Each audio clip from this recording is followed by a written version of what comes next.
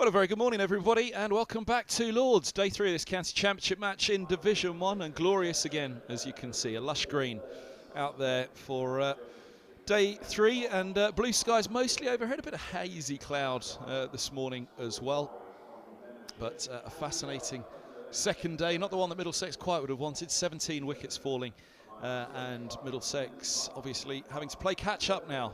It was quite the collapse yesterday for 12 wickets falling for, well, 87 runs for Middlesex. That was pretty good to wrap up the Essex tale, but for the start of the Middlesex innings, it was pretty tough. So let's have a look back on that second day. Plenty to get our teeth into, which we will throughout the morning, throughout the day, I'm sure. But let's start by watching those highlights.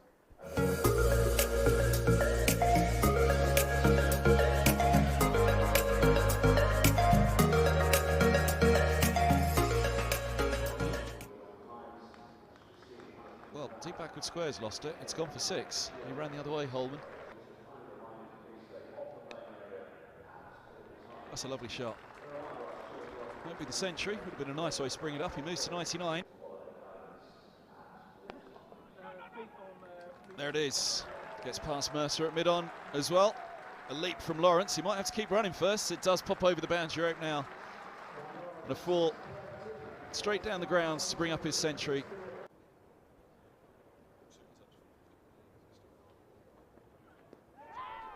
Now, decision to make, and decision made. Lawrence is gone. Swings across the line at that one from Helm. Middlesex have their first breakthrough of the second day, and a big breakthrough it is. There we go, right on cue, and right down the throat of deep backward square leg. Roland Jones strikes with the second new ball, his first over with it, and Rossington just chips it.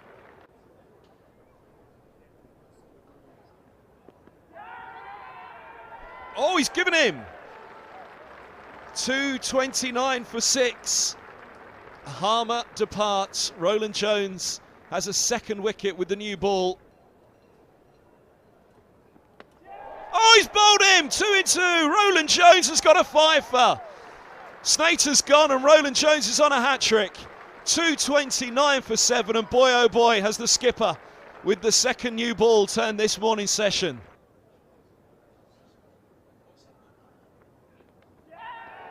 Now, is there bat? No, there isn't. And Roland Jones has his 6th.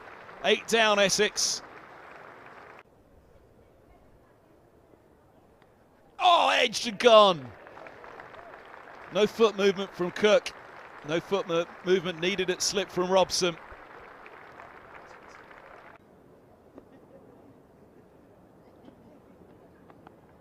Oh, where's that gone? Straight up. Simpson's underneath it. Oh, what a catch. What a catch by Simpson.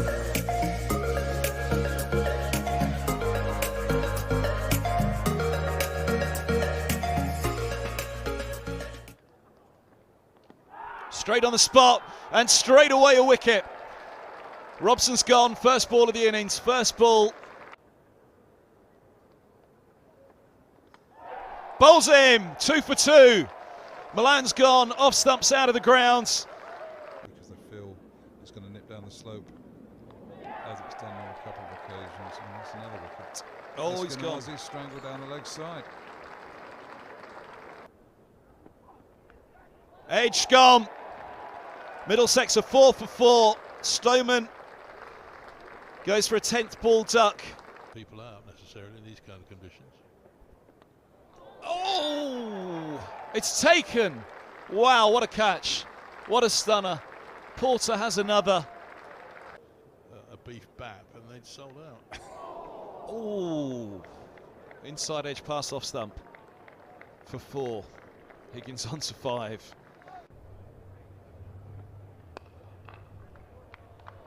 First runs after tea, and it'll be a boundary as well, way down the slope it races. Simpsons into the 20s. Well, that's a good example of what we were just discussing the previous over from Cook. A bit of width. He's going to be with tonight.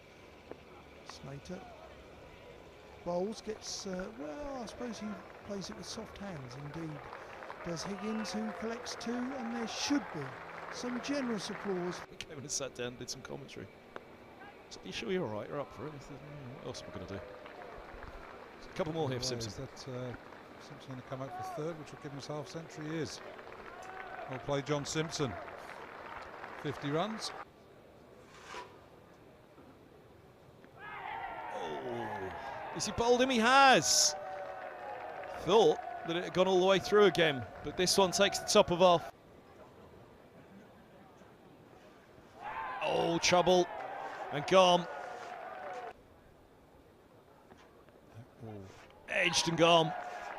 Comfortable catch for Cook. Up in the air from Simpson and gone. Oh, he's gone. Beaut from Harmer.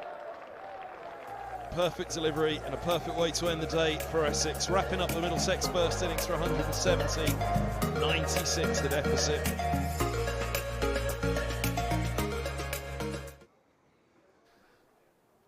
What a second day it was. Middlesex are going to need a very good 3rd morning to this match for sure. We talked about them needing a good morning on Good Friday. They'll need a very, very good morning on day 3. Well, one of those batters who went very well, probably the most fluent batter of the match, I'd say, was Ryan Higgins. He spoke to us after the close last night.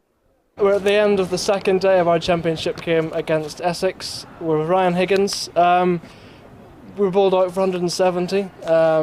In reply to Essex's 266. Really topsy-turvy day. Sum it up. How did it go? Yeah, look, I thought we came into the day with our heads held up high after yesterday. Dan Lawrence obviously batted very well yesterday. Sort of put us to the toil, I suppose, first day of the season. So, yeah, fair play to him. He played really nicely. And then sort of today, you know, I thought Toby was outstanding with the ball all day, and we just tried to keep it as tight as we could around him. He felt like he was the guy who was the strike bowler throughout the day and felt like the most threatening bowler, and you know, he did a great job as he pretty much always does. So tough day though with the bat obviously, and a good spell by Jamie Porter was, you know, it was tough to sort of, I suppose, see off, and yeah, hopefully we can do a bit better in the second innings. Yeah, I mean, Toby picked up where he left off last summer. Took 7 for 61, his 25th first class 5-wicket haul, his second best figures in first class cricket, best figures here at Lord's, his 500th first class wicket, his 700th career wicket, bringing lots of experience to the fore. Just leading from the front, how was it to be under his leadership out there? Yeah, no, it was great. I thought, you know, he did a great job both captaining and bowling at the same time.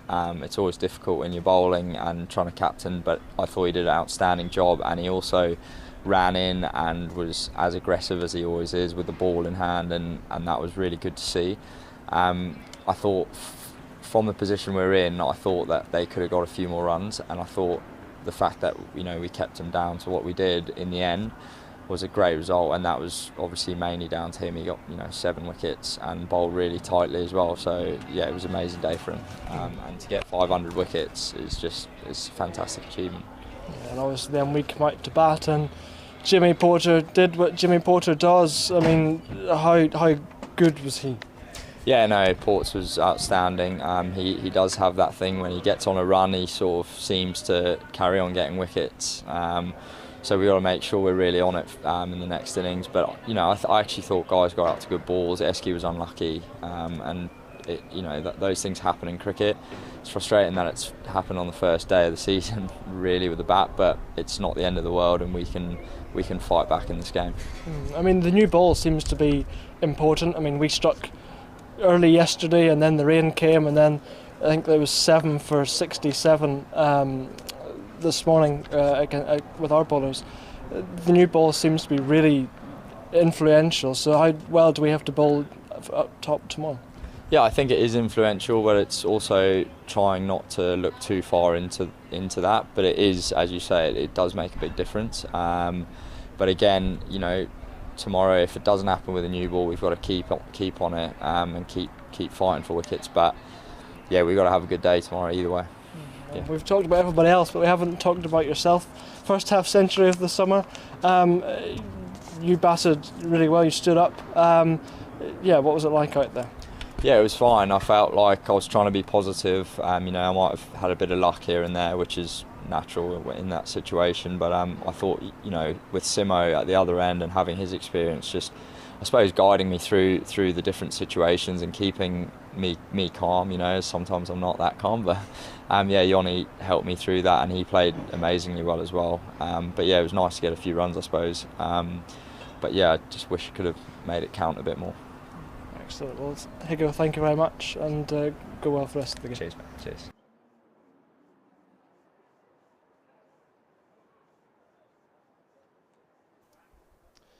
There we go, Ryan Higgins, for me the most fluent of the batters that we've seen in this game so far. Got the ball of the game, I think, as well, and there were a few good ones yesterday. But Higgins' dismissal by Harmer was an absolute stunner from the nursery, and turning up the slope, moved such a long way to bowl him, and it was going to take something like that to remove him. There he is, second left in the shot there, having an attle with the man who this morning is for sure going to be the main man again, Toby Rowland-Jones. Tom Helm as well, I think he'll know he's got to play a bigger part in this innings for Middlesex, but if Rowland-Jones can pick up where he left off, that was something that they rued on day one for sure, was a slower start with the ball than they would have liked. And it was a bit of catch-up. They can't afford catch-up at this stage with the ball because it's catch-up with the bat. That lead of 96, it's not insurmountable, but as we saw from Harmer's performance yesterday, you'd imagine the pitch will be even more helpful to him on the final day. So a big morning, keeping it in check, keeping it tight, all the things that players usually talk about and coaches usually talk about. So it'll be interesting to see how it goes. Tom Helm having a good old natter with the umpires. Good to see him get him on side early on. Make sure keeps the umpires smiling. But here come two pretty big names. 4 centuries last year for Alistair Cook, 2 centuries for Brown. Cook was just shy of 1,000 runs. Actually, the middle order struggled for Essex last year. But these two at the top, Middlesex will be very, very keen to get rid of quickly. And just try to wrestle back a little bit of momentum in this game, a little bit of pressure, which these two, a good start for Essex, could really take the game away from Middlesex in this morning session on day 3. It's a long way back as it is, but for sure there is a way back for Middlesex in this one, but it will require a couple of quick wickets, and they don't want that man on the right in particular, Sir Alistair, to settle in and cause a problem. Now here's an interesting move by Middlesex this morning. It's going to be Ryan Higgins to open up from the nursery end, and not Tim Murtagh, who stands at mid-off. Now whether there's a theory there about the left-handers, I'd fancy that's probably what it is. Angus Fraser spoke about it yesterday. Mercer and Rowland-Jones like to be right arm over the wicket, and straight away Ryan Higgins is coming right arm around the wicket to the left-handers. So this is a bold move. Murtagh was backed to be the nursery end bowler in this game, and Ethan Bamber, Blake Cullen and co all having to wait their chance. Martin Anderson, Ishan Kaushal as well. But Higgins from the nursery end to get us underway. Brown on strike.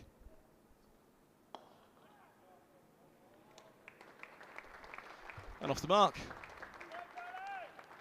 Onto the legs from Higgins first up. A bit of a loosener.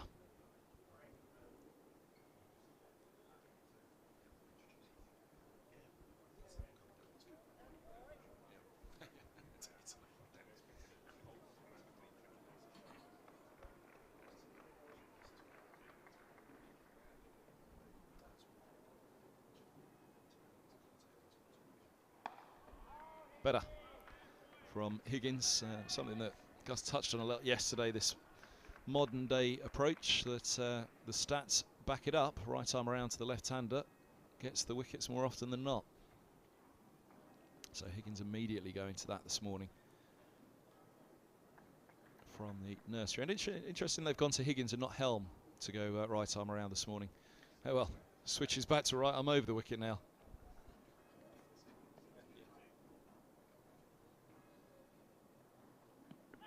Nice ball, just pitched outside line of leg though.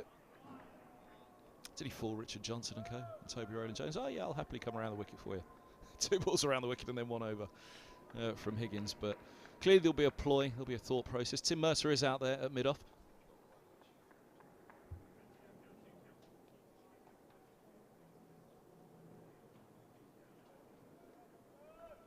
There's Mercer up in the top left at mid-off.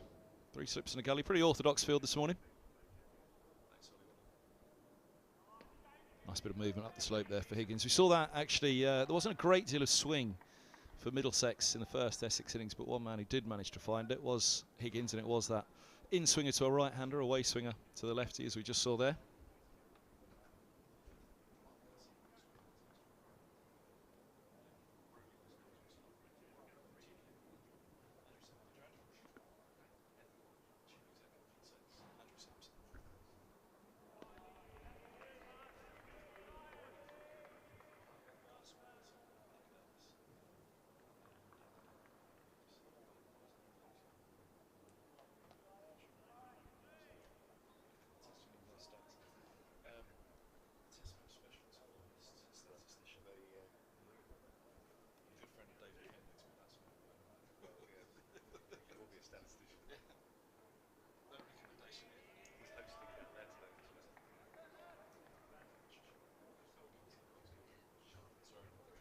End of the first over, 4 without loss here on the Middlesex stream, and just that one loose one to start up with from Higgins onto the legs. I'm Kevin Hands, I'd like to say Andrew Cornish, Middlesex Chief Executive, is alongside me this morning. Morning, Andrew. It was a fine day from a Chief Exec's point of view yesterday. There were 2,500 just over in at Lords on a good Friday. Unfortunately, it wasn't as good a day perhaps as Middlesex would have hoped on the field, but that's cricket. Morning, Kevin. Yeah, it was good, really good crowd in, but I don't think it was a good day for a chief exec or anyone that's a Middlesex supporter yesterday. It was tough, but yeah, there was some good bits in there. Great to see Toby doing so well, fantastic, and then Ryan and John obviously getting us back in the game, I'd say. And here he is, Toby Rowland-Jones, captain fantastic yesterday with his 7-fer.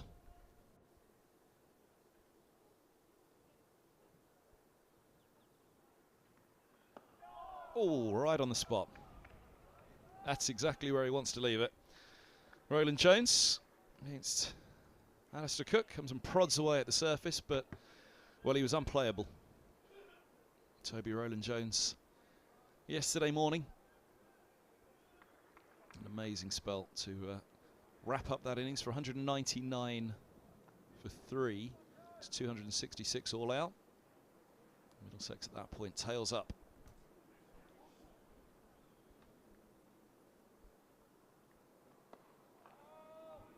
Position they basically find themselves in now. They can't afford another bad session in this match if they're to come close to turning it around against Essex. Had a bad start to yesterday afternoon, which well, 20 for 5, 4 for 4. Obviously it was all in a flash at that point. Thereafter the remainder of the session was pretty good for Simpson and Higgins, but so much damage done at the start, and then obviously the wrapping up of the innings at the end of the day as well.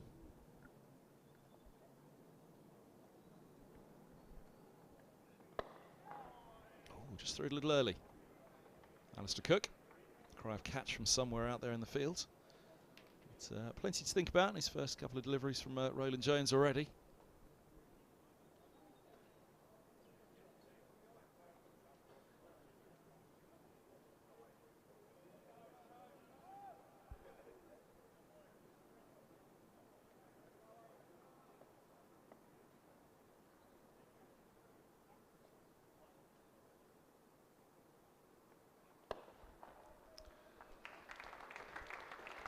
A little more width than that from Rowland-Jones, just offering a chance for Cook to lean into it. Watchfully played for a couple to get himself off the mark. First ball was pretty much where he'll just want to leave it. To Cook and Brown on the off stump. Hang on there, that's what he did when he ripped through Essex yesterday.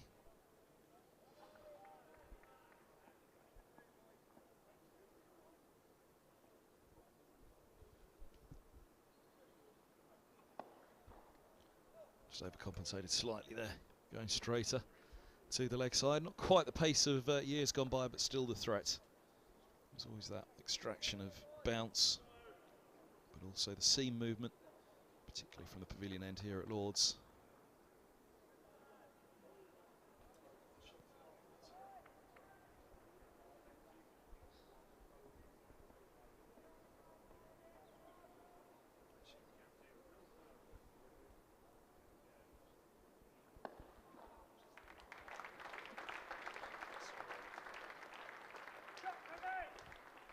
be at least a couple. They'll turn for the third. Long old chase for Tim Murtagh. I'll have him warmed up for his spell when it comes.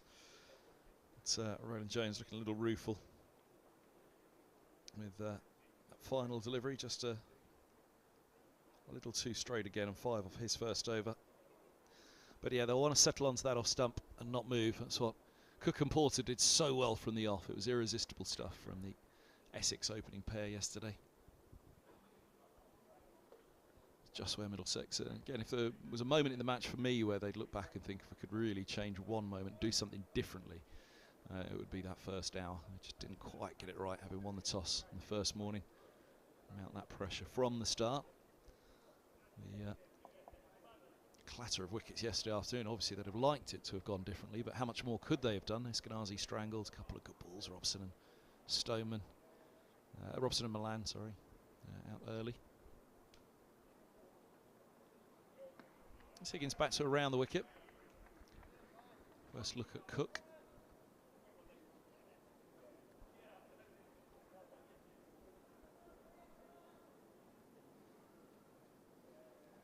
Where's your usual vantage spot to watch when you have an opportunity? Of course, plenty of other things to be doing as well, but when you do get a chance to sit down and watch a bit of cricket, I should see on the balcony when Middlesex are in the field, Andrew. But where's your favourite spot to sit and watch? Well, it's a little bit of everywhere, really. You're sort of on your feet. It was interesting first day of the season.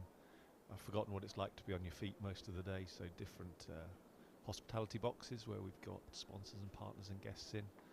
Yeah, I spent some time on the balcony yesterday with Jono and Rory, and the doc was in as well, so that was good. Telling about all my ageing ailments.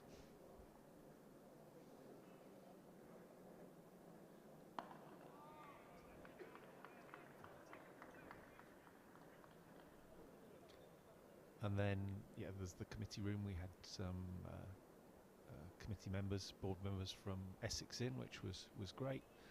My counterpart at Essex, John Stevenson. So that's always nice to catch up with a fellow chief exec, talk about cricket and what we're doing as administrators of cricket.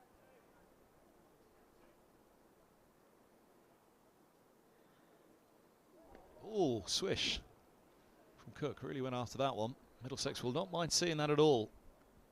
Higgins just hanging it up outside the off stump. Actually saw that swing out of his hand quite early.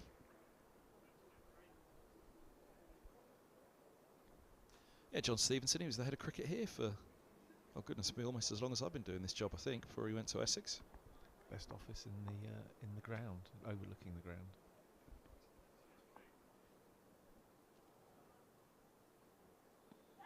That's close. Not out. Was there a little bit of bat involved? There was something about that appeal that said to me they weren't convinced. The lines looked good on it, I thought.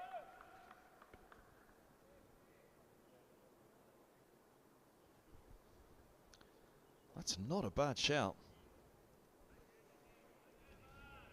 Not a bad shout at all.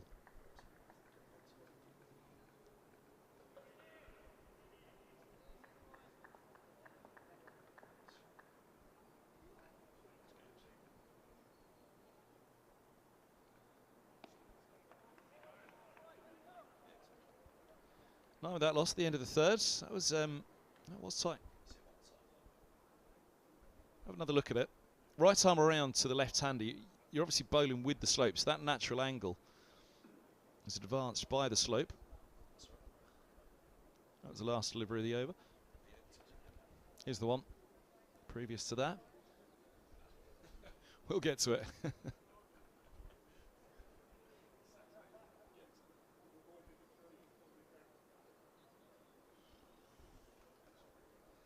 That's not bad.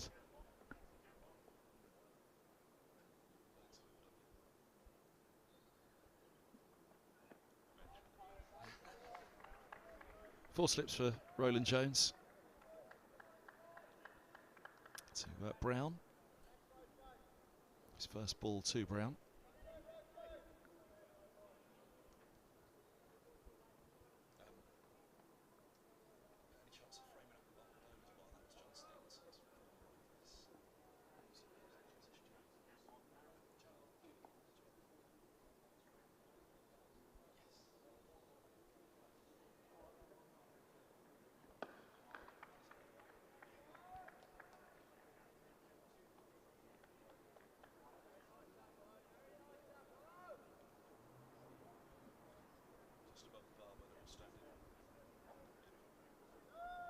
There we go, you can just see on the far right there, just above the bowler's bar, where the bell is positioned as well.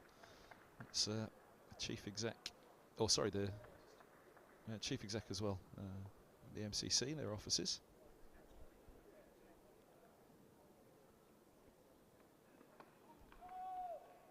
The Middlesex offices, for those that don't know, here at Lord's, behind the pavilion.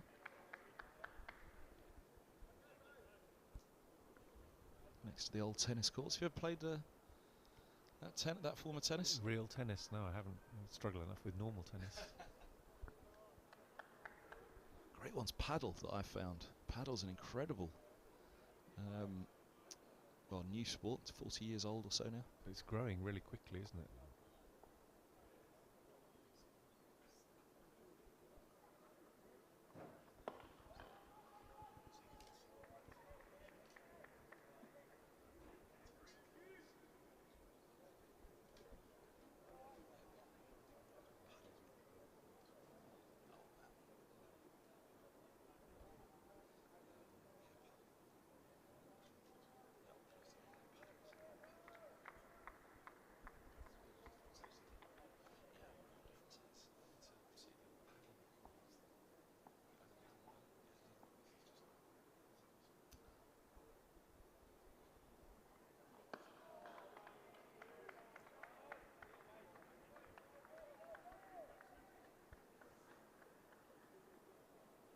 How was John Stevenson then, when you caught up with him, you say, talking about administration matters for cricket?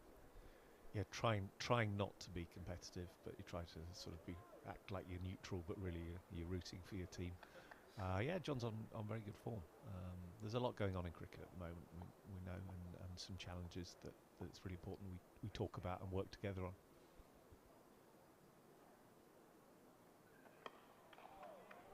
Into the over. 9 without gloss. Made an over for Roland Jones. That's something they want to do, really rack up the dot balls. Middlesex, if you're not taking wickets today, then for sure the scoring rate will be very much on their mind, something that got away from them at the start of the Essex first innings on the first morning, having put the visitors in. And of course, obviously everybody knows the big rivalry between Middlesex and Surrey, but Essex and Middlesex similarly, neighbouring counties. All those London clubs, all four are really quite competitive.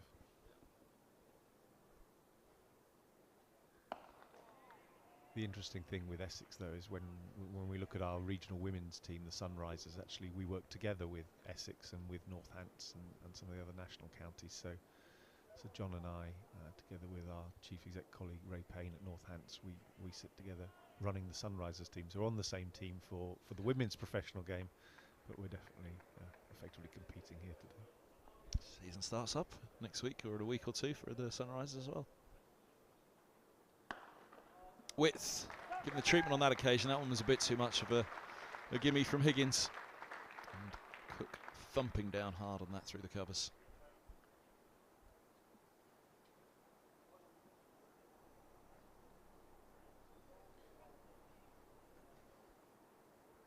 Yeah, you mentioned about the bit of swing, the bit of movement that he gets, Higgins, and that LBW on him particularly, he does straighten it to the left-hander. I'd say that's probably a fair part of the theory of him being on against the two left-handers this morning. There you go, that's the one, swinging back up the slope.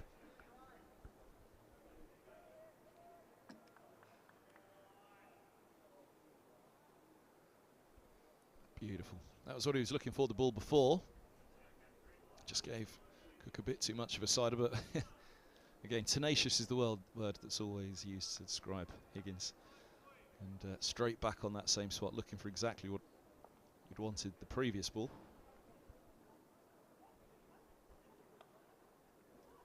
It's a little too straight. Cook makes no mistake. He's into double figures.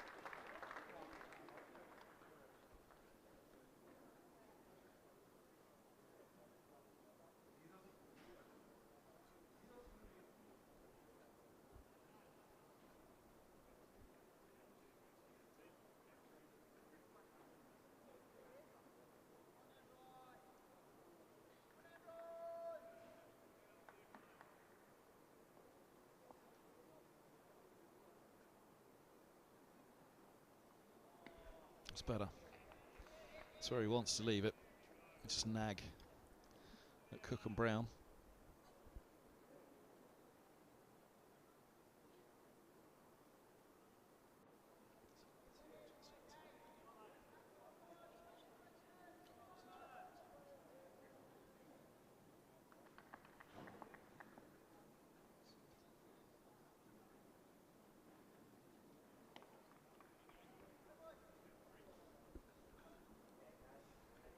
Seventeen without loss at the end of the 5th.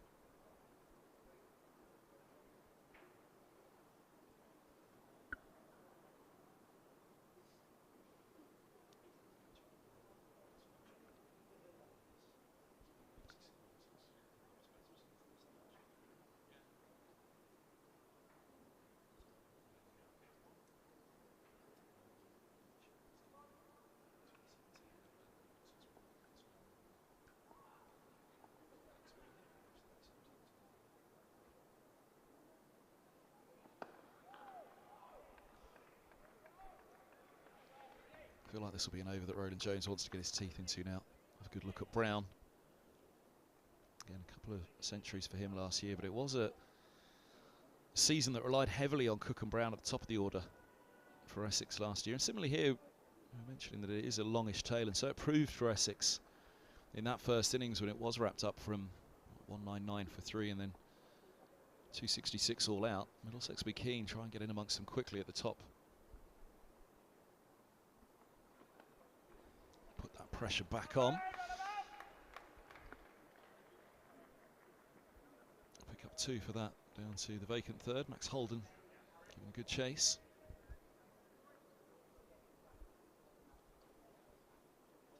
But yeah, they'll be disappointed on that put down of Lawrence on 32. Went on to make 107. That's one thing today. All those chances will have to be taken. 4 in there, as you can see. Helm is the 4th slip. Higgins 3rd. Eskenazi and Robson. Oh, it's a lovely, lovely line, lovely length, and a very good leave from Brown.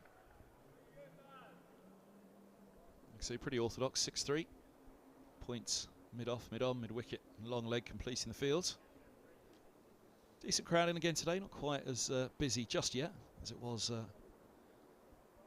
for day 2, Good Friday. 2,600, I'm told, in the end. Filtered through.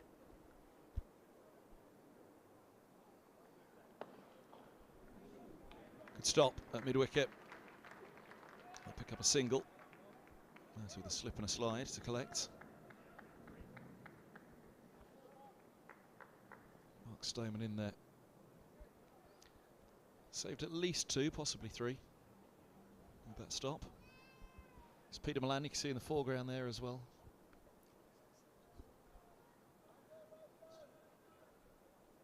Looks as though there's a problem though for Stoneman. Toby Roland-Jones goes across to have a look at him there, and there you go. Stoneman in the background's making his way off. Just hurt his finger by the looks of it. And going to field it, and it's Tim Murtagh telling him just splitting the webbing maybe, or I think you can just see on his right hand side there is that little bit of blood in the webbing. A bit of redness on his right hand. Frustration for Stoneman, but tough as old nails.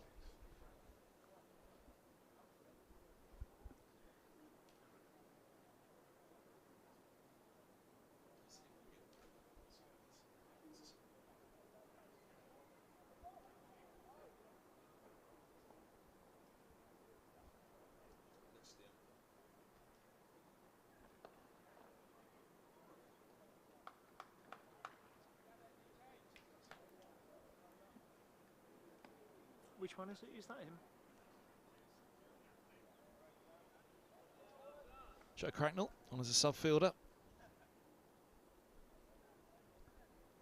One of those pushing to get into this batting lineup.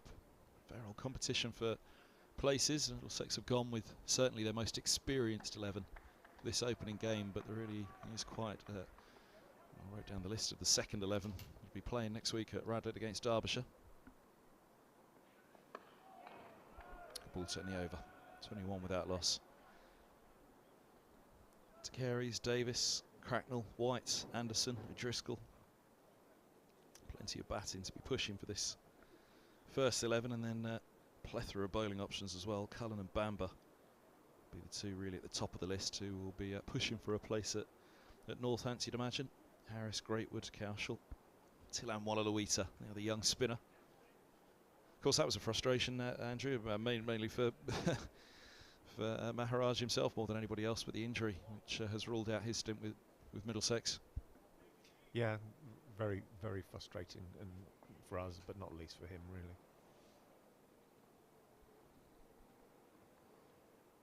Oh, he's drawn him into it again.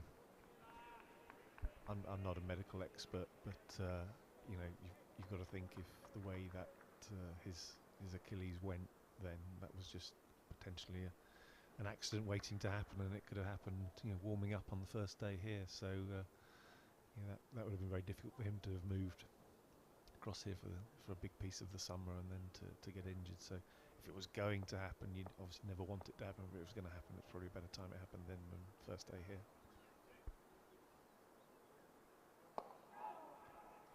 What it has enabled Alan Coleman and Richard Johnson to do is to talk to Luke and to Tilan and say, look, you are the guys, we're backing you. Yeah, you're young and relatively inexperienced, but now's the chance to make a name for yourself. I think they would love to have someone around like Maharaj to learn off and gain some experience from.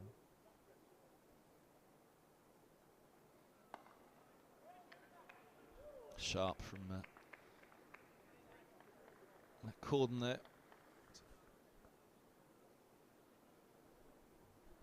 Cracknell in there at Bracknell Point, the sub. He's turning that throw pretty quickly.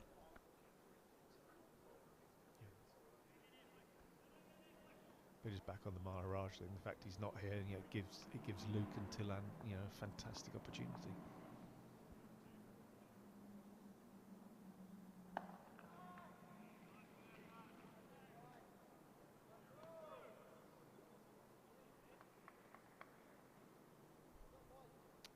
I mean, frustration, when I say frustration for Middlesex, of course, because all the hard work. It's so difficult nowadays with overseas players, isn't it, to get one in for a prolonged period of time. Great to have Milan back for the season, in all formats as well. Yeah, great to see him back, looking as fit as ever.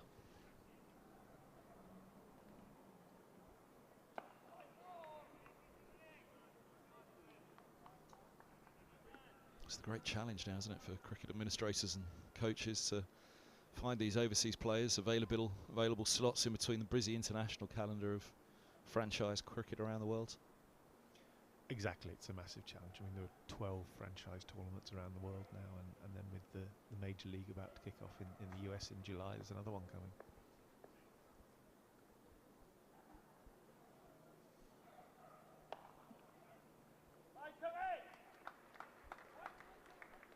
Think about two, but they come comfortably enough in the end.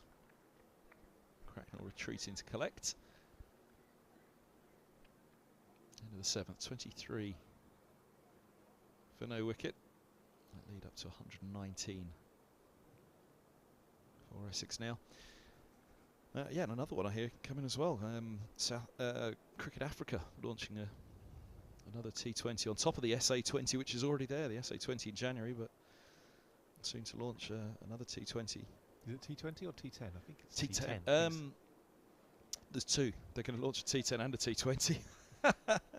The T10 is going to be a more domestic, local player competition across the continent. Yeah, you're absolutely right. That was going to be 100, and they changed it to a T10. And then now there's going to be an African Premier League, which will be a franchised T20.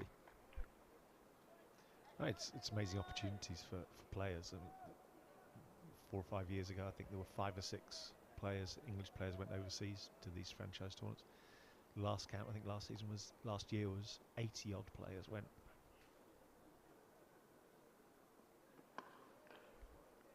Bit of warm weather pre-season bowling for them. Tom Helm was away, wasn't he? Playing in a T10 or T20? I can't remember which one he went to. Played in both, I think. Yeah, he's definitely got the best suntan in the team right now. it is a great opportunity for these players. Not just financially, it's significant to them, but also to experience playing in different conditions, playing with different players, different skills. It must be very, very exciting. So many would have gone to Australia and New Zealand over the years in the past, so in some ways it's not wholly different. Obviously, they've gone to play primarily first-class cricket, but they are getting that warm weather winter cricket in their bodies, which is so important when you turn up again here at Lords at the start of the season. You have been away. Used to be warm weather training, didn't it, for pre-season for counties? It's not so much a big requirement now because so many are away at these tournaments.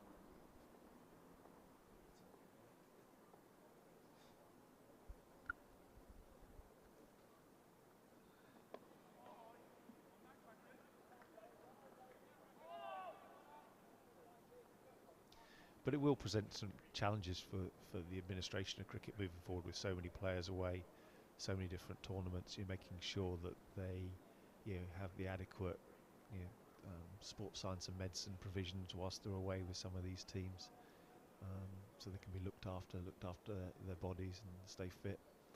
And it does put a strain to be travelling around the world. The players spending only a few days at home sometimes in a year.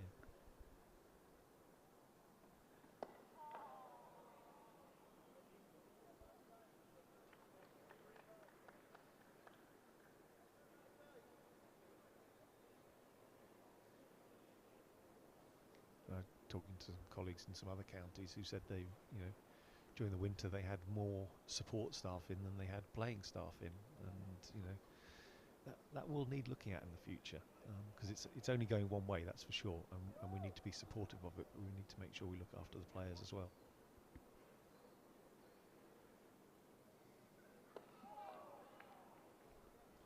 Get into the over for Roland Jones, just the one off it on the spot. Those last couple of balls there to Cook. 24 for no wicket. Ryan Higgins has taken off the sweater, but I think this is going to be his last over, because Tim Murtagh, in fact he's not going to do it, Tim Murtagh is taking off the sweater now, and he will take up the nursery ends, replacing Higgins, none for 14 off his 4. Roland Jones has gone for 10 off his 4. And, an experiment this morning to see if Higgins could winkle out one of these two openers. Came close on a couple of occasions. It was a very big appeal. I still think it was quite a good one against Alistair Cook. Couldn't comment because I'm too biased. Yeah. Over to the old fella.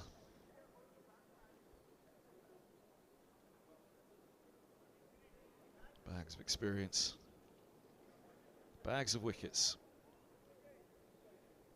Good start for that man on the left of the screen there, Toby Roland Jones as well yesterday. Nice to get 7 under the belt already for the start of the year. 60 odd last year again.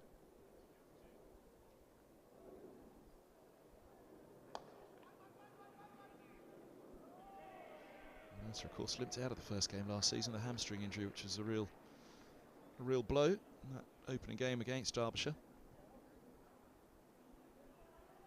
Indeed, it was the start of the Derbyshire second innings. And against the left-handed opener, Billy Godalman, who pulled out of his stance, forcing Murtagh to pull out of his run-up, which pulled his hamstring.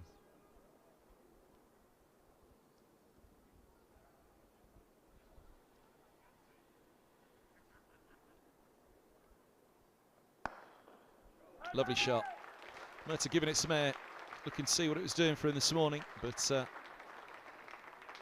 no mistake made at all, as that one's crunched back down the ground by Brown.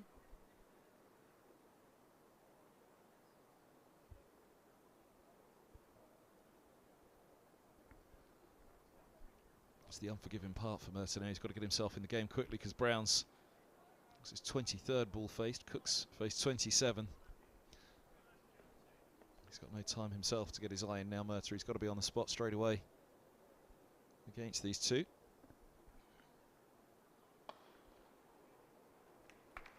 Oh, wristily worked. Goodness me, for 6.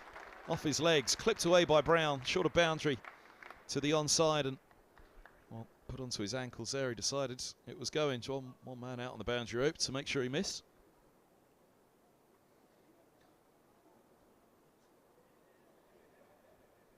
Mentioned modern day cricket. 6 in the 9th over from Brown, playing a bit of baseball already. Did have a very positive start in the first innings.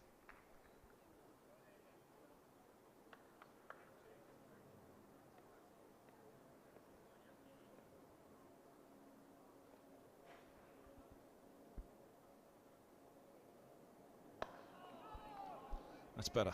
That's where he wants to settle. Tim Murtagh says unforgiving for him into the attack. These two have got their eye in now for what, 30 minutes or so. Just starting to feel a little bit more settled out in the middle. They'll feel pretty happy with the match position, of course, Essex, which will give them a little bit of confidence, a little bit of freedom. If there's a bad ball, to try and put it away. We've seen Cook go after a few outside off to Higgins previously.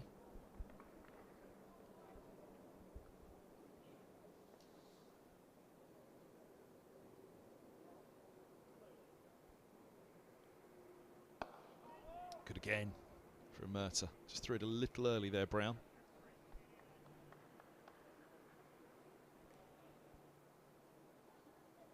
Just waiting for that one to go across the left-hander now from Murtagh. Will it be last ball of the over, or will he try and bring it back in again?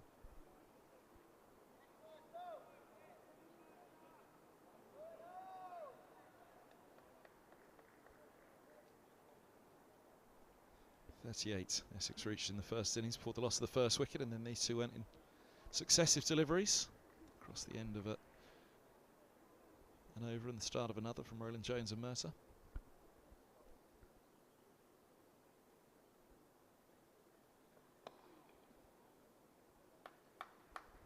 Single to end it. 25 without loss, Essex.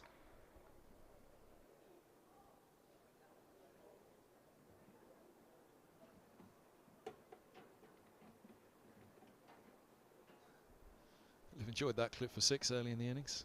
Smile from these experienced opening pair for Essex.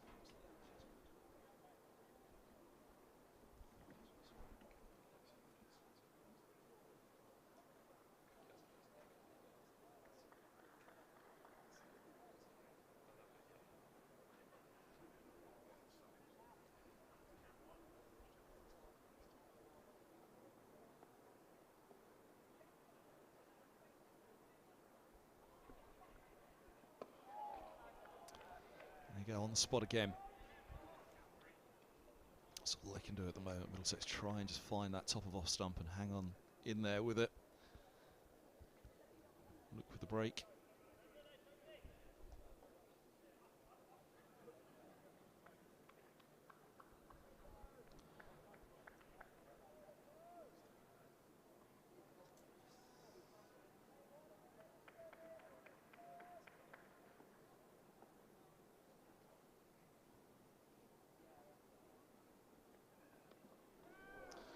There's the edge. Races away for 4. Brown into the 20s. Full Roland Jones.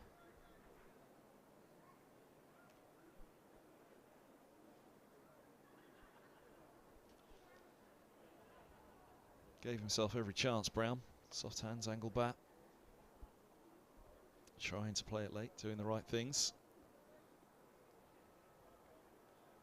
Feels like Roland Jones has just settled onto a spot.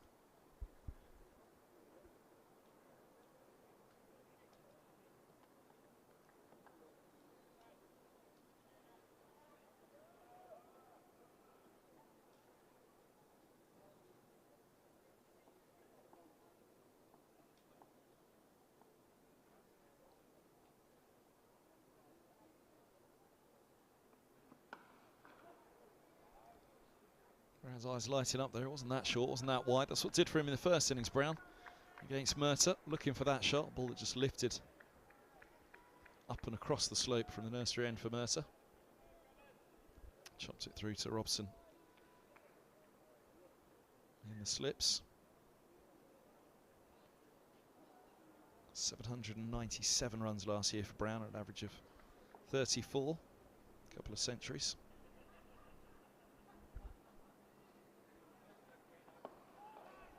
Oh, so close. Smile from Roland Jones, very nearly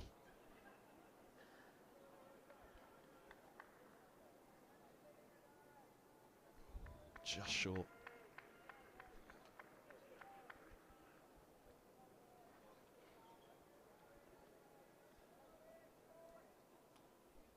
Just feels in this over, he got that edge, second ball. Nearly has one pushed back to him.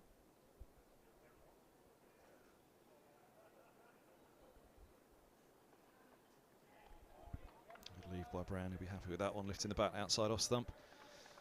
Yeah, played all 14 last year with Alistair Cook, who racked up 966 runs for his 4 centuries, an average of 42, but it was a bit of a struggle for the rest. Wesley averaging 29, failed to reach 3 figures. Lawrence played 12 of the matches, 1 century, 150, only an average of 22 though. Critchley similarly averaging 22.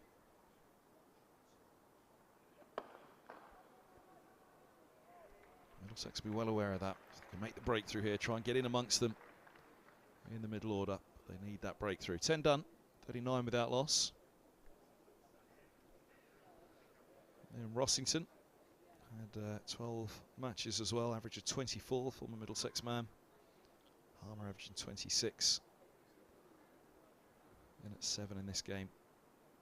So it was a middle order, very light on runs. They were heavily reliant on the performance with the ball. Cook 51 at 16, tremendous return from him. Harmer 59 at 20. Porter was a little light last year. He played the 8 games, 19 at 30.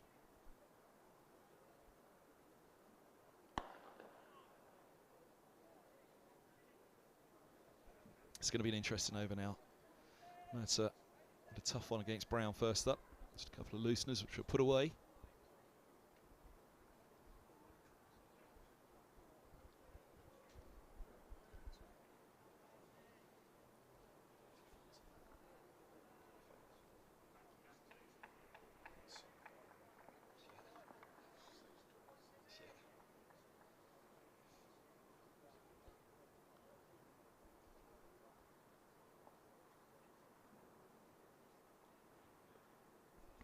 Good leave or bowled. There's the channel for Murtagh.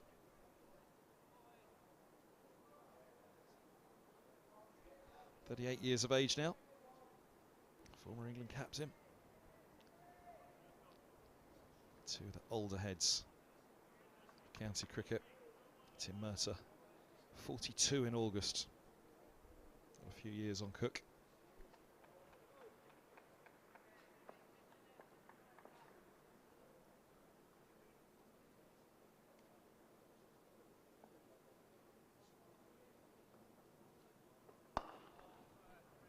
Oh, gets it through. Right up there from Murtagh again on the off stump. A little closer to Cook, which is why he was happy to trap the bat down on that one. Squirts it through for a couple. Murtagh, as I mentioned, had that injury last year, so he missed 4 games. Picked up 30 wickets from his 10 matches at an average of 30. Nothing shabby about it, but incredible career he's had. Player of the year for so many years on the bounce at one point. Racking up all those wickets.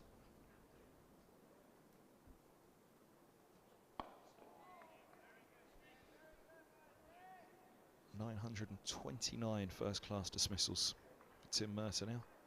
13 of those for Ireland in Test cricket. A few for Surrey as well. He's 27 before he moved across to Middlesex.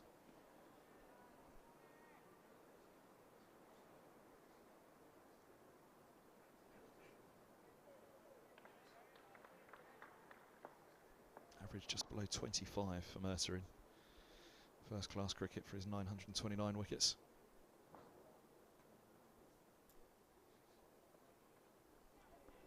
Oh, it just gets through. You can see again, Murtagh was just trying to give that a chance. Byes signalled.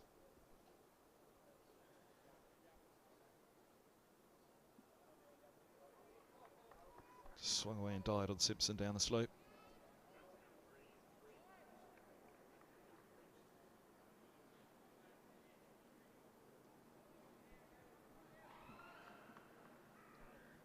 .25,807 first-class runs coming into this innings.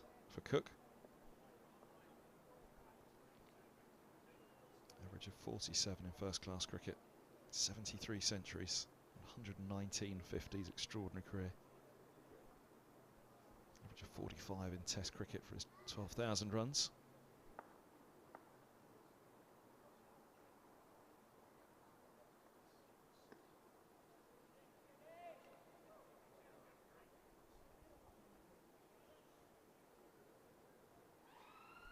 First class debut in 2003 against Nottinghamshire for Cook.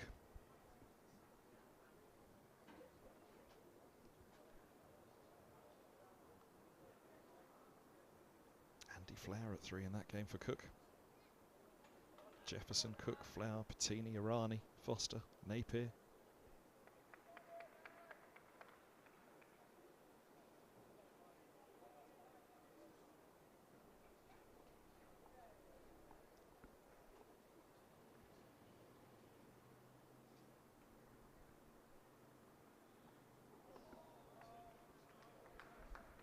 Good from Roland Jones again down the slope. Debut in the last century for Tim Mercer, of course, 1999. Extraordinary. He still works really, really hard. I've seen a lot of him during the winter and in the indoor school with his coaching role as well now, working with the younger bowlers, and still working at his own game very hard as well. It's real professionalism and dedication.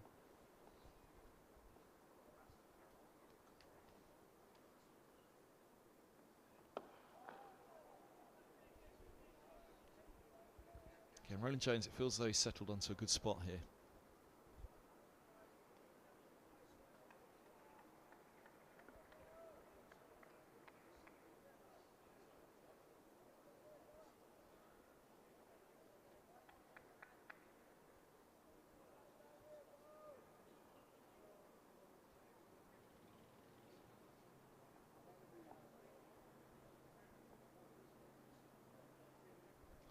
Sending back the deep mid-wicket, Roland Jones.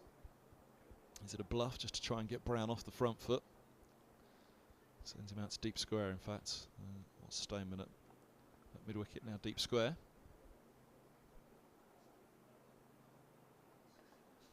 Bouncer it is. It wasn't a bluff.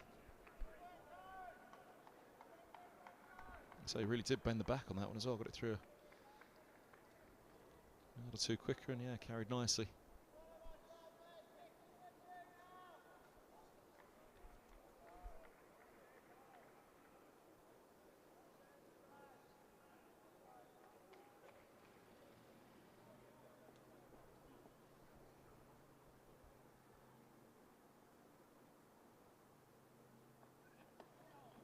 Oh, just gone leg side on that. Just a single.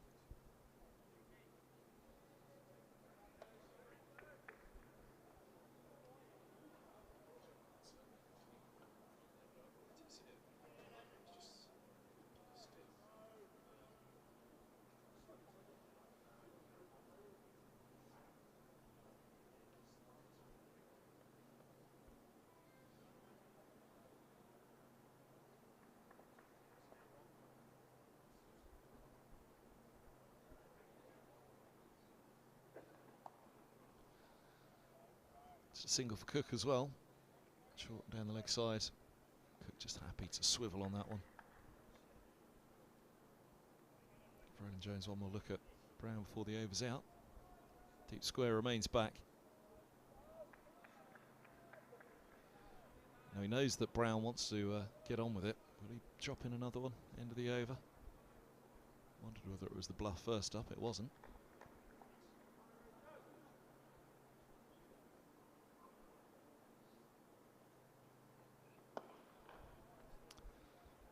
On the spot to end the over. 2 off it. 12 done. On this the third day. 47 without loss. Solid start here for Essex to their second innings. Everything they'd have wanted. No real alarm bells. That one big appeal against Cook for an LBW. A pretty decent appeal we fancied. Beating the edge a couple of times as well, Higgins. Roland Jones finding the edge of Brown, but all along the floor through the slip cordon.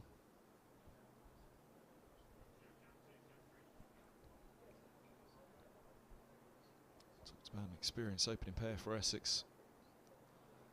Some experience there. Title-winning opening pair. Another crack at Division 1 for Murtagh.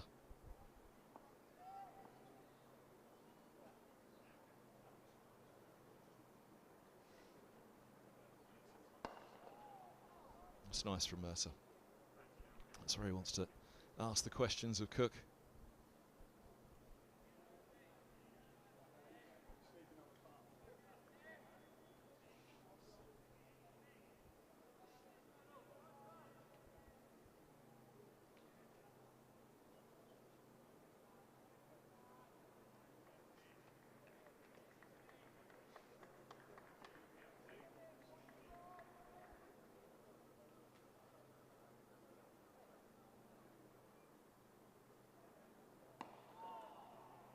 Nice start to the over for Murtagh.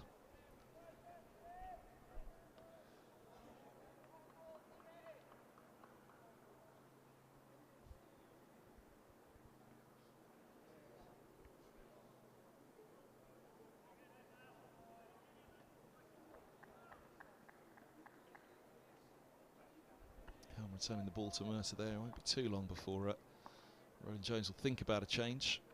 45 minutes done. We have one more. The skipper.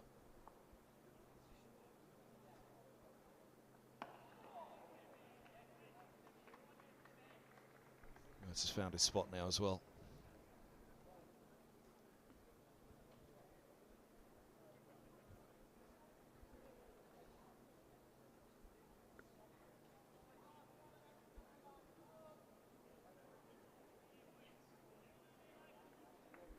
Down to the 2 slips now, Murtagh. Backward points, cover points, extra cover, mid-off, mid-on, mid-wicket, deep backward square leg. Protecting that short boundary.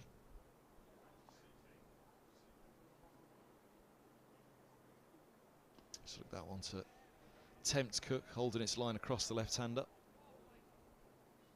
Too wide to interest Cook though.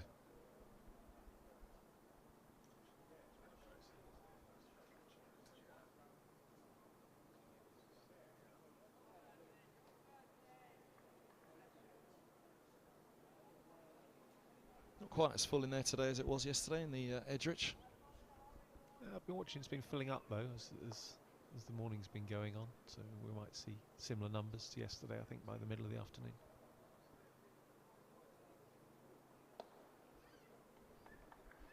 Experience shows that weekends tends to be people get their sort of chores out the way first thing in the morning, and then come along after lunch if the weather's nice and the cricket's looking interesting. So always a little bit more complicated when it's a holiday weekend to guess where it'll turn out. But I think with this beautiful weather that we've got now, having had so much grim weather during the month of March, the wettest since 1981, I'm led to believe. Then we might see more joining us today and hopefully deep into tomorrow. If the game keeps going deep into tomorrow, that would be really good.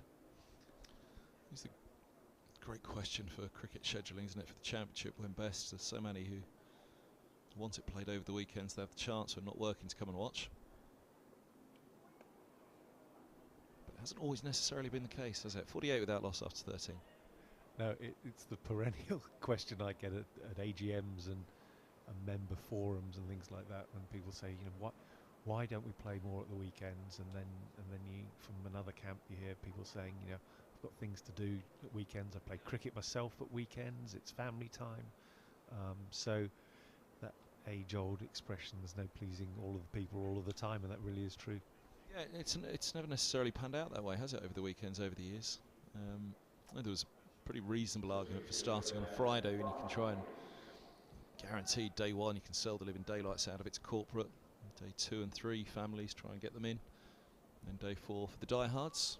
All those back in the office can watch the finale of a game on the stream. But yeah, it is always that difficult challenge to try and work out when best to place it. And obviously there's other factors to take into account as well, isn't there? Yeah, I mean working practices have changed as well. So, you know, offices tend to be relatively quiet on a Friday now. So people working from home remotely, very often that tends to be on a Monday and a Friday. People tend to choose that'll be their working from home days. So corporate events on Fridays are less common as well now. Higgins from the pavilion end. Having opened up with Roland Jones this morning, opening up from the nursery, a change to the pavilion end for him. So Helm, at some point, you'd imagine, will be replacing Murtagh then to come up the slope, but Murtagh only 3 overs in. Didn't do a bad job at all, Higgins. A couple of loose ones in there early on, but you could see against the left-handers what the thought process was, and he is again immediately around the wicket here to Cook.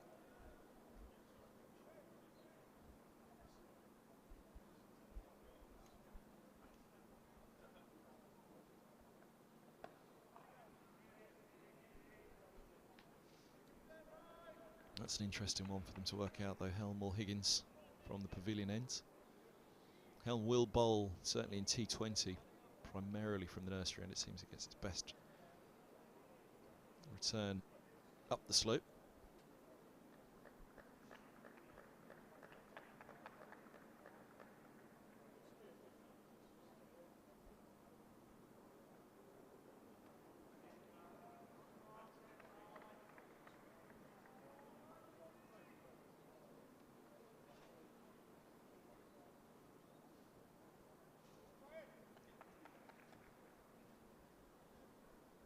What's the most compelling argument? Just going back to what we were saying about the scheduling, which day to start, which one seems to... no idea.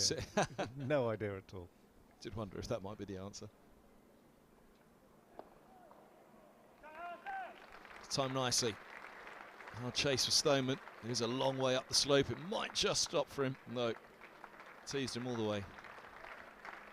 50 up for Essex as well in their second innings. Angle was there from Higgins around the wicket to the left-hander.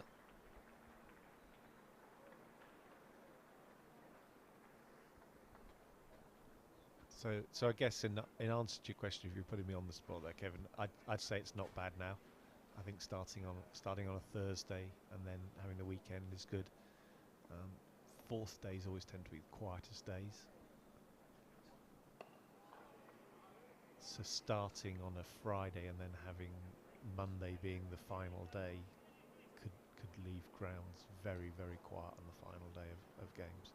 But with all these things, there's just pros and cons every which way. But I'm not unhappy with Thursday starts.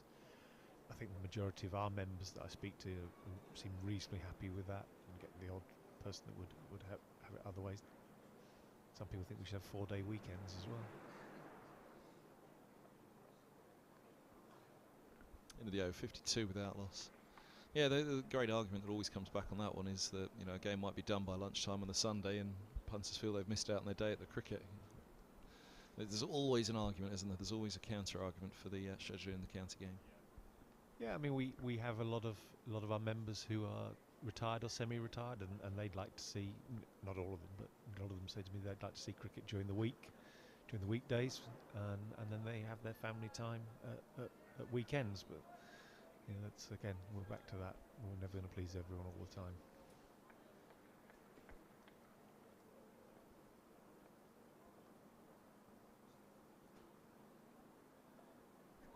Very good from Murtagh. This one he's got to go past the edge up the slope. Brown something to think about. What members have got this year is cricket in June and July for the championship. Yeah, and that is great, and we had a little bit of that last year. We've got a bit more this year, and I think that's really good. It's also really interesting what Richard Gould, the new chief exec of the ECB, has said about August, about, you know, big supporter now of the 100, but saying that we're not getting still enough cricket out of August in general. Gone! Taken at extra cover. Stoneman with the catch. Brown departs, driving in the air. Murtagh has the wicket. Middlesex have their breakthrough on the third morning. Seen it a couple of times, haven't we, where Brown in particular just threw the shot a little too early. You could see straight away Brown knew he'd made the mistake. No mistake from Stoneman, holds on. Almost a dolly in the end, in fact, when you look at it at that angle, but still to be taken. Stoneman will be mightily happy. Middlesex have the breakthrough. It's gone for 24, Brown. They've needed that, they've wanted that, and actually Murtagh, as I say, just settled into this spell, hadn't he? Now into his 4th over. It's the former skipper, the former club captain, who managed to come in and pick up the wicket. They went with the theory of Higgins first up from the nursery ends.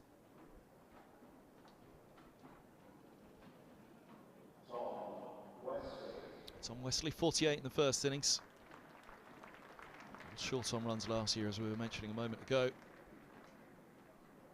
Vast amount of experience, though. Coming out to join Cook in the middle.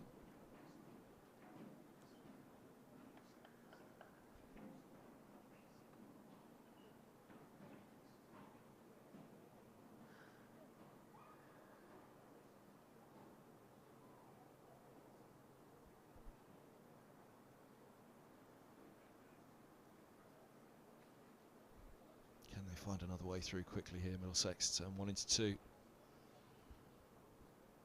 Taken nearly an hour to find the breakthrough.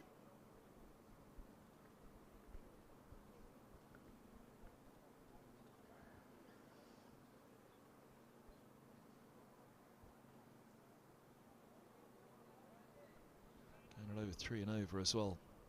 Essex Middlesex will want to slow that down. I hope the wicket will do so. First ball for Wesley. Well's the 2 noises on that.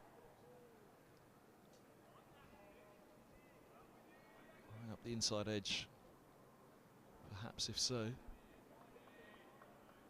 have just been drifting down as well. Height perhaps an issue. A couple of areas of doubt. And perhaps even a third if there was a little bit of bat involved.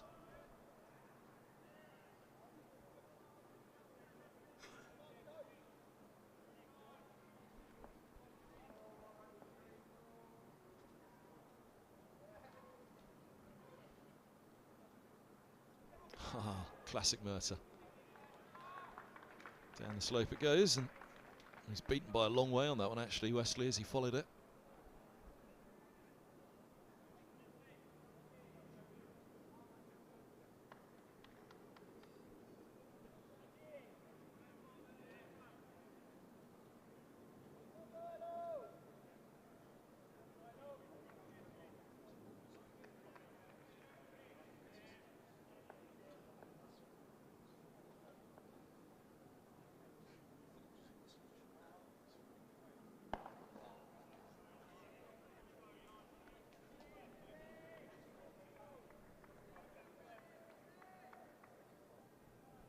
Touching back on what you were saying about August, so Tim Murtagh in shot there is one of the classic examples, isn't he? Basically for August, there's no cricket for him.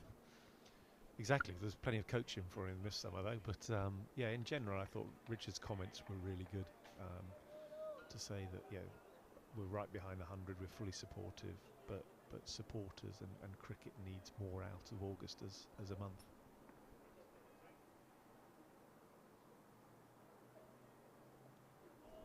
Nice way to end the over from Murtagh as well. A wicket maiden for Murtagh. 52 for 1. That's the end of Brown. Then for 24, Stoneman with the catch, and a breakthrough Middlesex really did need on this 3rd morning.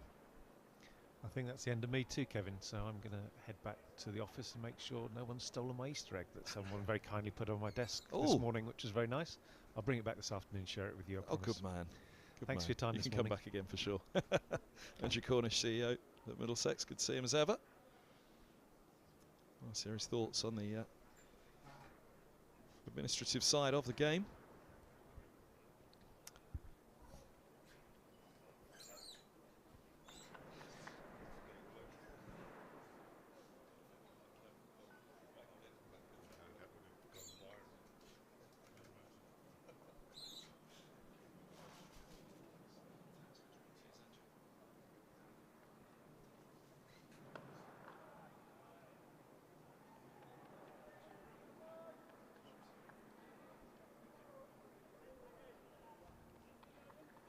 This is the man they dearly love to pick up. Turn 1 into 2. Of course, he'd take Wesley, but Middlesex could have Cook back early as well. They'd really try and put some pressure on this middle order that was short on runs last year. And he'll know that. Cook will be feeling that weight of expectation. Got all the experience in the world. He's seen it all before. But with that experience, he'll know there's a job for him to steer the ship at the top of the order here.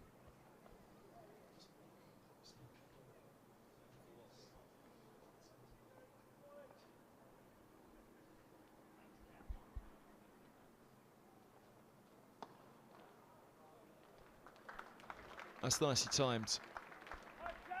And chase for Murtagh in the middle of his spell. Just pick up a couple. 54 for one.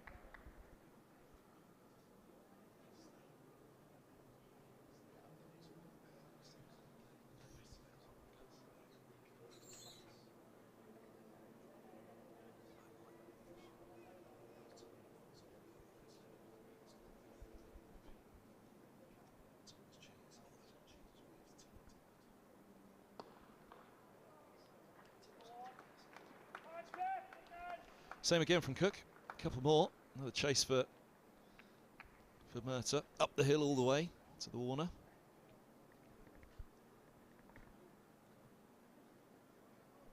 Higgins looking to try and get it to straighten on Cook. Just starting straight enough that the Old England skipper able to clip away.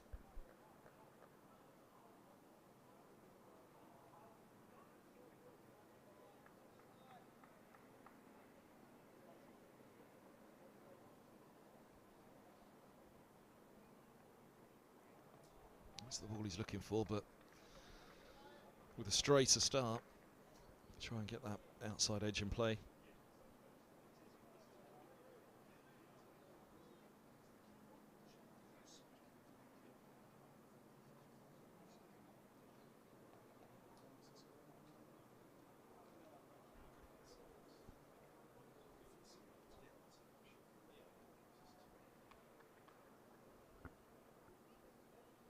The pause there, somebody wondering. Umpire Illingworth looking at Murtagh at mid-on indeed.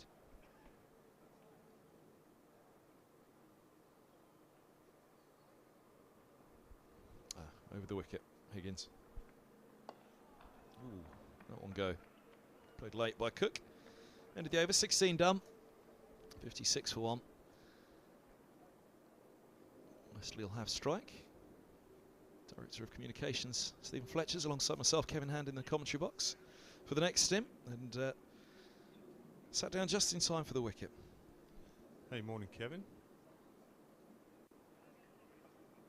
Breakthrough Middlesex needed. Yeah, much needed, really. I mean, Essex looking pretty comfortable all morning. I guess, as you alluded to earlier, Cook will be the prize wicket thereafter. But big shoes to fill, stepping in after the chief executive, Andrew Cornish. Blessed to have his presence on the commentary. Lovely shot, right up there from Murtagh again. Looking for that swing, looking to challenge Wesley, just over pitching slightly. Lovely shot from the right-hander. Get off the mark. Absolutely glorious stroke. Straight back past Murtagh.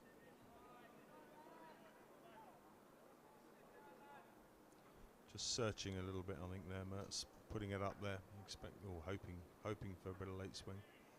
But yeah, right into Wesley's sweet spot there. Beautifully driven back past him.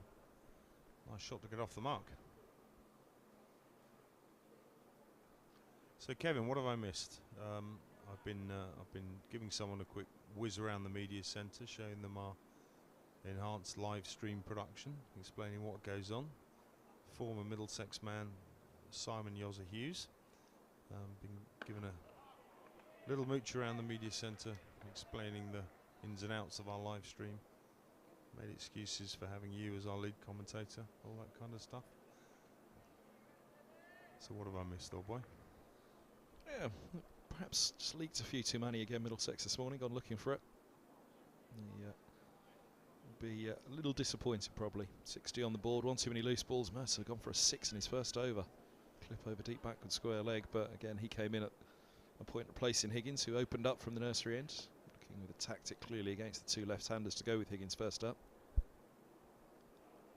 That's good from Murtagh. And trying to get that one to slide down the slope away from the right-hander. Gets one to hold its line back up the slope.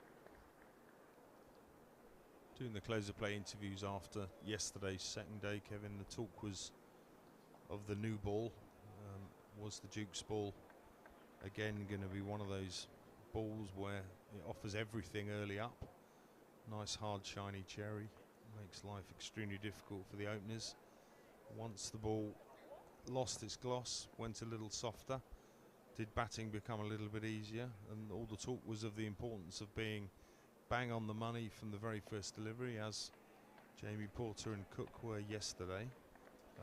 And yeah, I guess disappointing to see us a little off it this morning. Haven't really made the most of that new cherry. Yeah, Murtagh's building to that wicket, and the Raw is no great surprise. It feels like he's still building to it again at the moment. It's just got that control. I think this is a crucial moment where he's now in his 5th over. Wesley's early in his innings. Can he use all that experience to find a way to send Wesley back early?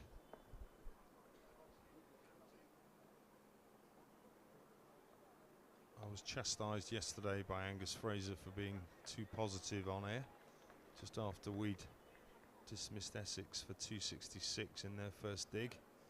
Gus whacked me on the back of the head and said, calm it down, we've got a bat yet. I guess that's the joys of first-class cricket in the 4-day game. You never quite know what's coming next.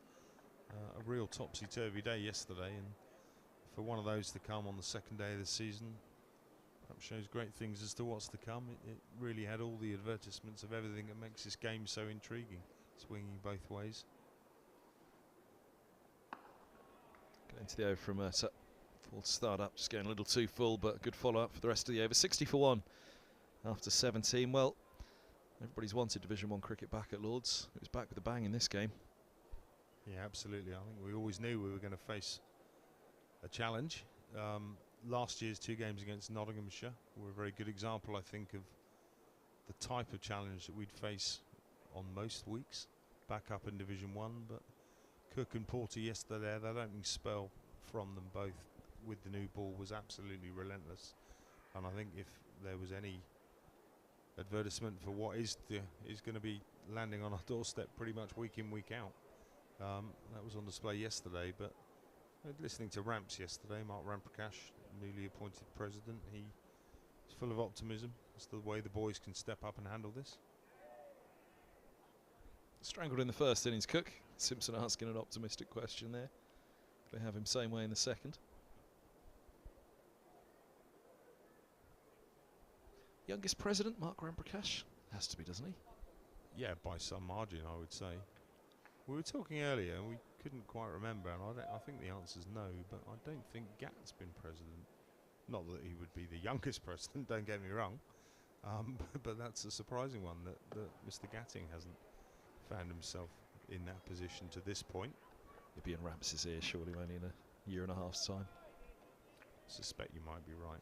I mean, lovely hearing from Selv. We had our AGM this week in the nursery pavilion here at Lords, and it was lovely listening to Selv talking about the way that he'd invited Ramps to be be president, and the reaction that Ramps had to that question was nothing less than Selv would have hoped for. We're genuinely honoured to take on the role, and as you say, extremely young age to take up the mantle.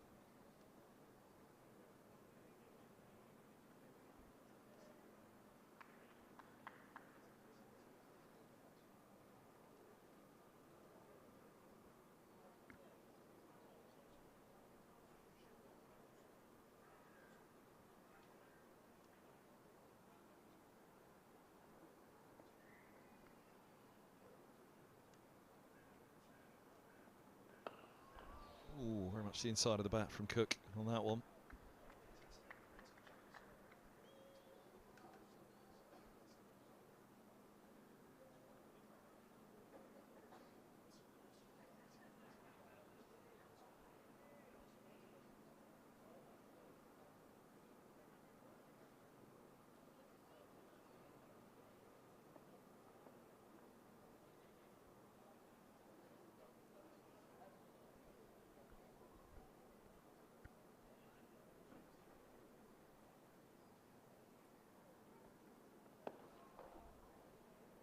again from Higgins on the spot. Racking up the dot balls. And I think that, again, you know, you can see Gusby was sat here saying it. Where are the dot balls? Where's the maiden overs? One for Higgins, one for Murtagh in his 5 so far. This is the morning they'll want to keep it tight. If you're not regularly going past the edge, which they haven't been, Middlesex again today, then try those runs up. So what do you think Essex's game plan is going to be from here, Kevin? Oh, what a catch! What a catch! My goodness me, Higgins. He's plucked one out of thin air there. And what a wicket to take as well. Cook gone for 28. And Higgins, well, that's the stuff of dreams. Alistair Cook pushes one back, and we've seen 2 now this morning who are through the shot too early. Cook to parts, 60 for 2. Look at this. One grab at it, and it was all he needed. Holds it cleanly as well, Higgins. Huge wicket. He was sent out this morning to open the bowling with Toby Rowland-Jones to get rid of one of these, if not both, the left-handed openers. That was the clear ploy to give him the ball ahead of Murtagh against the left-handers. And he snares Cook, 60 for 2. Both openers gone. Again, perhaps a little more expensively than Middlesex can afford. The lead's 156, but to see Alistair Cook walking back up those steps, it's a big, big wicket for Middlesex. It's a big catch by Ryan Higgins. Absolutely sensational grab from Higgins there. Absolutely rocketed back at him. Cook will be looking at that thinking, I've probably not done too much wrong there. That's come right out the screws as Dan Lawrence comes down the steps. Drops on 32 in the first innings, and it's a very expensive drop for Middlesex, that. 60 for 2 now. This is the moment. Wesley's been out there for 10 deliveries. Can they force it through in this second innings and try and put that pressure on a middle order that was very short of runs last year for Essex? And there's a long tail thereafter as well. Really feels like this is their moment now.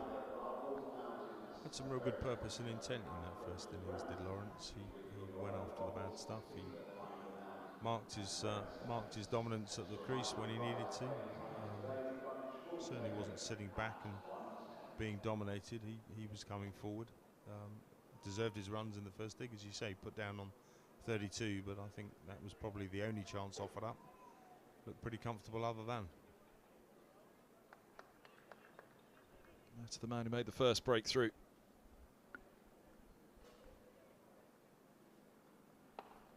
Can he produce one of those spells that he's so capable of, much as Rowland-Jones did at the end of the Essex first innings?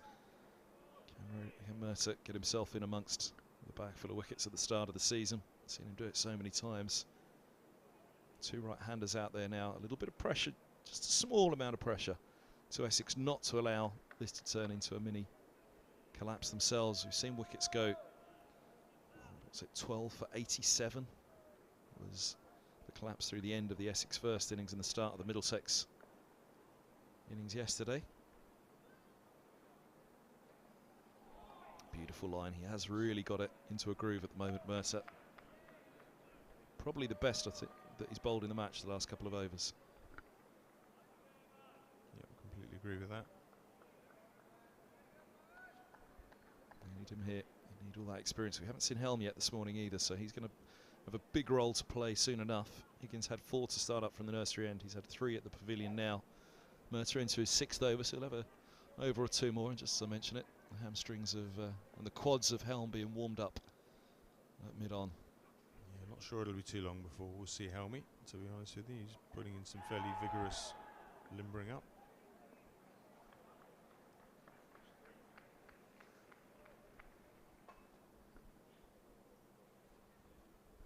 On high and 2 straight again from Murtagh, but you can see how he's teeing it up out there once more.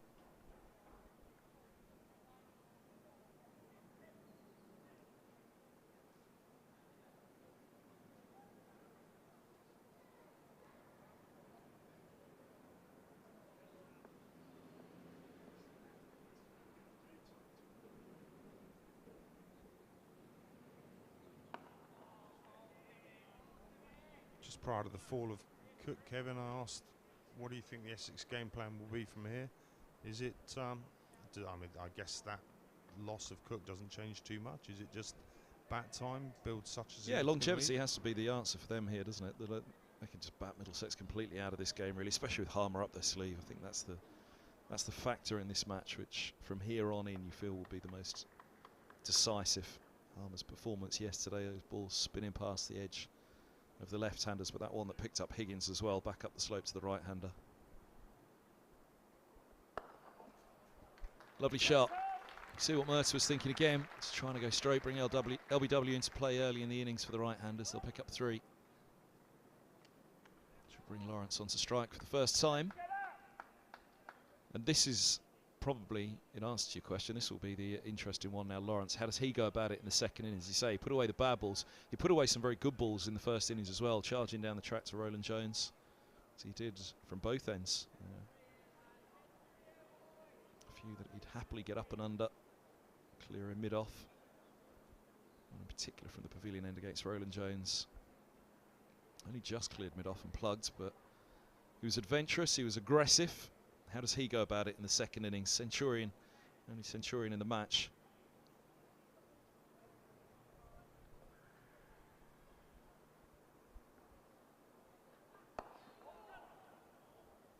Inside of the bat, picks up a single to get him off the mark. He'll keep the strike into the 19th, 63 for 2. Again,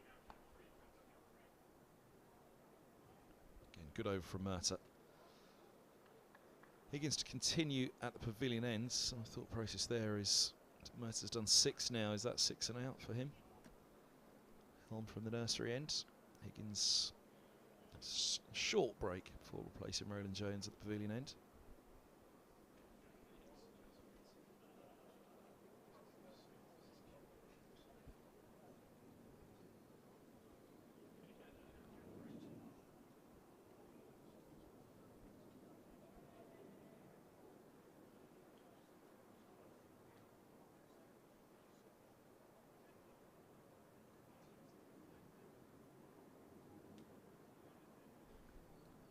Chat.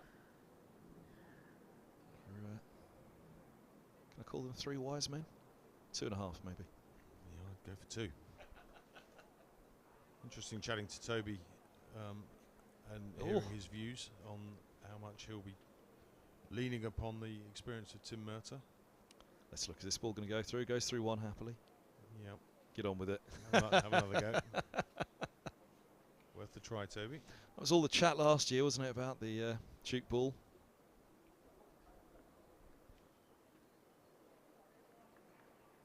Some chat about it in this match, about how has it been a new ball pitch, has it all of a sudden become soft after a little while and batting becomes a lot easier. If that's the case, then Middlesex do need to work hard and fast to build some pressure here.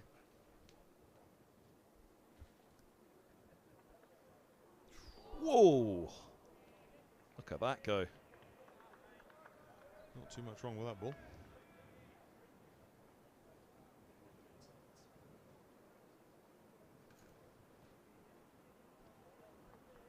Yeah, really did come back down the slope.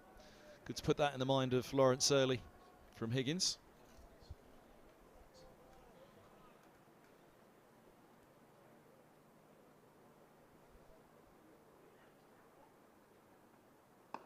Same again. That's got something in the mind of the batter now, though, hasn't it? We hear so often about the seamers from the pavilion ends, able to bowl at that channel outside of off stump, but batters have to play at it in case it seams back in. But that swing we've seen there from Higgins, the most amount of swing that we've seen in the match is from Ryan Higgins. It is in swingers.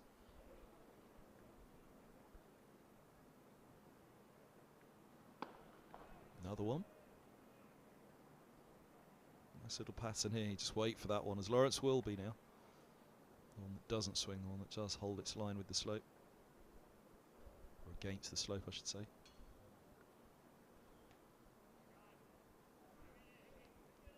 This is what they wanted from the start, Middlesex. They've got the opportunity here at the moment just to build some pressure.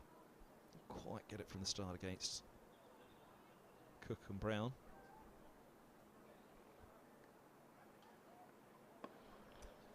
Now the use of the feet from Lawrence. So we did wonder what his approach would be.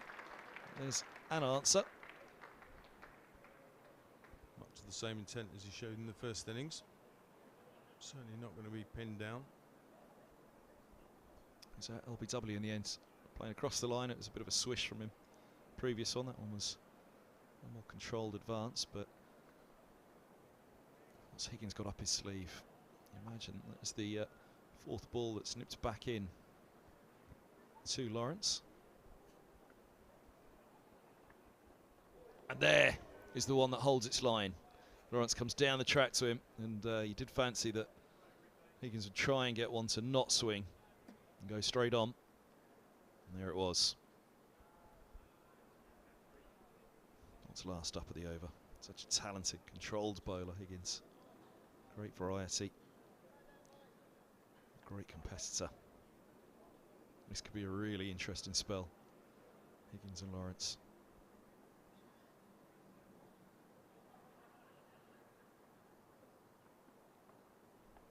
Holds its line again. Lawrence happy to resist. End of the 20th, 68 for 2. Interesting over. A good one from Higgins.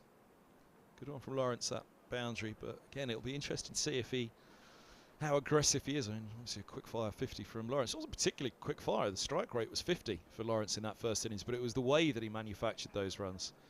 When he did go for it, it was aggressive and adventurous, as we said. But otherwise, the defence was very solid. The patience was solid. It wasn't a strike rate of 80 or so. It wasn't a quick fire innings.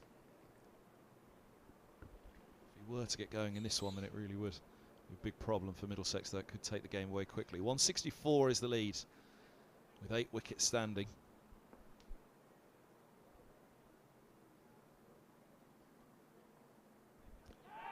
Now, is that a strangle? Murtagh is asking for it, and it's given.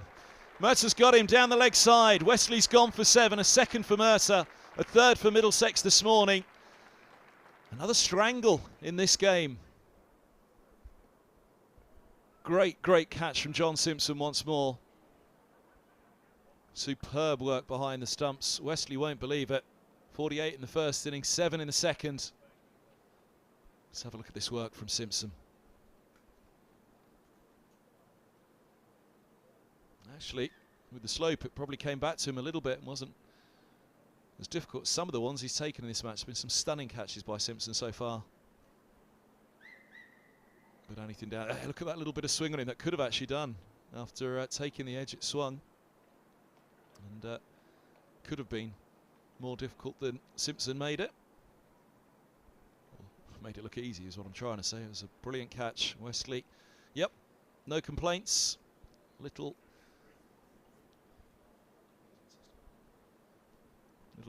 tickle down the leg side. He's unfortunate. Middlesex will take that. 68 for 3. This is the kind of opening that they were looking for. 50 partnership for the opening pair. 3 quick wickets. We've seen it in the match. So here comes Critchley again, another one who was short on runs last season. 50 in the first innings for him. He batted for a long time, batted very, very patiently for such a long period alongside Lawrence in a very, very important passage for the entire match, really. Managed to race to the 50 in the final stages of his innings as the wickets tumbled, but this is the opening for Middlesex. They've got, well, time up until lunch now to just try and build this pressure. Where Helm will come into it as well. Murtagh in his 7th over. Will this be his last? And Helm from the nursery end. Helm's warming up hard. Is he replacing Higgins at the other end? He'll know. He's got a big job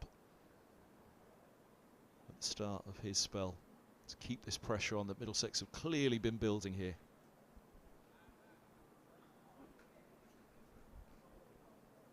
I changed the field, is that? Seeing Gully's inquiring. Stay at Gully. 2 slips in a Gully.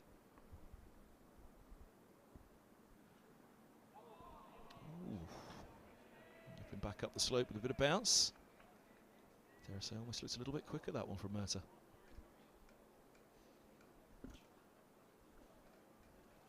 Yep, Radar had that one at 65. You sum it up brilliantly, Kev. This is the moment right here now, isn't it? It's how wide can Middlesex force this opening. They've got those 3 crit wickets. Long Essex tail. How quickly can we get into it?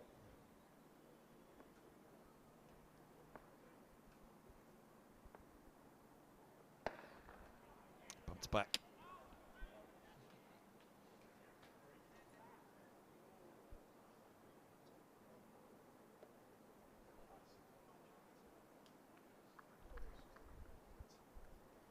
They'll know Middlesex. This is their chance. This will be probably the last chance in this match. 164. It was a useful start by the opening pair. 50 stands. Everybody turn up this morning, be greedy and think they get an early breakthrough. A couple out early. But they've got 3 in a row. Can they make it 4 before lunch?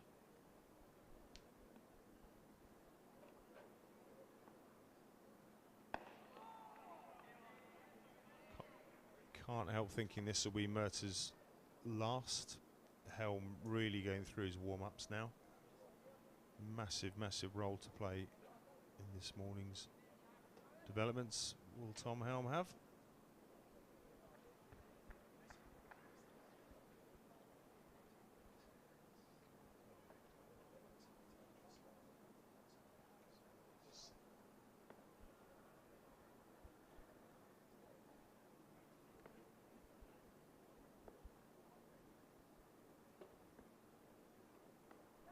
Edged, not carrying. Angle bat from Critchley.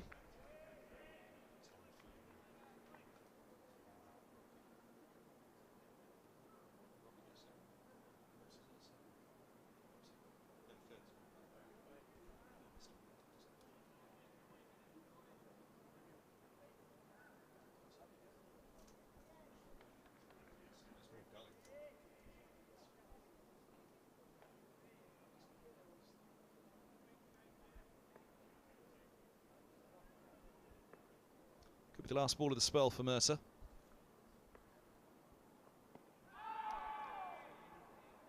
And down the leg side, that one. 2 for 22 from 7 from Murtagh. Is that him done for now? It looks as though Helm is heading straight to the pavilion end. So what will they do with Murtagh? Is there one more for him at the nursery? Perhaps an 8th.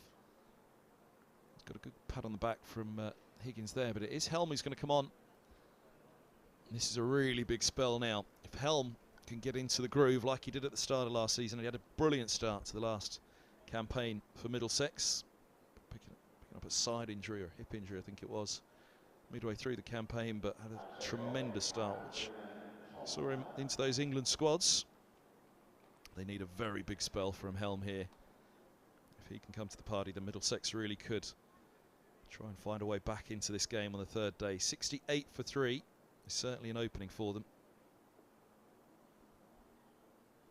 Wicket maiden for Murtagh, is it? A wicket maiden to finish up. No real sign that Roland Jones has been warming up for another spell, but he perhaps could come on at the nursery.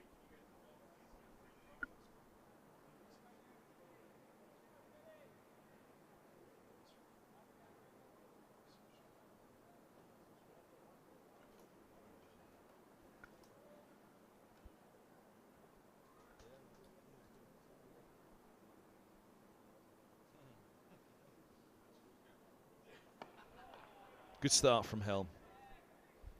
All eyes on the start of this spell from Tom Helm. He talked about it at the start of last season, that consistency was something that was wonderful to watch from him last year, but he said if he's not selected, if he's not bowling, he's got to go away and bowl more away from the matches, and that's how he's got to hold on to his consistency. Didn't quite have his best time in the first innings. Keen to make up for it quickly here.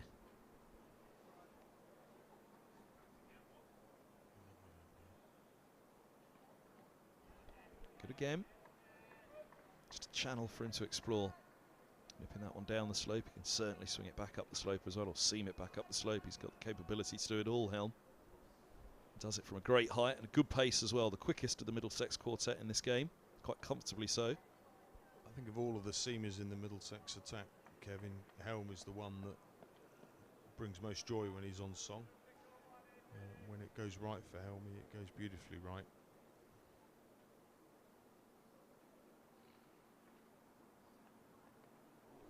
Edged and short of Robson. Edge is coming into play more for Middlesex, more than it was at the start of play this morning. This is good from Helm here. He's slotted nicely into a good rhythm early. Finding the edge along the ground.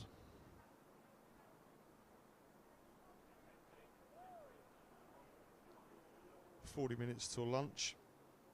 You'd like to see Helm could see that through from this end. Quite what we have in store at the nursery is anyone's guess. This is a really good start from Helm. Every ball's been on the spot, first 4.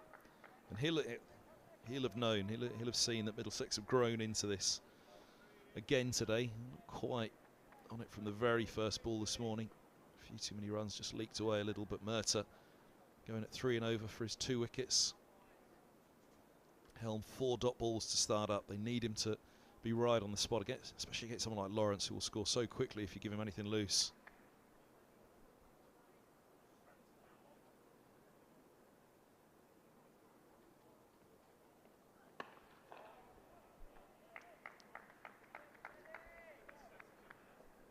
Doing exactly what his side need from him, right on the spot. Just looking at the pavilion there, Kevin. Clearly not as busy a day as yesterday. Just over 2,500 in yesterday, enjoying the bank holiday sunshine. I'd say considerably less than that today, which surprises me, to be fair. I thought we were set for a good crowd.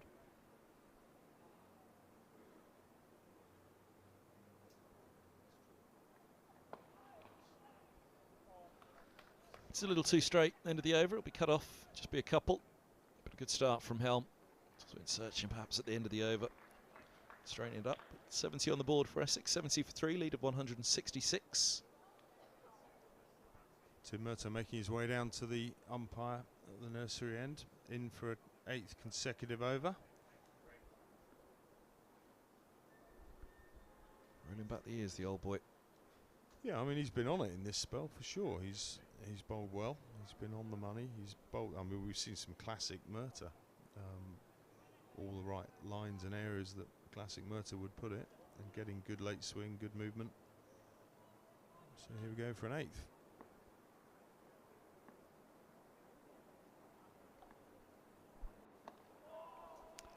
Starting straight. Will he go searching a little bit in this last over, Murtagh? Maybe, but that's okay, just a single. He's on for this final over to take another wicket. He's got 2 so far. Can he grab one more in this spell? It really would be quite something if Middlesex could make it 4 wickets in the morning.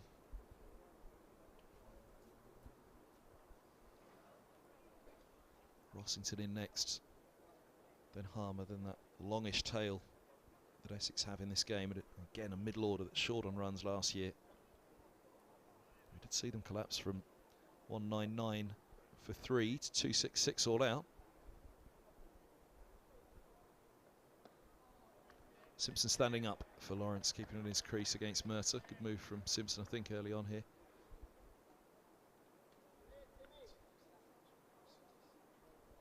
And if Middlesex could force the last 67 for, or the last 7 for 67 in this second innings, then chasing 230, he wouldn't be out of it.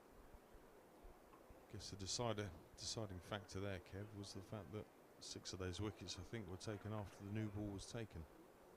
We'll talk about this being a new ball wicket. Quite a long wait for the new ball this time round.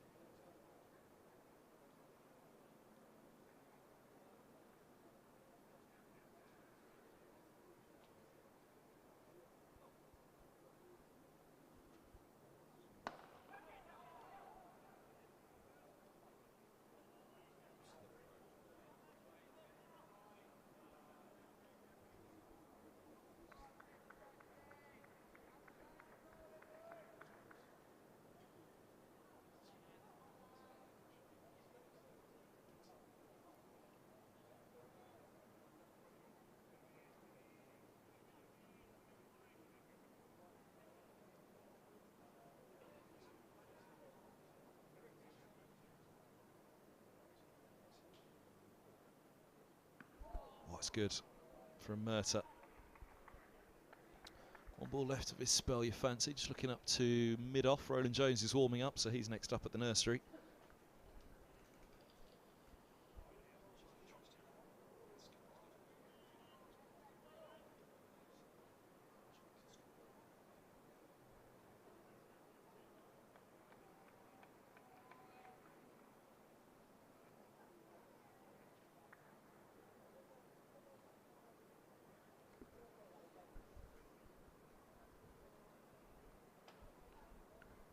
probably the last ball of the spell. And that one that he pushed in the air into the onside, it's brought on a silly mid-on for Murtagh. In fact, what's he going to do with him? He's going to make it a short straight mid-wicket. He'd gone initially to silly mid-on, but a short straight mid-wicket instead for the last ball of the over to Lawrence. Oh, he just went straight up, trying to get Lawrence to push back into the onside as he did a few moments ago. 2 straight though, and a boundary to end the over. Lawrence into double figures. 75 for 3, and yeah, just helped on its way down the leg side.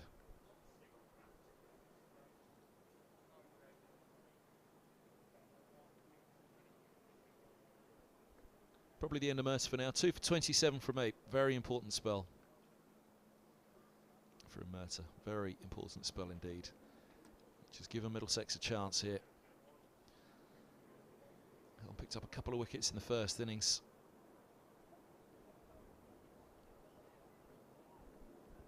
Can he get something going as well? Making up overs from those lost in this match so far. So 10 past 1 lunch. Still half an hour, more than half an hour till the interval. Again, right on the spot, Helm. 7th delivery, right there where he wants it to be. That's what Middlesex will want from him. Just get that grouping right. Keep the ball on the spot. All the talent that he's got, all the skill, all the natural ability.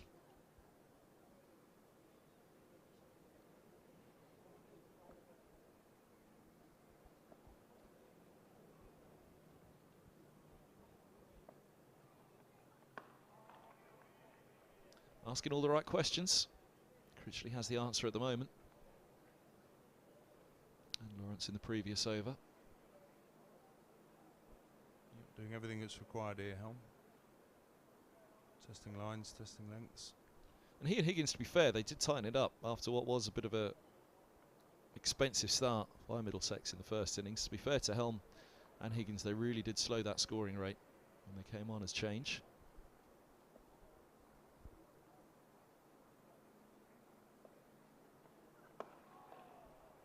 Once more, there was that one over that went for 16 off Helm at the end, which just skewed his figures, but he did certainly have an economical start, which he's delivering again here.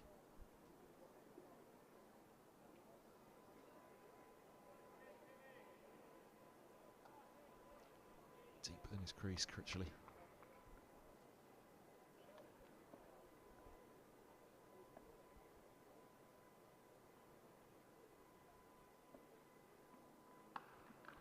Width on that one, given the treatment. Critchley punches him away. His first boundary. First loose delivery, Helm is sent down. Well, we just saw as well just how deep in his crease Critchley is as well. So as soon as just dragged it a little short. He's exasperated by just how deep Critchley is batting.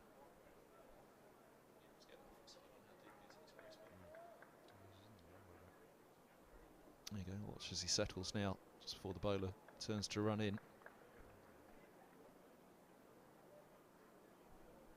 It's going to ask Helm to push it that little bit fuller.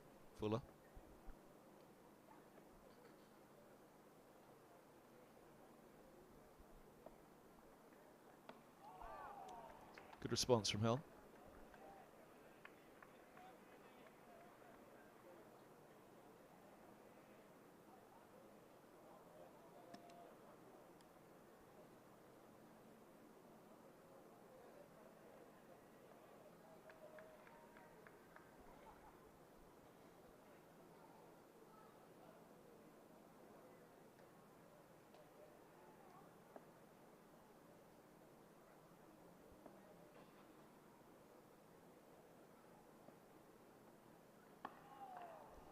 Good finish to the over, just that one that he dragged down. Other than that, 4 off the over, 6 off his first 2 for Helm, 79 for 3, and exactly half an hour until lunch on day 3. They'll want to keep the squeeze on these two as best they can, Middlesex. Interesting move now for Roland Jones. He took all those wickets from the pavilion end in the first innings, but he's coming on to replace Mercer at the nursery end. None for 16 from his 6 so far today, after a 7-for in the first dig. We saw Lawrence come down the track to him a couple of times when he was bowling from the nursery end, Roland Jones. Again, Lawrence's approach will be really interesting. It's tantalising. A quick 30 or 40 all of a sudden could start to push the game away from Middlesex. But equally, you don't really want to give your wicket away cheaply. And attempting to do that at the moment, Lawrence, when if they can just bat time, then those runs will come in the end. Oh, and there's your answer straight away. Well, Roland Jones had to get his head out of the way of that one. Didn't quite get it. Right out of the middle, Lawrence, but an aggressive start straight away down the track to Roland Jones. And, well, I say, didn't quite get all of it. I fancy that bat probably twisted in the hand of Lawrence there slightly. Maybe got a little bit more of it than I thought. Roland Jones dropping his head quickly out of the way of that one, and rightly so, but a really interesting response from Lawrence. We did wonder. There's the answer.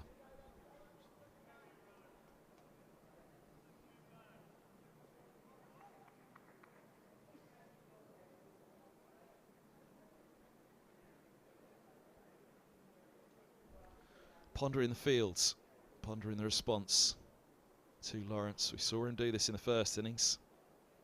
Lawrence will know now as well if he could get after Roland Jones early here. It'll force probably Holden into the attack from the nursery end. It's been no bad thing. I'm sure Holman would very much welcome it. Or a return from Higgins, who's had 2 4-over spells so far today.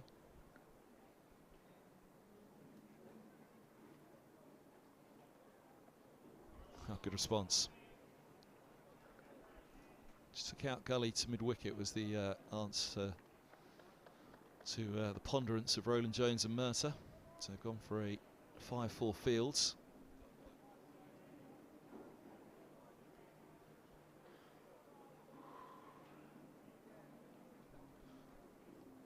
You can see mid-off cover and backward point on the right of the screen. There's a deep square and a long leg out of shot on the onside.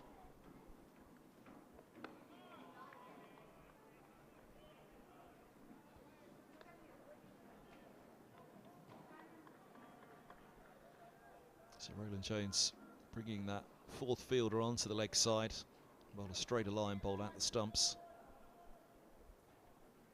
So he's going to not give Lawrence any opportunity outside of the off stump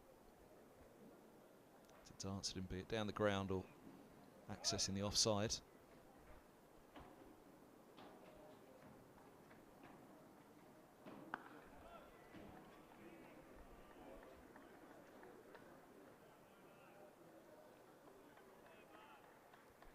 This is good from Roland Jones here. Any width Lawrence is looking to punish aggressively, either straight back past him or through the offside. It's very, very good from Roland Jones. Good straight lines.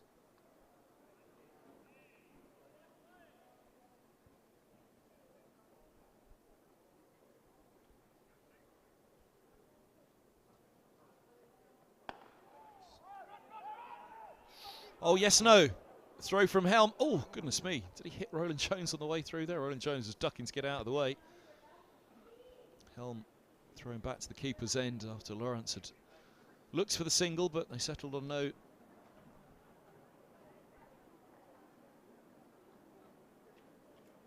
Now, oh, it did just hit the heel. I don't think it, well, it looks as though it was off target anyway from Helm with the throw.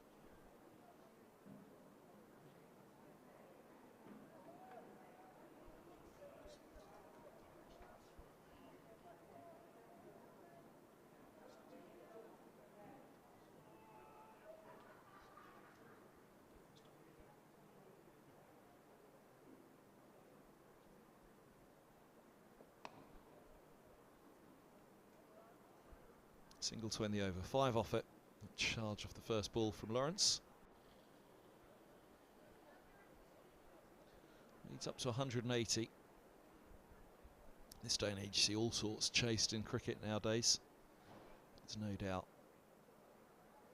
biggest thing that'll be on Middlesex's mind. 5 left-handers in that top 8 that they have, and they eventually come out to chase whatever is set. And the formidable opponent that is Harmer, and that spin that he was finding, that turn, that grip that he found on day 2. A long time since I've seen that much turn on day 2. I mean, that one that came back up the slope to get rid of Higgins, just sensational.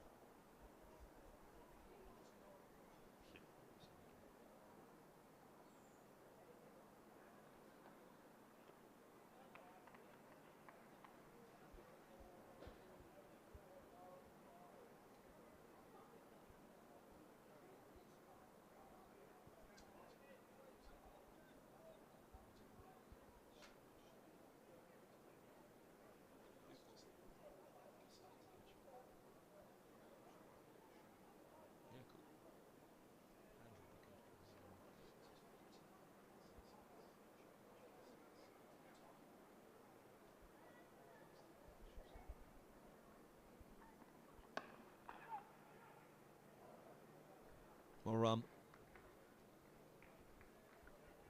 something actually probably haven't seen too much of this morning, rotating the strike, Essex. Something right now that Critchley, I'm sure, will be keen on as well.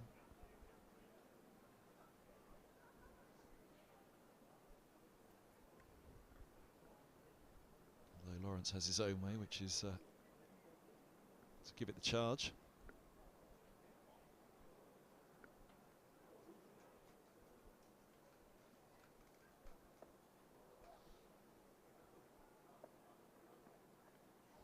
Oh, width from Helm, and Critchley throwing the bat at that one, his eyes lit up. Perhaps just a little too wide to go at it in the end.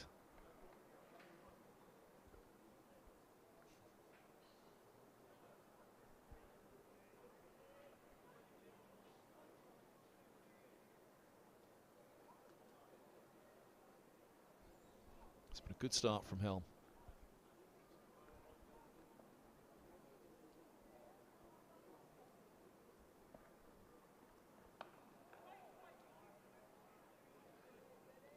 Tight enough again, not dragged down like the one in the previous over to Critchley that he cut away for 4. Just bent his back, it looked like a little bit more on that one, trying to push it through.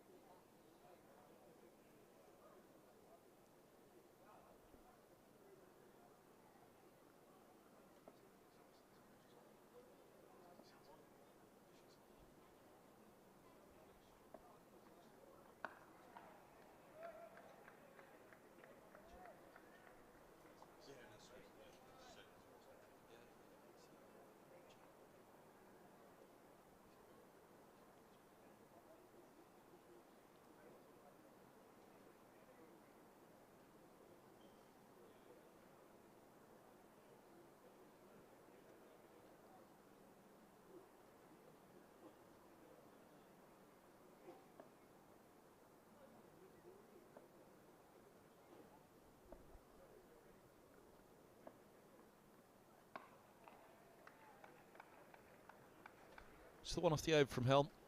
Good start here from him. 3 overs, none for 7. So pretty much all Middlesex could have asked of him. Just that one loose one that was cut away for 4. But other than that, it's been right on the spot every ball.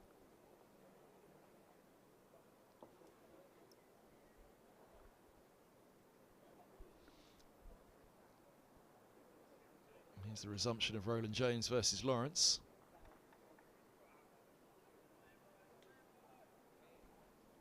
Did drive one over extra cover for 6 off Roland Jones in the first innings, Lawrence.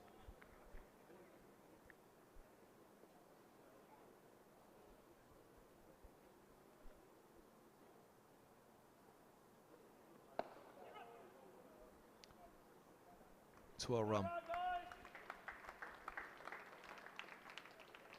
Kevin, we saw what Harmer did yesterday, obviously getting some unexpected turn on day 2. It's a lot to ask of Luke Holman to come in and do that role, but would you expect to see anything of Holman before lunch?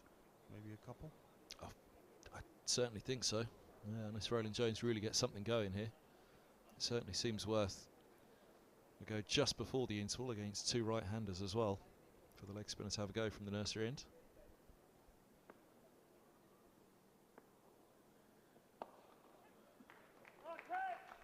It's nice at times, big old boundary out there, so it'll just be a couple. And getting around.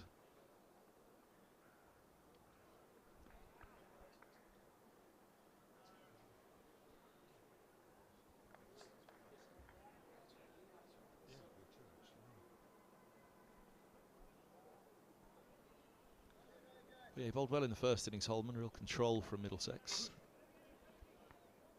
If he were able to buy one or two in this second innings, it would be a great bonus for Middlesex.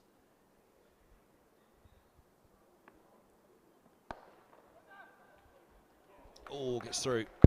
Murtagh punches the floor in frustration. He got something on it though to take the pace off. Run 2, Critchley's on to 9.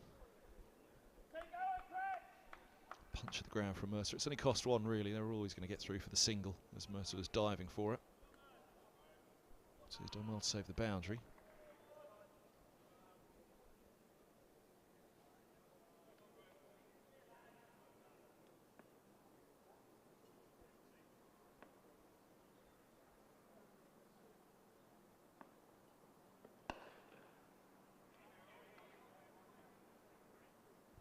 Old bat face from Critchley on those two, meeting Roland Jones.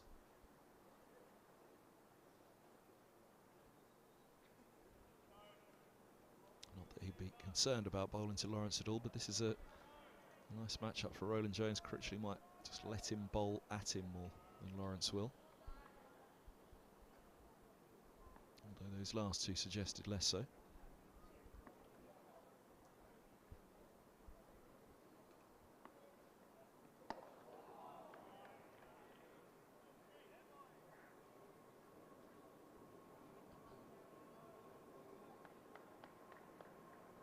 His sights at another 10 for Toby Roland Jones. How many 10s has he taken over the years now? 7 in the first innings. Can he find another 3 in the second?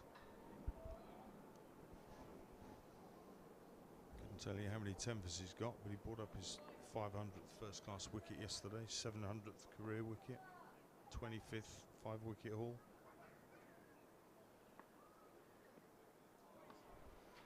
End of the over, 90 for 3.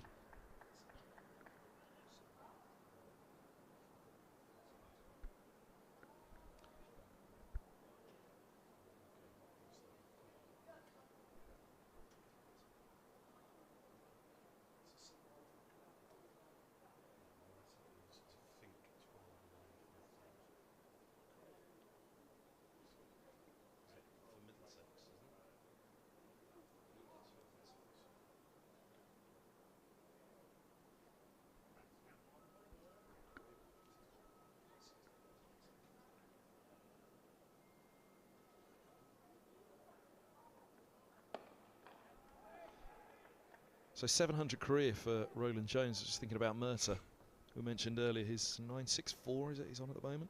966 now, is it, with a couple today? That's first class alone for Murtagh.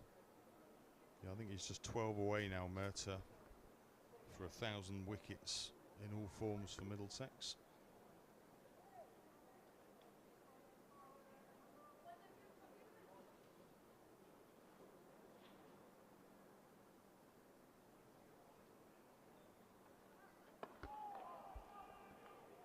It's good from Helm again there. So Murtagh, who he said 42 in August, 13 test wickets, 74 ODI wickets, 13 T20 international wickets. In total 929 first class, 277 list A and 113 T20.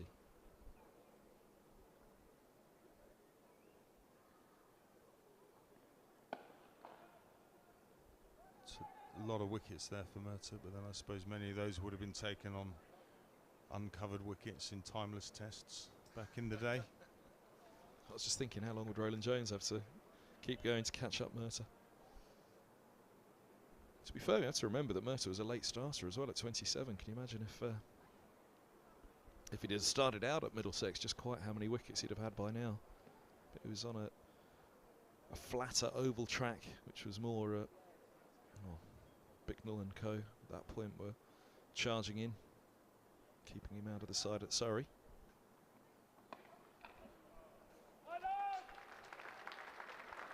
Lovely drive through points. Quite go the full way. Holden giving chase. They've run 3. Lawrence into the 20s. Lead edging towards 200.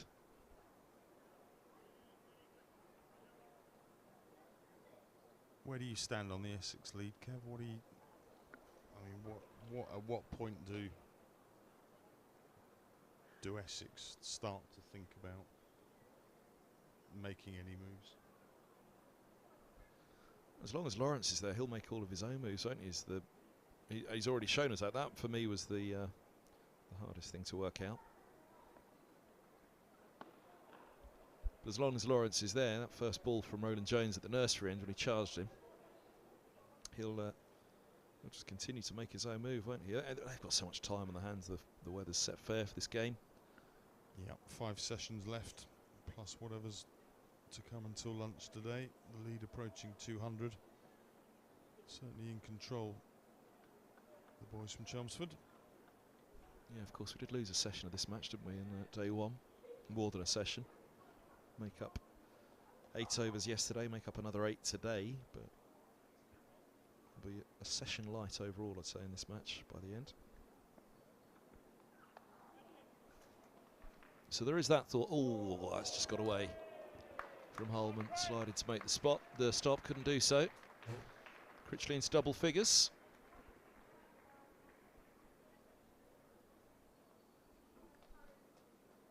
He had dropped back deep square as well, so Critchley was expecting it. Holman a slide, trying to get everything behind it, couldn't do so. End of the over, 97 for 3. Yeah, just tried to. It looked as though he did slip a little bit with the slide. Wasn't quite the slide that he was looking for, but you could see what he was trying to do and why he was trying to do it. He was wary that if he didn't slide and try and get his body behind it. Well, here's the change.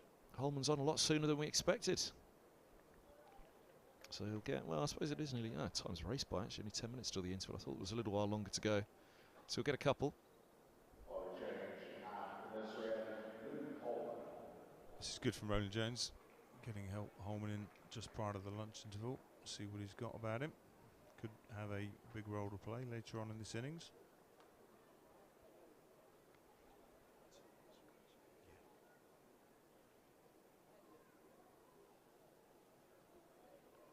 Big shoes to fill for Holman, with Maharaj's exit from the Middlesex squad prior to arriving with that injury. And Harmer's performance yesterday just puts a little bit of pressure on the youngster here, doesn't it? Which is hard on a very young leg spinner, as he is very young indeed, Luke Holman. But his side need him here, not just to hold up the end at the moment, but to try and buy 1 or 2.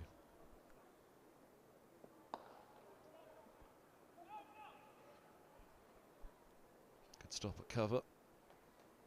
Ryan Higgins. Slipped out a little from Holman, that one.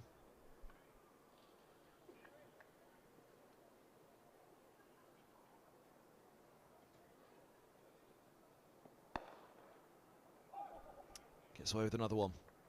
Lawrence, full attacking intent here.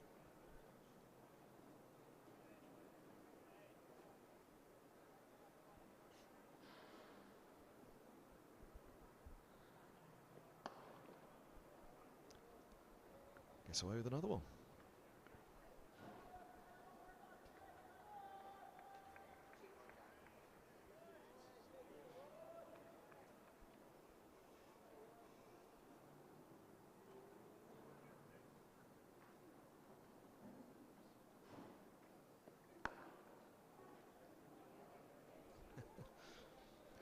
Lawrence has picked out cover or extra cover every ball this over. Seen the funny side of it. Certainly plenty intent being shown by Lawrence here.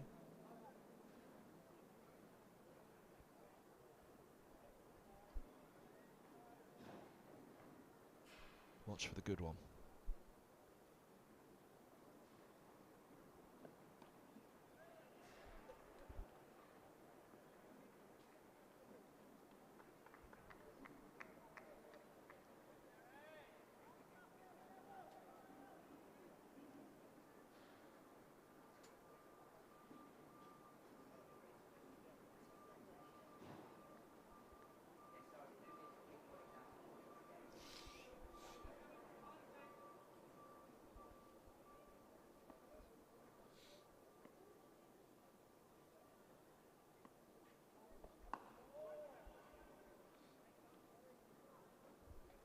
.98 for 3. Bit of a loosener for for Holman. That one for the pavilion end, is it be? Yeah, it is going to be Helm. We'll continue. Probably 2 overs now left remaining prior to the lunch break. Extra 10 minutes added on to make up for lost time on day 1. Good to see 8 overs reclaimed yesterday. Well, it's bright enough here today, but a little bit more cloud cover. Whether we get all 104 overs in today remains to be seen, but it's certainly not as bright. Approaching 7 o'clock last night, the shadows were coming across from the Warner stand and the pavilion covering the square, but we managed to get the time in. I do wonder how much that played a part last night in that collapse for Middlesex, because it really was quite dark out there with the shadow of the stands.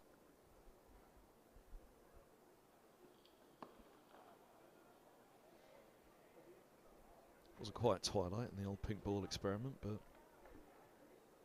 certainly something Canterbury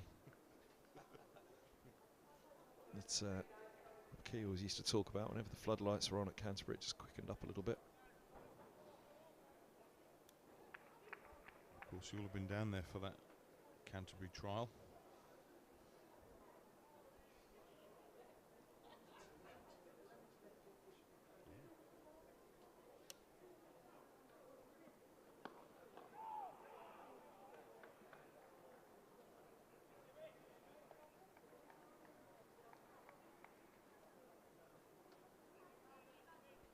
I'm not sure there'll be too many people in the Middlesex camp keen to see the pink ball back. What a Kookaburra experiment this year, haven't we? Yeah, indeed we do.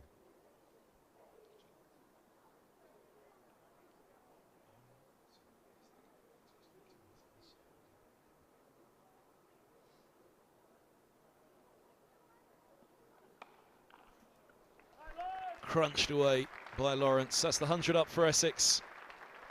Sit up tall, drive it on the up. It's a fabulous shot. Yeah, nicely put away, a little shorter from Helm. Not a huge amount of width, yeah, enough. Punched away through point by Lawrence there, beautifully timed.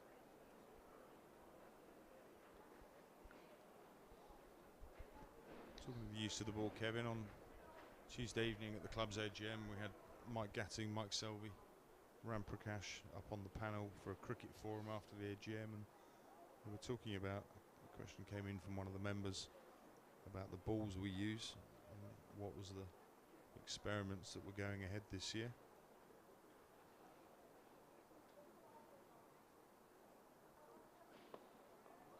Good response from Helm. Yeah, interesting chat ensued amongst Gus and Selv and Ramps as to what ball they used back in the day, and all that international class, all that international wisdom, all that brain power. Not one of them could remember what ball they used. There was talk of a Wisden, a Dukes, Kookaburra, anything apart from a Tiflex, I think. Did anybody settle on the answer in the end? Did they come up with it? I think no.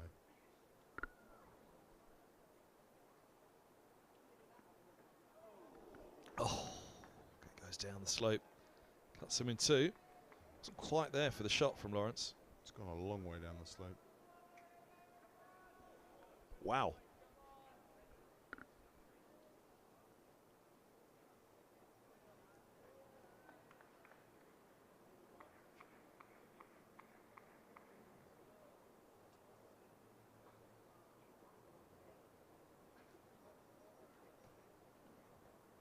Final ball of the over from Helm.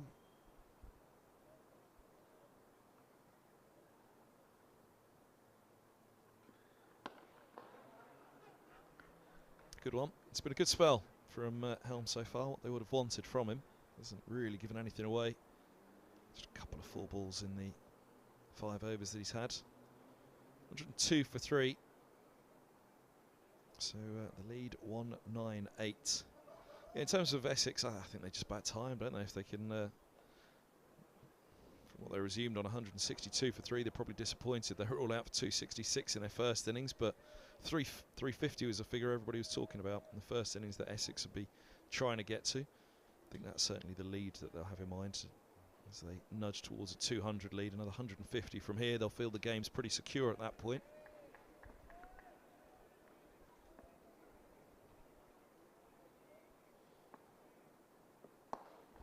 Last over before lunch. The full toss from Holden. They've just slipped out from him so far.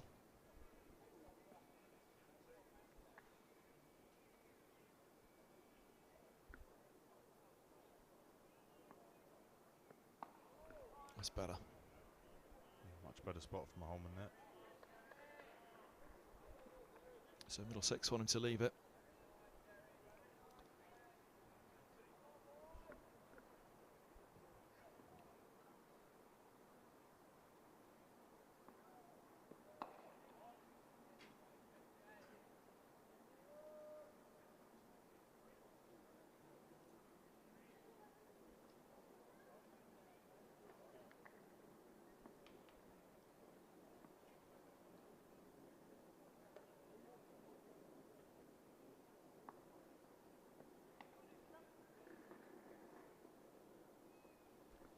All run. Give Lawrence sighter of Holden for the last 2 deliveries. Drove those 4 consecutive deliveries to cover or extra cover the first 4 full tosses that Holman served up and picked up a single 5th ball. 2 till lunch. Will Lawrence be able to resist a tempter? Floated up outside off. Cover's just moved a little finer. And a step or 2 back. Suggesting it will be. Given a bit of air.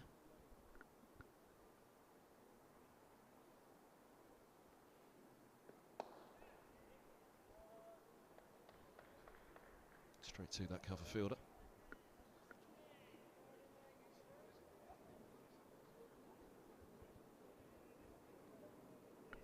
Last ball before lunch on day 3.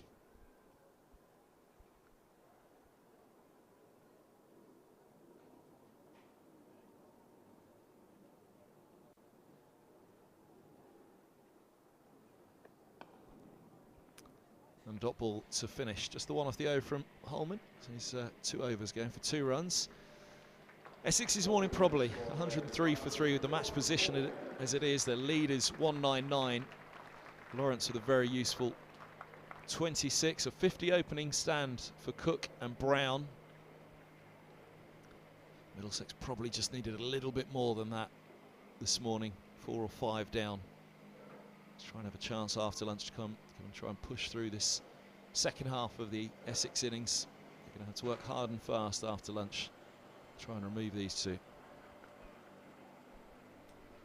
Thanks Stephen Fletcher, the Communications Director at Middlesex, and Chief Exec Andrew Cornish as well. Join us back in just under 40 minutes. We'll pick up the action here at Lord's on the live stream.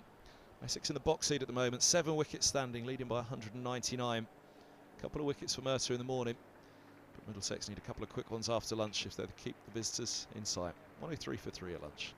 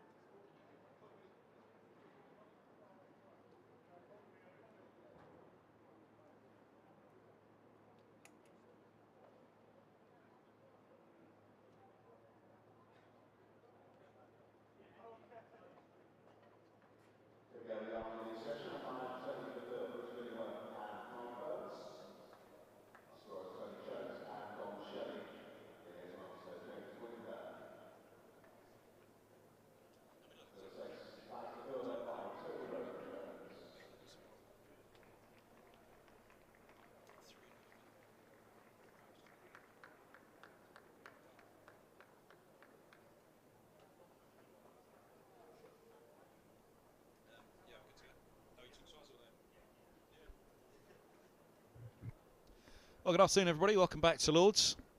And ready to go for the afternoon session on the third day. Umpires out to the middle in the glorious sunshine, which we've had for 2 days now. Should be untroubled again today. More cloud cover around, whether that will affect the chances of getting 104 overs in on day 3 as we did on day 2. Essex will happily take as many as they possibly can. They're in a good position, leading by 199, 7 wickets standing. Lost the last 7 for 67 in the first innings. Middlesex needs something like that in the second dig, but it was with a second new ball that Middlesex forced the collapse first time around.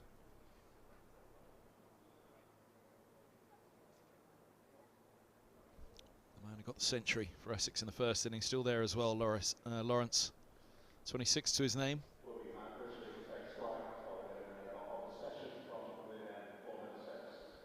Critchley, 50 for him in the first innings as well. Good partnership between those two to put Essex into a strong position in the match. And then, of course, came the collapse. But, yeah, this is a partnership they need to get through pretty quickly. Toby Rowland-Jones and Ryan Higgins having a long chat,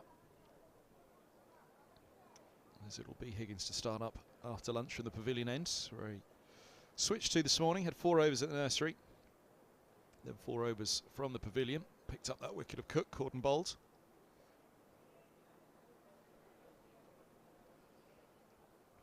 A few that seemed to either a stop or Essex just threw them too early. On a good few occasions this morning. Brown lifted one into the covers as well. Had a few where he was perhaps just forcing too much. Eventually fell to that dismissal. Here's Higgins.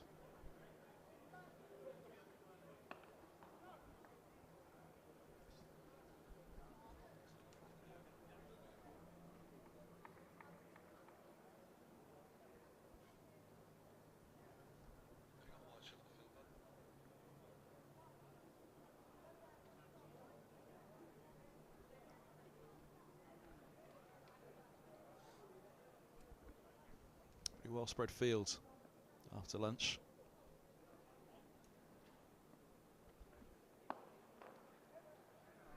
Just down to the 1 slip, which I think is quite telling of how the morning played out as well. The ball didn't beat the edge on many occasions at all this morning, and any edge that was taken, it all pretty much went straight to ground.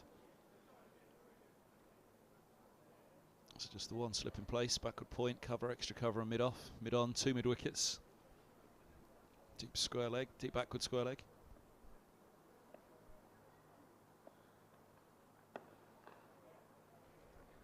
Higgins looking to bowl wicket to wicket.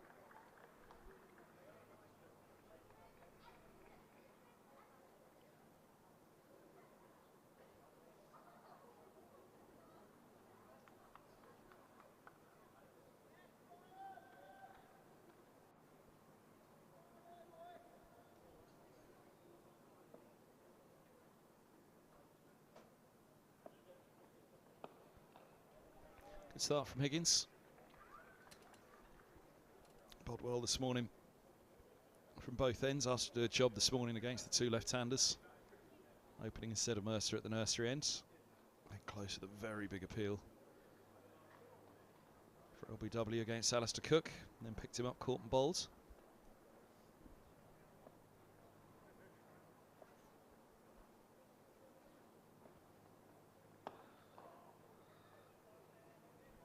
Need him to keep it tight after lunch. 3 and over they were going at this morning, Essex.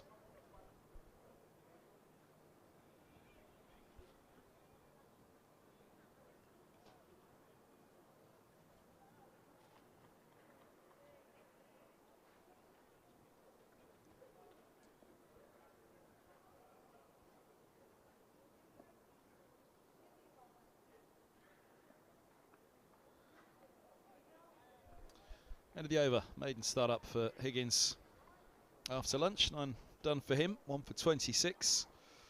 Third maiden in his 9 as well for Higgins. I'm Kevin Hand, Angus Fraser's alongside me after lunch on day 3. 3 wickets this morning, they needed breakthroughs, Middlesex. A long way behind, you have to be greedy. They probably needed a couple more. Interesting, they're going to go with Holden again after lunch. Had 2 overs before the interval. He's back on immediately after lunch.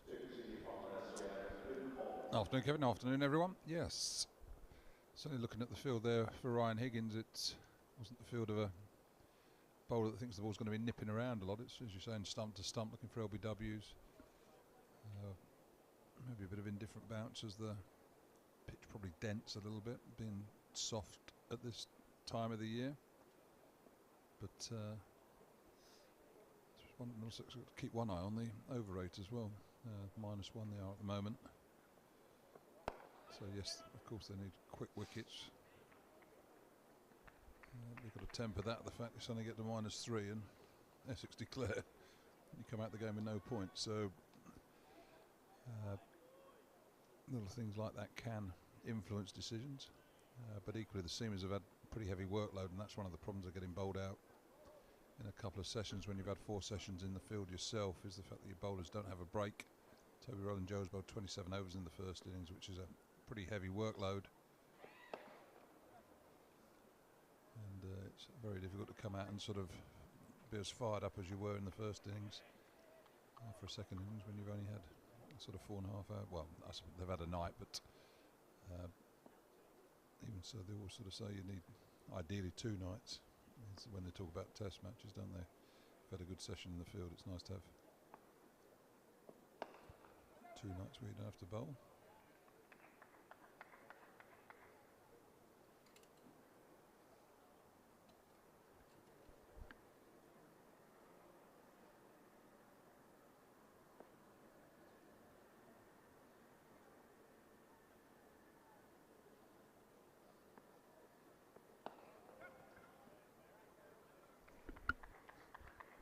Good single there. Keep the scoreboard ticking along, but as you're saying, Middlesex do need to strike quickly if they're going to get back into this game and give themselves a realistic chance of chasing down a target. Leads now 201. I think anything above 250 is going to be challenging, looking at the first innings and the spin that Harmer was getting from this surface, so no reason to panic for Essex. Just keep playing. Probably look to be positive. Look to get Middlesex in before the close of play this afternoon sometime. But Middlesex need to strike and need to really bowl Essex out for another 50-60 runs. He's given himself room there, Lawrence. And he picks out points. End of the over, 105 for 3. One of the talking points, of course, a lot last year with the batch of balls that they struggled with. Had 20 overs out of them or so, and they seem to die off. Middlesex certainly looked for a change after 20 overs today. Obviously saw yesterday a prolific start from Essex, and then Higgins and Simpson staging the recovery. Middlesex with that second new ball going through Essex on the second morning. In fact, are they having a look at the ball again already here? The umpires coming together? Could well be. Yep. Looks like damage on that one though, as opposed he's not putting it through the 2 rings that you're supposed to have. He did put them through already, and a big smile on his face, threw it back to Rowland-Jones and said get on with it. It looks as though they are going to change the ball now.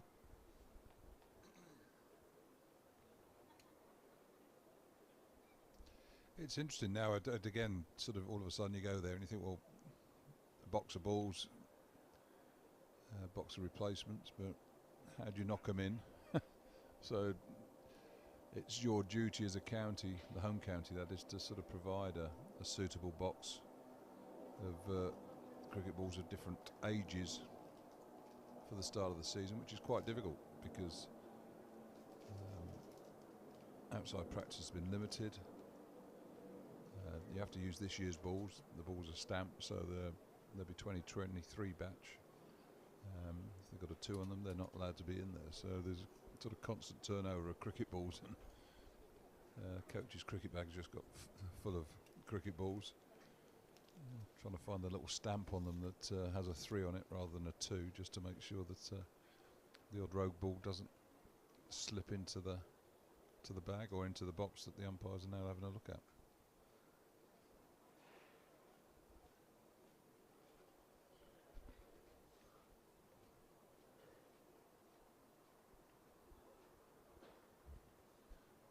debate there, suggesting that they're struggling to find one that maybe is 33 overs old. Also, maybe how many overs was the ball old in Essex's first in second new ball? That might be as close as they've got, but Toby Rowland-Jones might have pinched that because he got a 5 with it. Can you go and get it?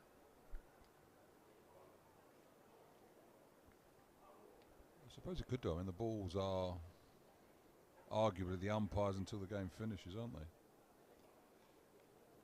But it might well be. He walked off yesterday, didn't he, with the ball in his hand? Remember that? Raised it as he walked off the field.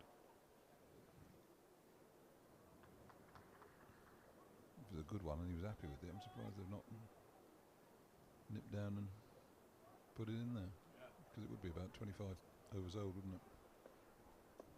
Here goes Higgins with that replacement ball.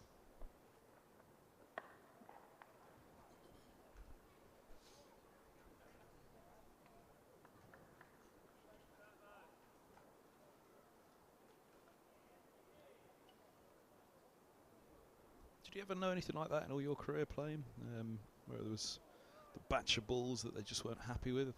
I mean, it was widespread across the country, wasn't it? They were pretty upset with the batch that were produced.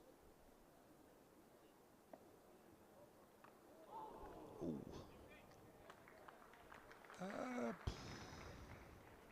I think, yeah, I do remember balls going out of shape, certainly, and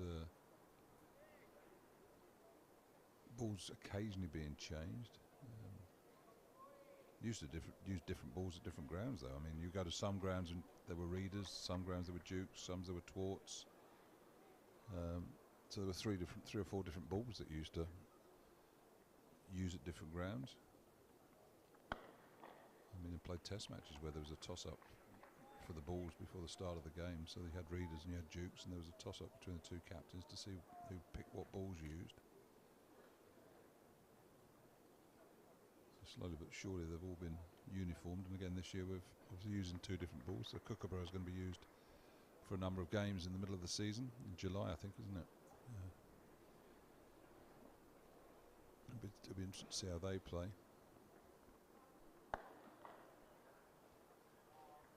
It's stopped by Mercer, holds him to a single to Rowland-Jones, in fact, not Mercer.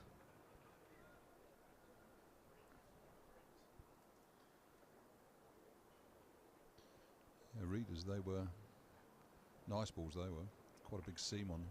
Again, England got walloped in 1989, and it was because the balls we were using were too favourable and pitches weren't good enough. So for 1990, they reduced the size of the seam on a cricket ball, flattened the pitches out, and that was the summer when there were thousands and thousands of runs scored by batsmen. It was a 800 versus a 900 in a match at the Oval where Neil Fairbrother got 100 or something like that.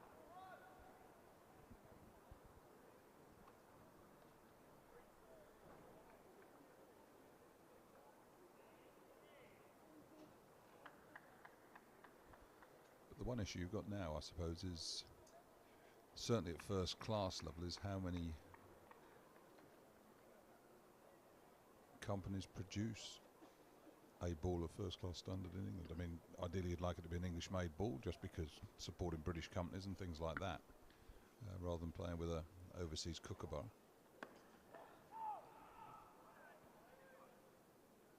But the trouble is, if you've only got one company producing them and they're not, for whatever reason, there's no competition there.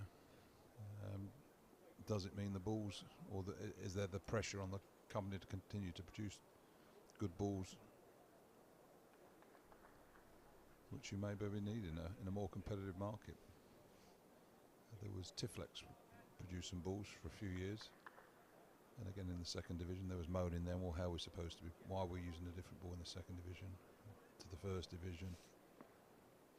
How's it going to help our players prepare for test cricket if they're using a different ball? And the Tiflex ball was deemed to almost be too, a terrible delivery there from Holden, got away with it, but Tiflex ball was deemed to be too bowler friendly, kept its shape, was a little hard stone that swung around, so that was sort of moved on.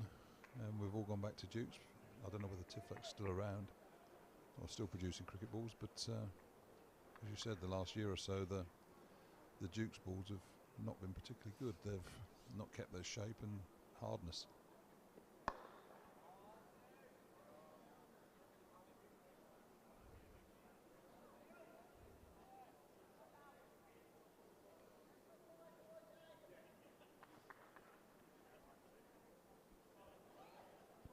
He struggled to land them, Holman, in this few overs he's had. Slapped hard by Lawrence into the 30s. That's a beautiful shot, that is. Sort of stroke that you see, almost sort of continental, isn't it, in the way that he's used his wrists to get the ball through the offside. Bit of the OA Shah about that. Yeah.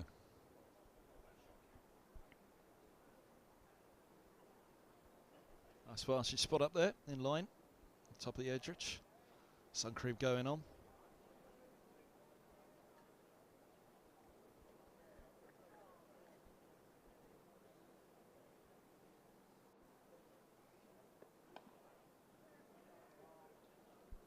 Yeah, he was just slipping out on Holman before lunch. He had 2 overs.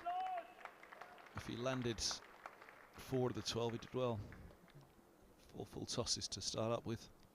Just slipping out on him. I wonder with the change of ball, is it worth just throwing it to one of the seamers now and seeing if this replacement ball offered them anything?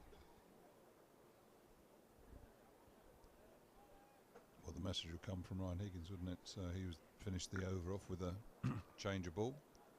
Instead of aggressive from Lawrence, that use of the feet. You'll remember those balls before lunch where they were all right up there from Holman. Mess on the full.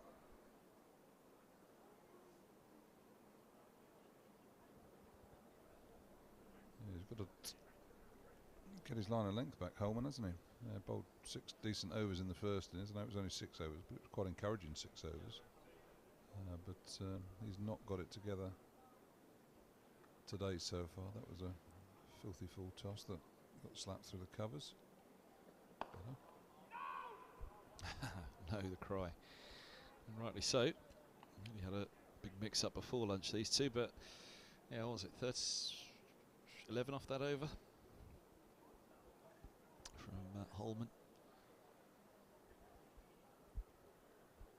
Would it prompt any sort of change with this replacement ball? We'll see, as you say, Higgins maybe give some sort of input there.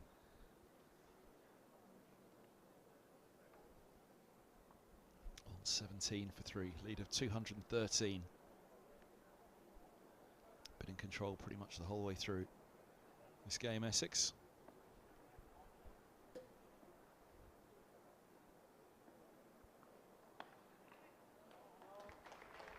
There'll be 4 more.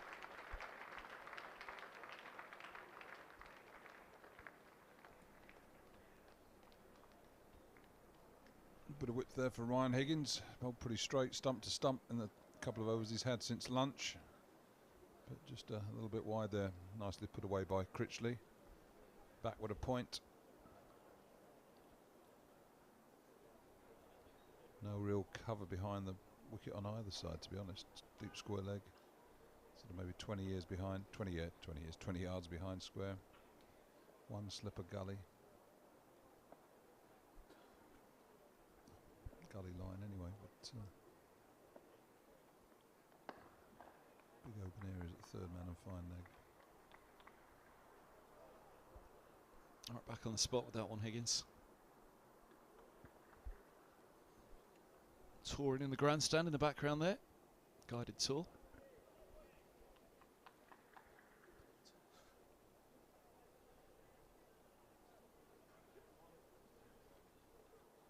The only folk allowed in the grandstand. That the Compton shut for this game.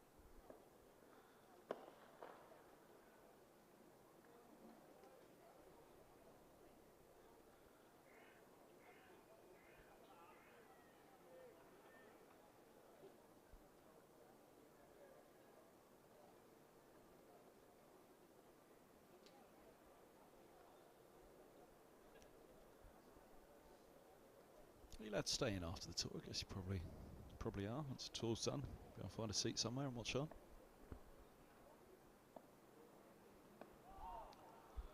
Loops back down the slope for Higgins. Got some big in-swing before lunch. That's the MCC's discretion, isn't it? The tours, there's normally a tour guide and there's two MCC or officials with the tours, one at the back to make sure people don't drift off and start having a wander around on their own.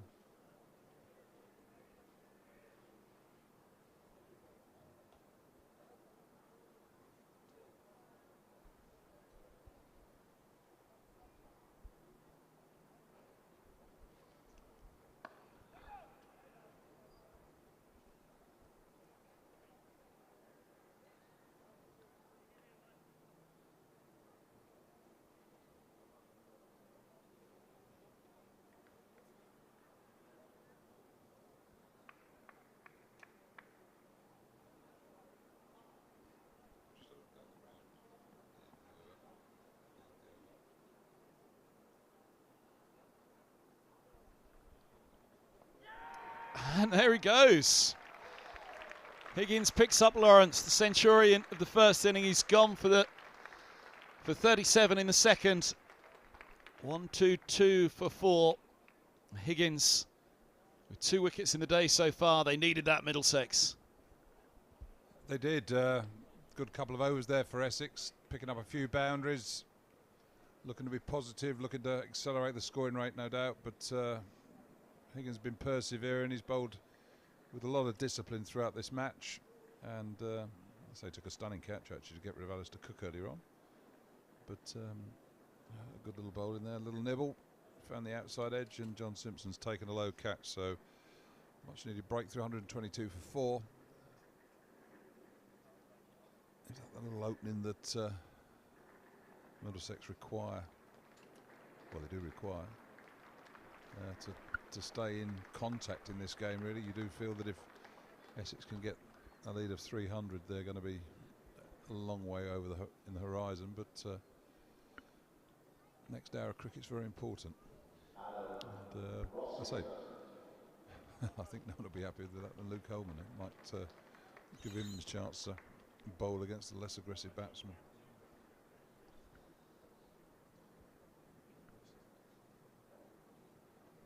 Adam Rossington coming out at 6.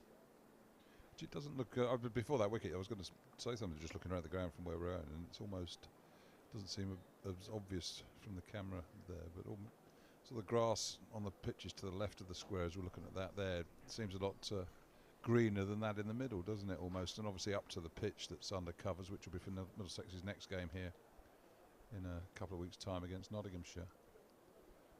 But the sort of grass in the middle looks a lot lighter. They've had throughout the winter, certainly since Christmas anyway, since the New Year, one of those lights contraptions, sort of big, sort of like on wheels that they put across, and it's got the special lights that sort of help, that obviously replicate sunlight, and which help grass growth, which is always important. Get as much grass grown on the squares as you can, even though you've got to shave it all off for the matches. The more grass roots that you get there, the stronger the earth, or the more likely the earth is to hold together. Bold. Single for Critchley brings Rossington on strike for the first time. I think I did see a picture of that over the winter actually. It must have been on one of the social media things that the MCC or Middlesex put out. Forgotten about it until you mentioned it actually.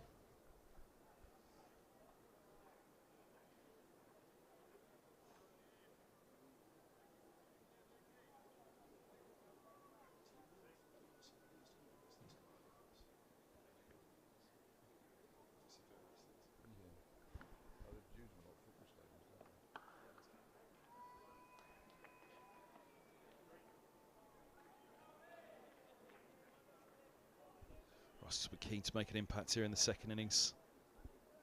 Got that to a poor shot in the first innings down the throat of deep backward square. Holden taking the catch. Oh, it's gone! Rossington's out for a second ball duck. 1, 2, 3, 4, 5, Essex. Well bowled, Luke Holden, and I've enjoyed that. It's a proper leg spinner's wicket, that, isn't it? The ball's just gripped a little bit, spun away from Rossington, and you can see the Middlesex players have enjoyed that. So has he. It's sort of there are ways of getting wickets, and that's a nice positive way to get a wicket, and with a ball that the batsman was looking to drive, push out, taking the outside edge, and a good catch actually by Eskenazi at slip. Sharp catch to his left. No, an excellent piece of work. So nice wicket there for Holden. Good cricket by Middlesex, and all of a sudden 2 quick wickets. I wouldn't say the game's opening up, but England are Middlesex are keeping themselves in it, that's for sure. Hey, you mentioned about the keeper standing up for Murtagh and co, and then slip, you don't quite get the same view of it. Similarly, the fact that he had to go to his left there, Eskenazi. Disappears for a moment behind the gloves of Simpson and then reappears again. Well, actually on Wednesday I sort of had to walk across the ground when the players from Middlesex were practicing, and players were doing their slip catch in practice sort of just below us here actually. And obviously you do your seamers catch in practice, and then you do your slippers with the Roy Recoots, sort of very, I mean it's a real skill actually. David Helm was brilliant at it, sort of getting edges and making the slip catch in practice sessions really sort of work slickly and quickly. But you're just standing there and you're seeing Eskenazi taking some, with the keeper standing up and Coots sort of edging it, and how sharp you've got to be, your reactions have got to be, because whilst, it's only a spinner, it's still coming down at sort of 50 miles an hour, and you've got 3 yards, boom, and you've got to react well. So Middlesex through to Harmer now, coming in at 7. A big moment this, because they've got a bit of a tail, haven't they? One more now. Spinner to spinner. Harmer got Holden. That ball that skidded on. Traps on the back foot.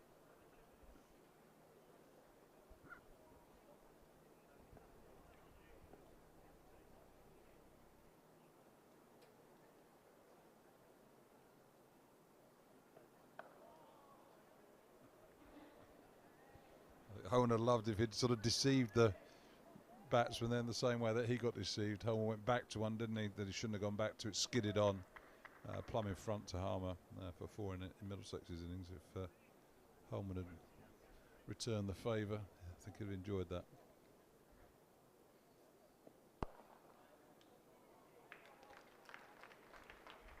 A single more to end the over. Harmer keeps the strike, but Holden in among the wickets for the season. Big wicket as well.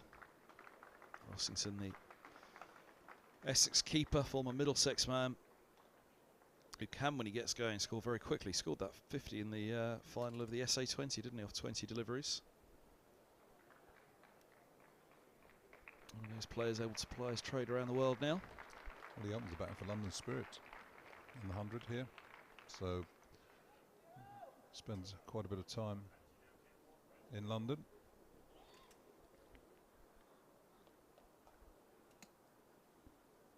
Higgins will be trying to sneak one through here. LBW trying to get Harmer on the pads, no doubt.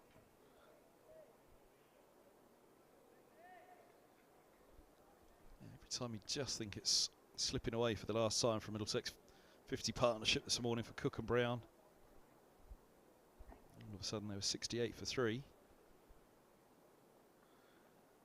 Oh, it's a beaut! Absolute beaut from Higgins. Well, I suppose you look at the difference in the game, really, and you look at the opening up, don't you, in both ways just after this delivery. Well, it's done a little bit, but almost just coming across the line there, Harmer. But you look at Middlesex almost giving Essex 40 runs before they got going in the first innings. Again, not the best of starts today. That's maybe another 30 runs. And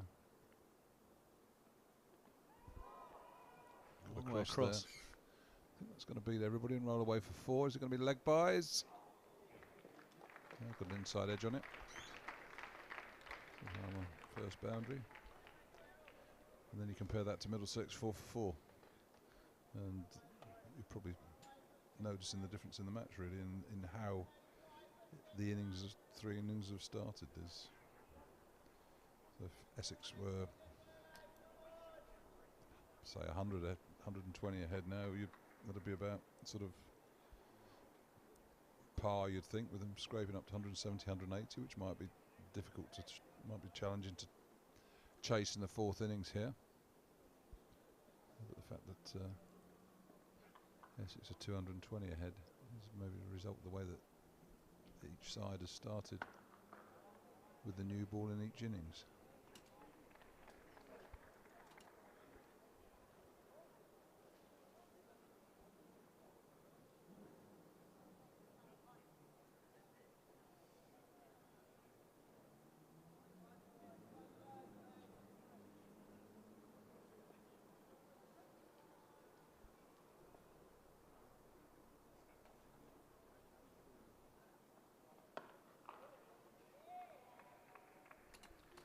Got a lot of in-swing before lunch, Higgins, with that older ball, or that previous ball, I should say.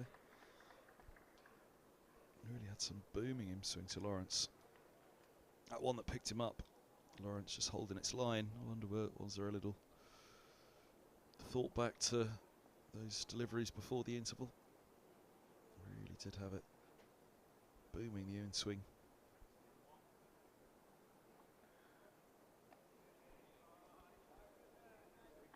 Quite darted one back down the slope after lunch as he did before.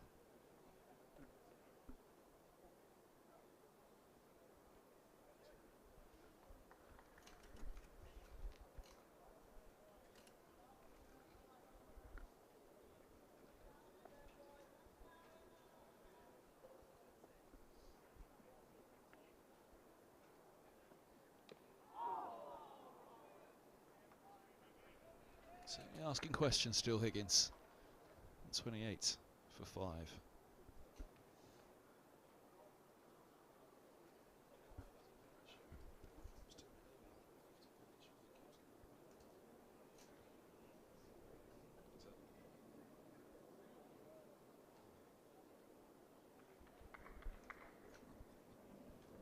Just getting sledged, he received a text from Paul Douglas, Sunshine Garden Centre, who's away on holiday. First time he said he's missed the first day of the season at Lord's for quite some time. But it's sort of perfect holiday. He's got the barbecue on. Loves a barbecue, Paul. He's got the cricket streaming on the TV. Just as the commentary's a bit dodgy, that's all. Thank you, Paul.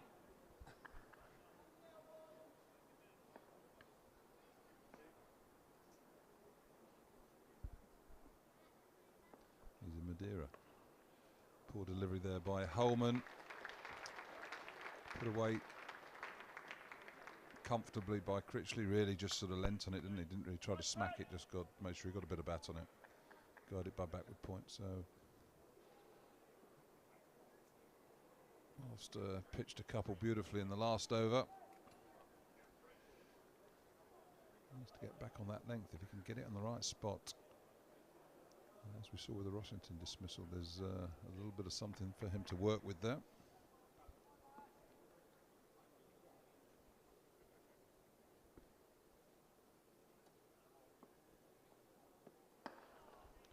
Yeah, as well as he landed them in the first innings, he struggled in the second here, Holden. Really were slipping out on him.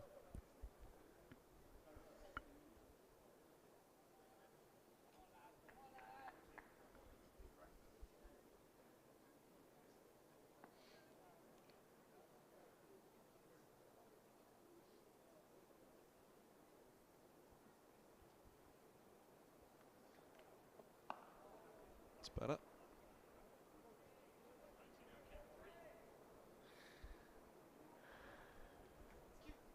Leave it there or thereabouts. It certainly won't be easy to get away for Essex, that's for sure.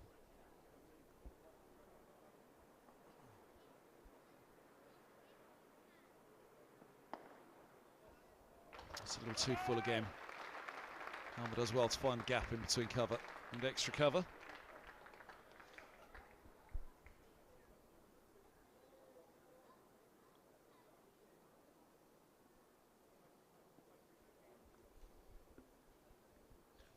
And sort of here lies the challenge for Luke. As you said, I mean, I think a few times last season he sort of had the fielder out on the deep cover boundary, and it's difficult to create pressure then when the batsman, yes, it stops that boundary, but it's difficult to create pressure in bowl maidens when batsman can just sort of nudge the ball into the offside and take a comfortable single. So he needs to get used to bowling with the outer sweeper on the offside.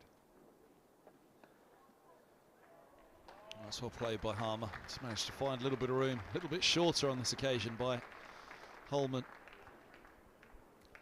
141 for 5, lead 237. So after the joy of the previous over and a very good wicket, 3 boundaries in this over. Just got short there again. Good shot by Harmer, timed it well. Holman had 2 overs, 2 overs for 2 runs at lunch. Bowled 6 overs for 30, so 4 overs. He's got 1 wicket, but he's going for 7 and over, which is too many. Toby Roland Jones will be very aware of that and wondering how long he'll keep Holman on for. Helm was warming up in that last over. Let's have a look now. Is he still doing the same? Oof, there's that in swing. Only 2 straight, good take by Simpson. Yeah, Helm was warming up, it seemed, in the last over. He hasn't had a go from the nursery end in this innings yet. He's warming up all right now.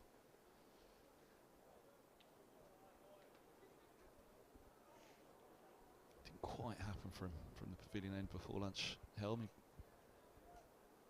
he grooms it pretty well. Higgins just put deep square, well, move square leg back to deep square leg. I think that's to give him a little bit of cover for the in-swinger. Which he obviously fancies bowling at Critchley. It's going to be a mixture of out there off stump, keeping that line. Don't get too greedy with your in-swinger, don't start it too straight.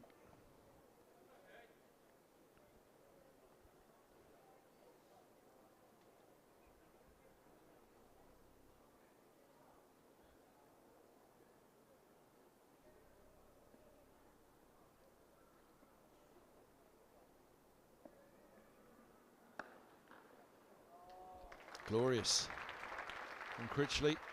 He's into the 30s. It's a little bit of width from Higgins, not quite a half volley. Room for Critchley to free up the arms.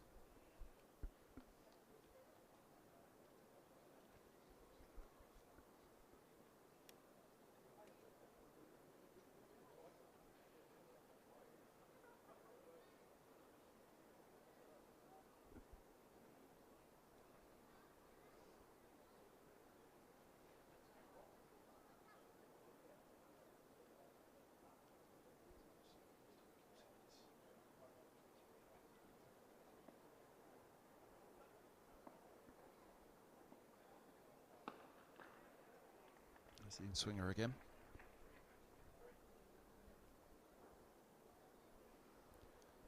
It's been 40 minutes since lunch. We resumed at 10 to 2, 2:30 now, so Higgins will be coming towards the end of a spell.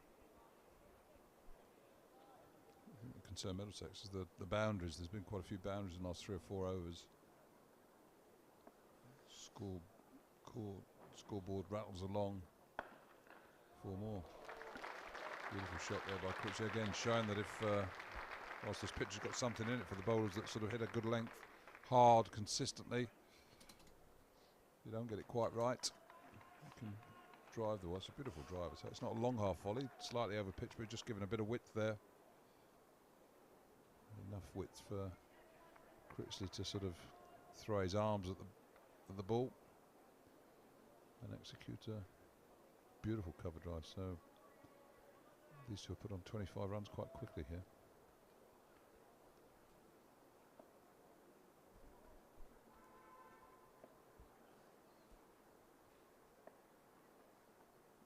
Oh, again, guess one's come back down the slope. Higgins end of the over, 149 for 5. Yeah, the lead 245 now. They never had much to play with at the start of this innings, Middlesex. Here's Roland Jones coming on from the nursery end, so Helm, it looks like he may be replacing then Higgins from the pavilion end in a while.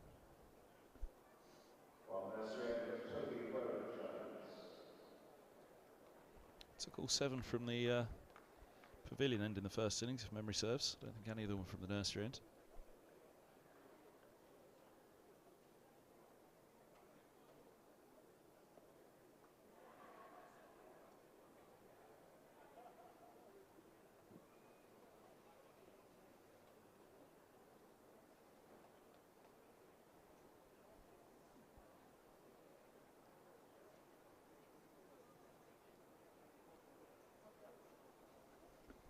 Murtagh shot that, got through an 8-over spell this morning. Picked up those 2 wickets. 2 for 28 for Murtagh. Number 26 so far for Roland Jones.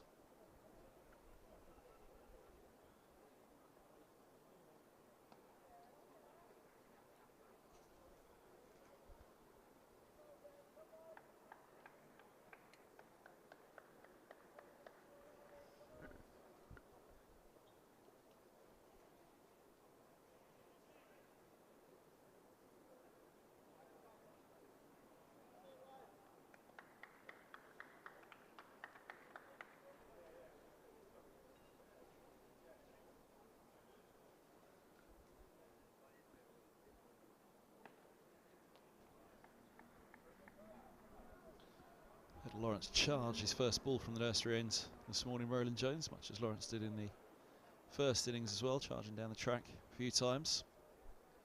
He took his head off actually, straight back over the bowler's head. Roland Jones ducking underneath it.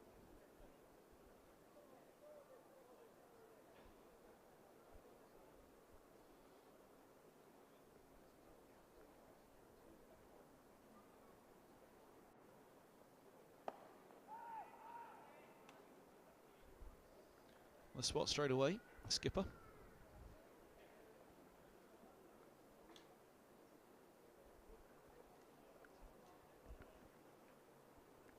Yeah, Roland Jones has sort of slipped into a pretty good rhythm, hasn't he? Would want to improve the new ball, first few overs of each innings. The bowler, it's nice to sort of get into the season, get some overs under your belt, feel that you've got some control of where it's going. Oh, bowled. Great example of that. It's a sensation bowling, sort of running up the way the ball comes out of your fingertips. And when it feels good, you just want to keep repeating.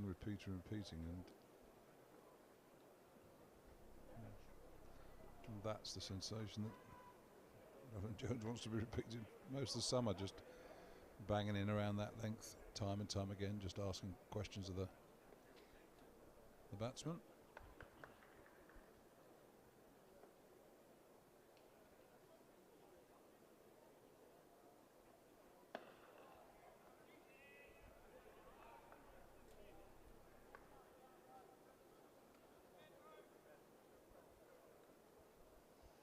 Usually a pavilion end bowler, Toby Roland Jones, but these first 5 deliveries here, he's immediately settled onto the spot he wanted.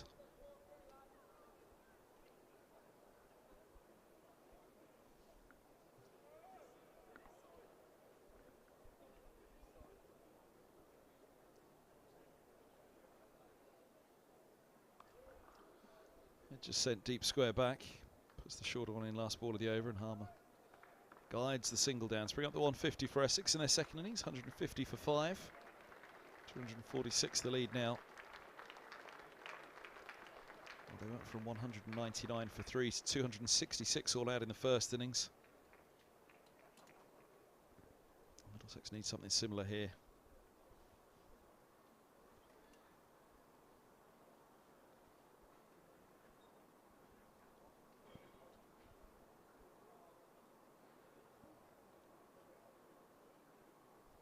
Essex, though, look at that scoreboard and think, well, 24 Brown, 28 Cook, 37 Lawrence, 36 Critchley now.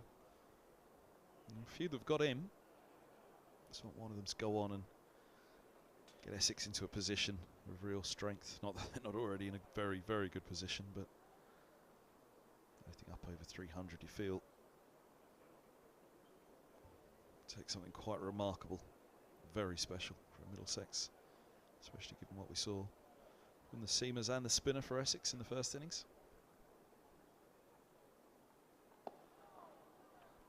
Big step across from Harmer.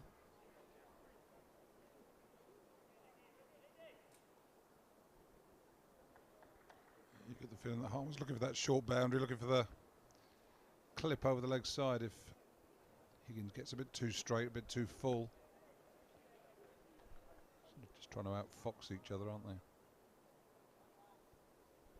Yeah, and he's good for that, Higgins, isn't he? I've seen a change of plan. Simpson coming up to the stumps. Harmer striding down the pitch, really trying to get down the pitch, outside off stump, trying to take LBW out of the equation. Having Simpson up to the stumps means he's got to stay in his crease. Hopefully that will allow increase the chance of maybe trapping him LBW.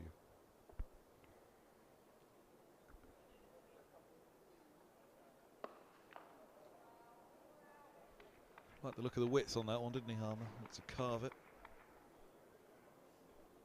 Completely mistimed.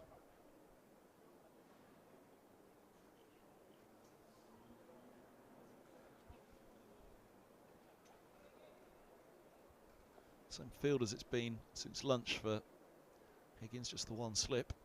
Everybody else well spread.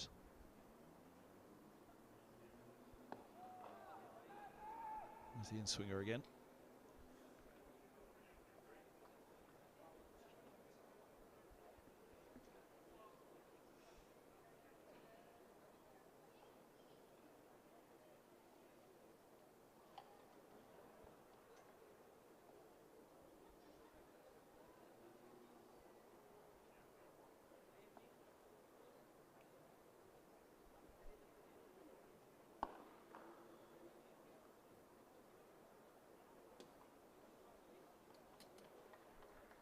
Higgins, just like the rest, all going at threes.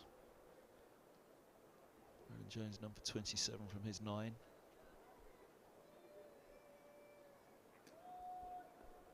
Holden was just getting that little bit more expensive.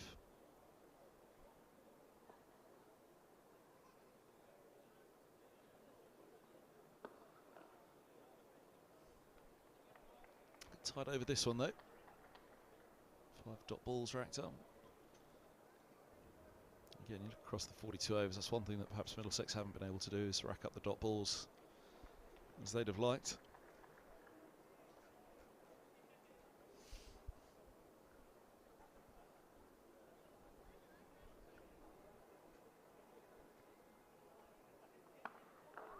Ooh, fraction low. Just dropping the bat down on the outside of stump. Maiden for Higgins it is. 2 for 44 from his 14, 4 maidens. Here's the replay of that one.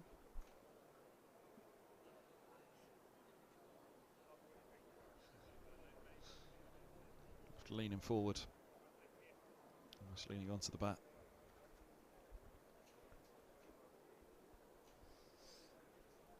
Murtagh warming up at mid-off.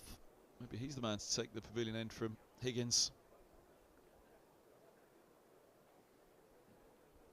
Is that an ice cream in hand there? Maybe a coffee cup.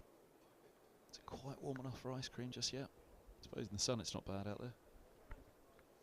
I think if you're out in the sun and out the wind, you'll be quite nice up there, to be honest.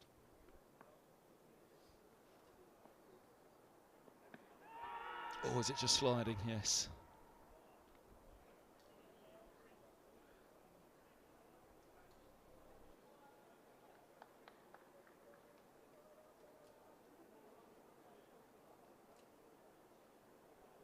It's hidden up above the knee roll as well.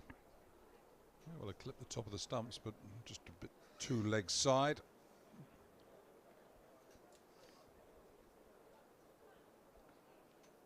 Angling that one back up the slope, Roland Jones. He got some nice shape in that last over, didn't he? He was landing them well. It's going down the slope. Oh, nice opening of the face. Beautifully timed by Critchley. Just checking the shot. Quite get the boundary. It's a really good stop. Max Holden flicking it back in. Very well done.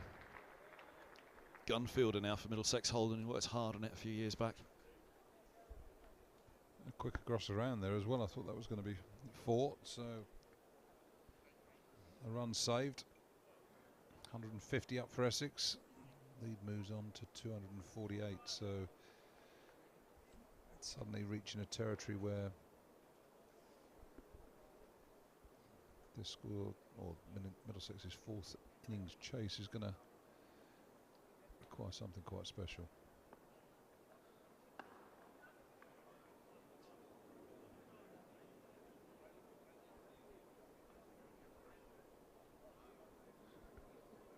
Harmer on strike. Yep, they'll be chasing the biggest score of the match to win now, aren't they, Middlesex? Barring something very freak for the next 5 wickets. 266. Essex racked up in the first innings. Middlesex all done for 170 in reply.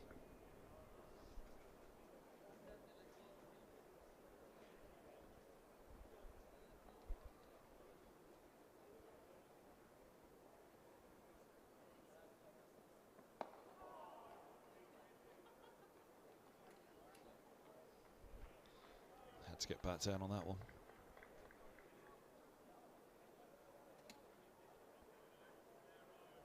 Get another step across. Harmer's available for South Africa again now, isn't he?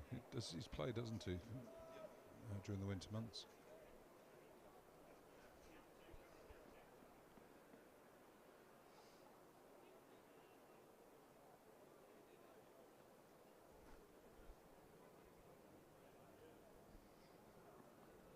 Oh, now he just took the body, did it? He's through the shot.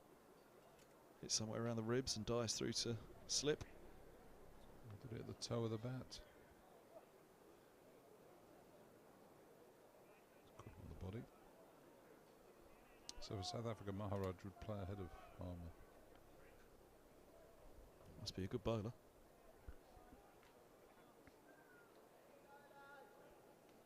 Middlesex won't find out this summer though.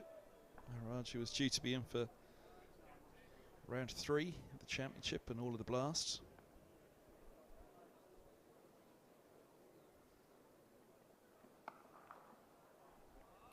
Steered away, just a single. Leads 250.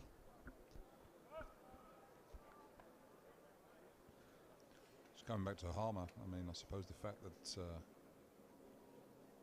whilst every international bowler is respected, he's not got a name in international cricket for ripping through sides and winning games of cricket, yet in county cricket it's been devastated, hasn't it? So it does sort of highlight maybe the pitches and the quality of players that you're playing against. I mean, obviously you expect Test cricket to be higher quality than domestic cricket, but the fact that Harmer has been one of the most dangerous bowlers in county cricket here for 6, 7, 8 years now, hasn't he, really? But he's not really, I would say, one of the most feared international bowlers around. No, and much has been spoken about the pitches there in county cricket for spinners nowadays to develop. Harmer's done all right, then. Well, yeah, Chelmsford is a pretty good place. I mean, they'll pretty sure they'll make sure the ground's there, or the pitches they play on will have a little bit of something in it. And I say we've seen this. I suppose people say, "Oh, hang on, how's a pitch turning in April?" But in an attempt to get the surface dry, you get a bit of a crust, and a crust is something that might get a bit dusty as it dries out. So it's a thin layer of there's no real substance, no firmness to the pitches, and therefore you get some grip on that. But Harmer got huge hands, gives the ball a real rip, and we certainly saw with the dismissal of Ryan Higgins in the first innings, the fact that he pitched the ball quite wide of off stump into the footholes created by bowlers bowling around the wicket, and for a lot of bowlers that's far too wide, but for someone like himself who spins the ball prodigiously, he can bowl 18 inches outside off stump and still get through the gate and bowl people. As Ryan Higgins knows well. Most fluent of the batters, I thought, in this match so far. Higgins really batted well. Done by an absolute snorter from Harmer.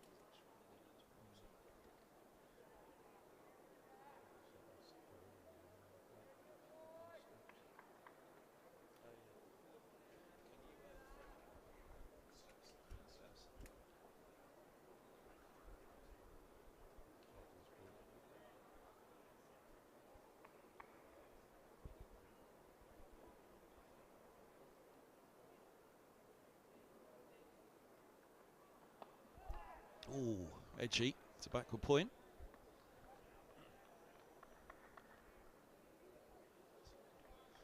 He sat nicely at the back of the pavilion there for a few moments. Sam Robson. Joe Cracknell's back on as a sub-fielder.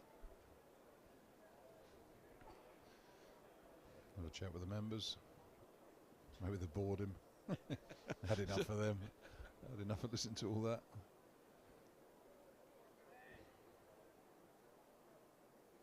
He's a great man for a stretch, isn't he? Always see him in the field. He's got some stretch going all the time, Robson. Good for Murtagh. Maiden on his return from the pavilion end. 154 for 5. Robson back on. Cracknell will be making his way off. I think he's staying out. It looks like Holman's. I've been doing my stage 2 umpiring course this winter. I'm going to do some umpiring this summer in the Middlesex County Cricket League, and a lot going on for an umpire. And certainly in county cricket, where the players are on and off like this, you're supposed to keep time, penalty time. So if you're off for 10 minutes, you can't bowl for 10 minutes, type of thing. Just sort of wonder whether either of the umpires there have made a note, or whether that is now the role of James Whittaker, who's the match referee, isn't he? Or Where's he sat for this one, actually? I hadn't thought of that in this game, the third umps. Match well, ref.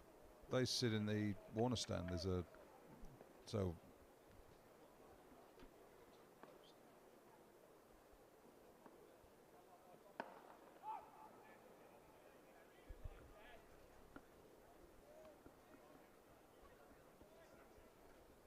looking at the Warner stand to our right there, you see the top tier. Underneath the top tier, there's sort of glass at the top of the glass fronts at the top of the stand there are Pelham's West Restaurant.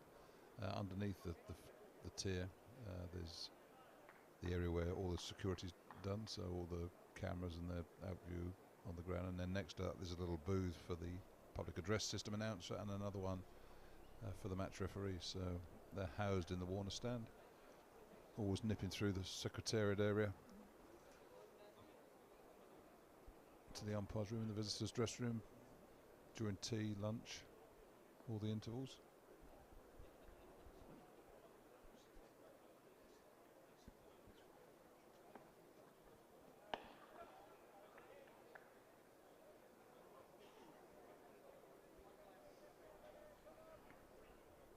It's always been interesting at Lord's, actually, that the umpire's room is behind the visitors' dressing room, and there's always wonder what goes on up that end when you're in the home dressing room, sort of umpires being chatted up by the visitors, putting them under pressure when there's bad light or something like that to suit their match situation.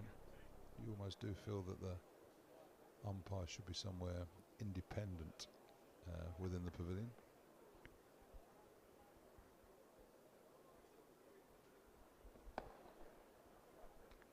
Where was your office? Would it have been big enough to house the umps?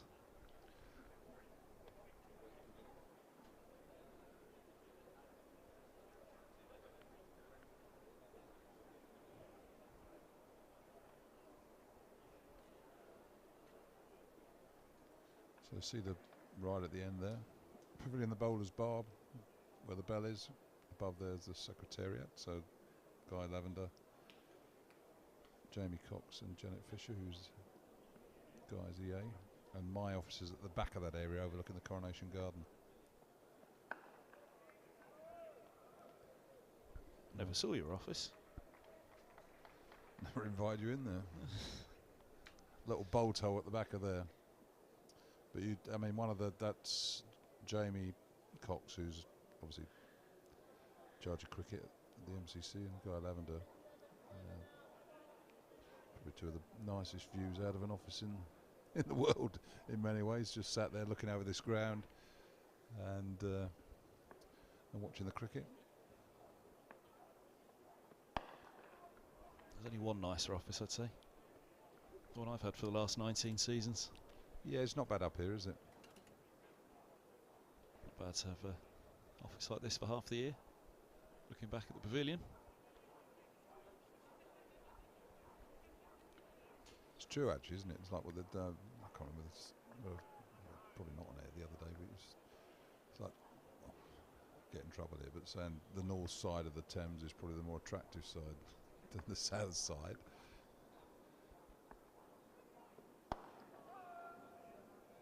Being from Middlesex, you're bound to say that, because the north side is sort of Middlesex's territory rather than Surrey's. But to see the north side in its glory, you've probably got to live on the south side, haven't you? Looking over. So it's the same here. So to see the pavilion in all its glory, you need to be up here rather than work within it. Yeah, exactly. Yeah, that's a lovely vantage spot here in the media centre.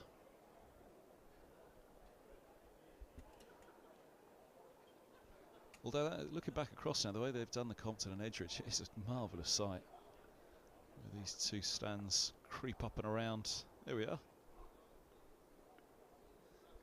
Where the two stands creep up and around us up here.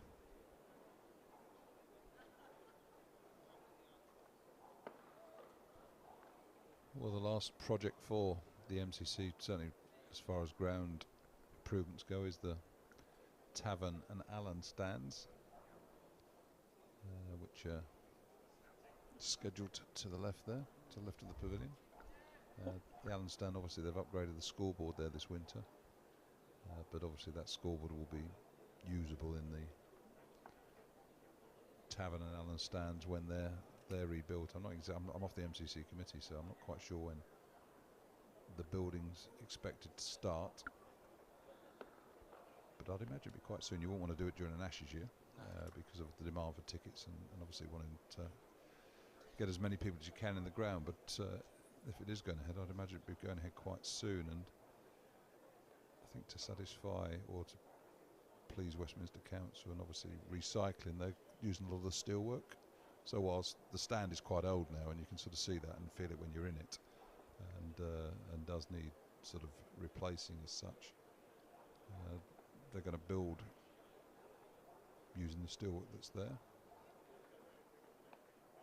Good to hear. And seen some plans for it. Looks really good, actually. I mean, as you say, if the MCC do something here, they do it properly, don't they? You look at the stands that have been built, and they're all stunning bits of architecture, and really sort of add to the Lord's experience. And whilst the new stand there will probably put 2,000 or 3,000 more seats in, and it can't go any higher than it is. I think for residents, local residents' reasons. But one thing was interesting, it's almost as the stand goes up, then suddenly the flats behind go up, so that people so that they still can offer a Lord's view. I always remember the new block going up.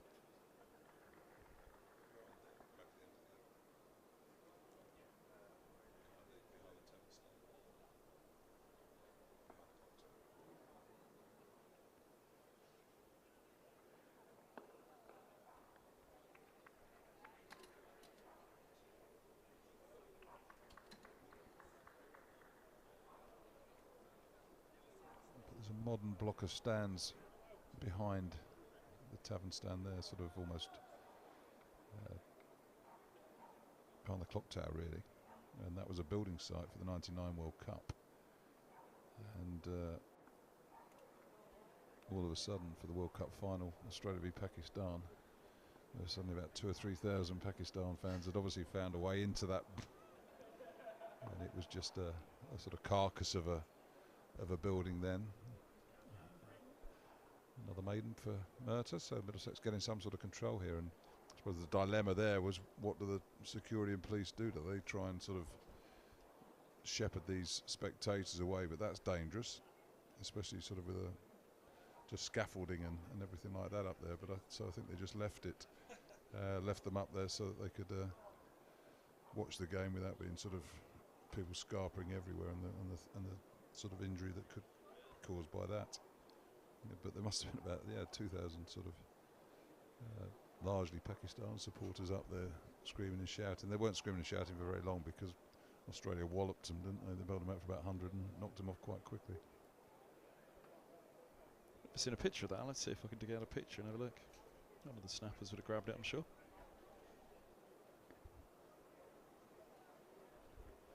What'll they do when they finish Lords? Tavern and Allen done, that'll be it. Done the Warner, Grandstand, Compton and Edgeridge, the Mound. Media Centre will be next. But this fits so beautifully now, doesn't it, in between the Compton and Edgeridge, that... And this was 99 World Cup as well, wasn't it, that this was open for the Media Centre?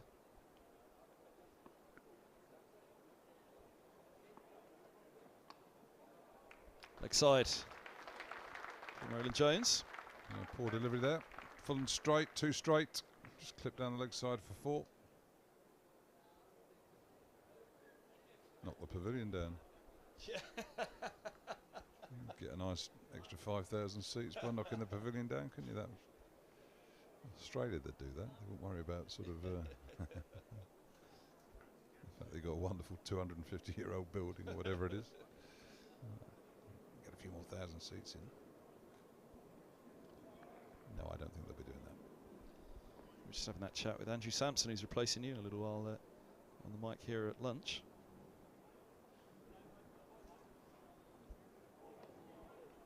Big statistician, didn't realise he's a big baseball fan as well. He was saying that the Boston Red Sox, is it? They're the last one that have an old, really old stadium. All the rest of them have been demolished now, these new mega stadiums, but in Boston they're clinging on to the old stadium, which retains all of that last century charisma. Well, there was that quiz, isn't it? Oh, not quiz, it's sort of nice, it's a quite a sweet little question. It's sort of, what's the oldest thing at the Melbourne Cricket Ground? It's the floodlights.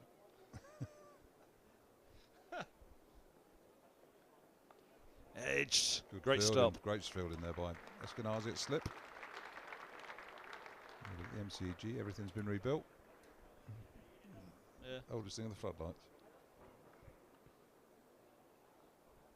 Look at that. Really good stop by Eskenazi.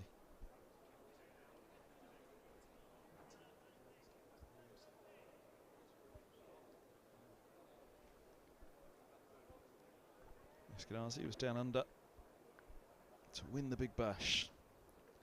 Two in this match then, big winners in the winter. Adam Rossington winning the SA20.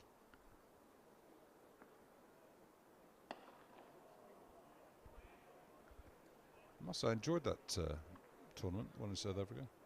I didn't see much of it actually. Yeah, I watched more of that. I mean, the Big Bash, it's...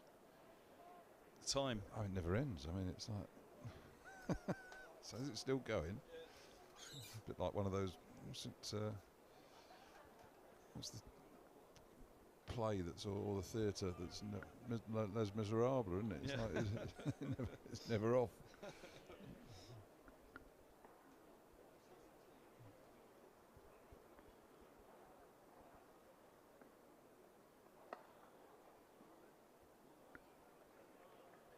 But yeah, the South African T20 competition went down very well. Good crowds, a lot of interest, and I think it was a pretty good tournament actually. Saw off Owen Morgan. That was his final It was, hurrah, yeah. wasn't it? You seen him recently? Can't remember. I have done, but I can't remember how long ago. Is he away at the IPL at the moment? I saw he was on in a commentary box somewhere. Yeah, he'll be doing commentary there. Slipped smoothly into the commentary.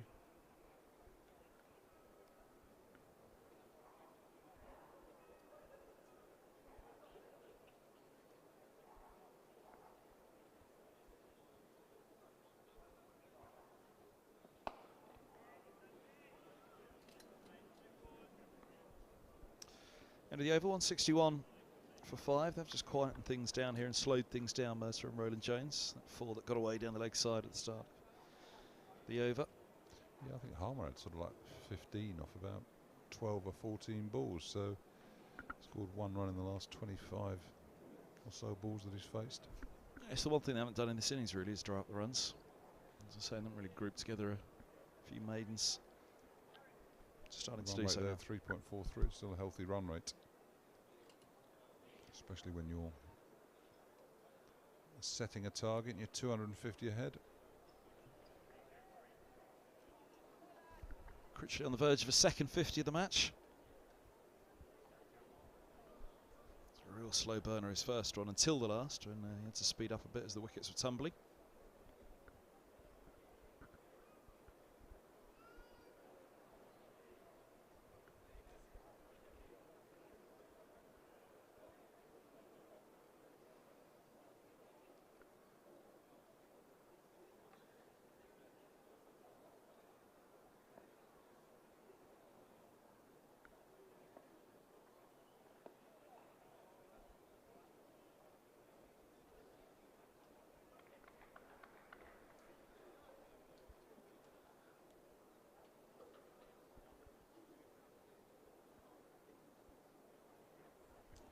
get a bowl in the first innings, did he, Critchley?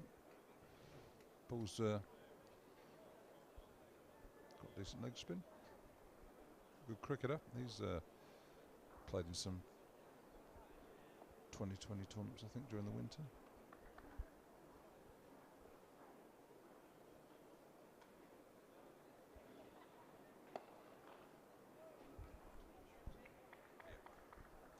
He bowled quite well for Derbyshire against Middlesex at one point, didn't he? Was there a little murmur? Were you still in charge then? Was there a little murmur about whether Critchley would be interested in a Middlesex move? There was, I think he was, I mean, he was, it's funny, I got a phone call once, well, a couple of times, or contact with Stuart McGill, the Australian leggy. I think Critchley played for his club side, grade side in Sydney. He was sort of suggesting that he was looking to move.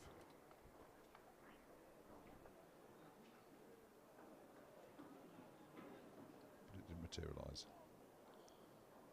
We haven't got any wedge. And you had Luke Holden. Yeah, that's right.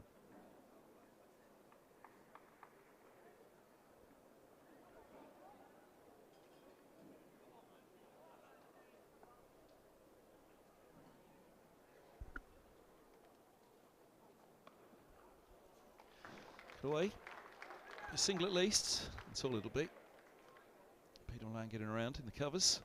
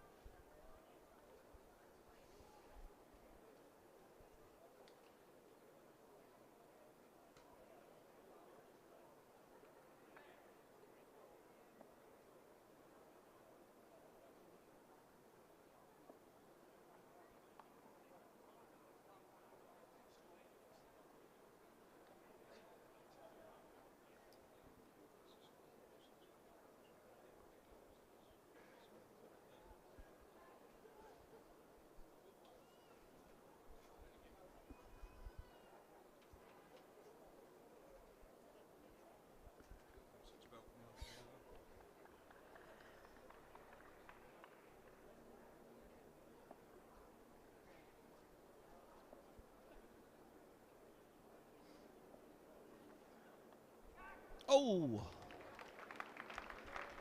Try a catch. Goes past Eskenazi. And Critchley has a second 50 in the match, but let's have another look at that one though. It's only 2 deliveries, 8 fours.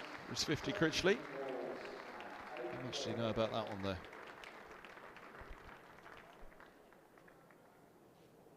Semi-run down, 2/3 edge, wasn't it? But it's been another good display from him. 4-run partnership.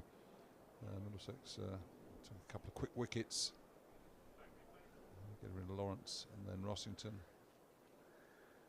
Yeah, this sort of semi-run it down. I don't think it would have carried to second slip. And enough pace on the ball. Middlesex balcony there. Peter Waxman, physio. Martin Anderson and Joe Cracknell showing the 12th man duties. Talking rubbish. Enjoying a bit of food. What else is sharing there? Is it a chocolate brownie? Biltong, something like that? It's protein bars, wasn't it? Something like that. Never stop eating, young sports people. Biltong by the looks of it in his hand there, is it?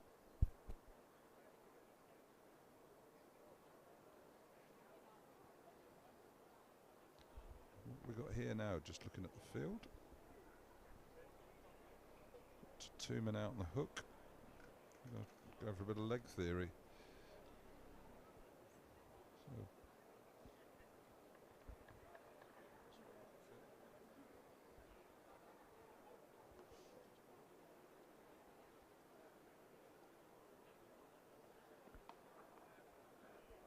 it's the hit first ball, it's guided for a single.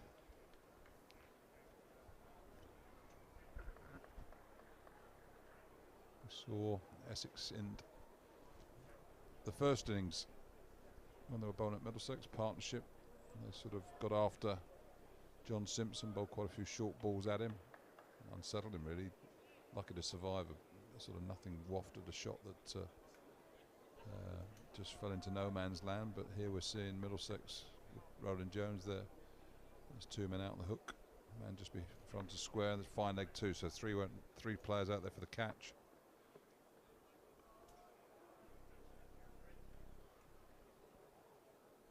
Here's the short one. Well, Essex tried this against Simpson, didn't they, yesterday evening? Banging it a bit short against him, see if they could bounce him out. Well, it almost did unsettle Middlesex, really. You felt that tactic, although it didn't get Simpson out. The ploy sort of suddenly changed the feel of the situation, and Harmer then dismissed. It was Cook, I think, wasn't it? It was after. Cook was the one that was bowling the short stuff. And in the middle of that, Harmer bowled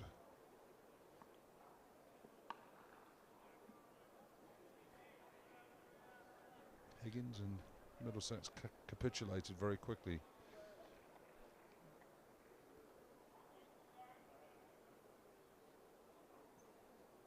So whilst the short stuff might not sort of necessarily lead to the wicket, it might just sort of change the way that a batsman looks to play, sort of takes him sort of maybe out that comfortable little position he's in, sort of mindset that he's in, suddenly starts thinking about different things.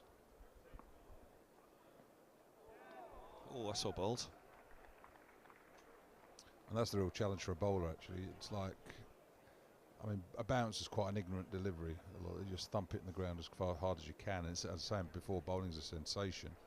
And you sort of, that's obviously the sensation that someone like Toby Roland Jones has repeated and looked to do for most of his career. But to suddenly sort of thump it in the ground halfway down and then go up, it's people might not think it's a major difference, but it is a major difference in the way that you're trying to use your body. Another short ball there, got away. Milan stopped the ball. Dive and stop. I think he's a bit reluctant to dive these days, having injured his hip during the winter months fielding. His knee got stuck in a soft surface and damaged his hip. I was wondering about his position out on the boundary rope, but I seem to remember it last year as well, though, that he was often in the deep. Milan, unusual for a top order batsman to be found grazing down at long leg. Yeah, he's not the strongest of arms, has he?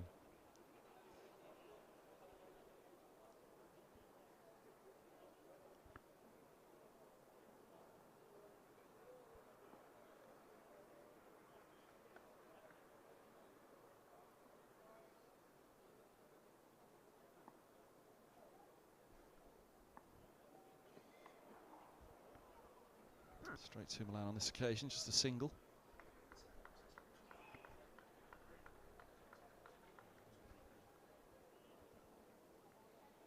Bit of short stuff. I don't think Murtagh will be trying that. Not with the short boundary on the leg side. I suppose the only thing that the stands will do is stop the ball going out the ground. Well, poor old Mertz, he got put on top of the grandstand by Kieran Pollard all those years ago in a T20 here, didn't he? Wedged up there, I think it did, in the metal framework on top of the grandstand. Can't remember if that was the same match that Pollard put Udall over the top of the pavilion. I think I got hit over the old grandstand. I didn't play within this. Oh, did I? Remember which year that the grandstand was rebuilt. Actually, I would have played in front of the new grandstand, but I just remember when the old one was being knocked down one summer, Gat sort of again suggested we try. I think it was Anthony Wright, Tony Wright, who played for Gloucester. She was quite a good hooker, and I was bowling from this end, so from the nursery end, it was that's chuck a couple of blokes out and test him out on the hook, and I did that, and a couple went flying into this building site. The ball was coming back with bits of brick on it and everything, and came on after lunch, changed end, started for a normal spell, and John Carr had put an airmail sticker on the ball because the ball had gone sailing into the distance and out the ground or over the stand. So yeah, you probably get done for ball tampering now for doing something like that. But it's quite amusing. Suddenly get throwing the ball, airmail sticker on it.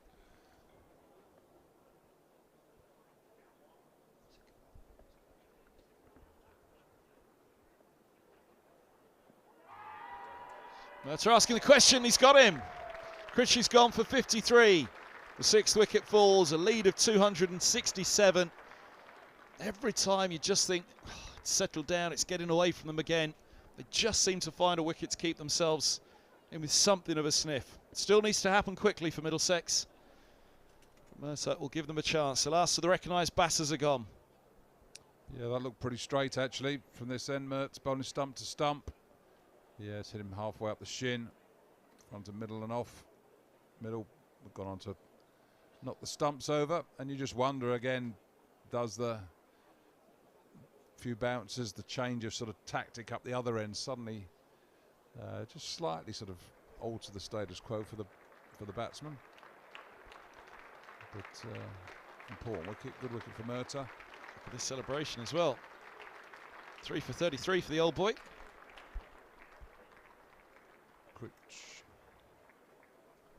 Critchley's gone, so yes, as you said, the last recognised batsman. And Middlesex will be hoping to get through these next 4 players without too much fuss.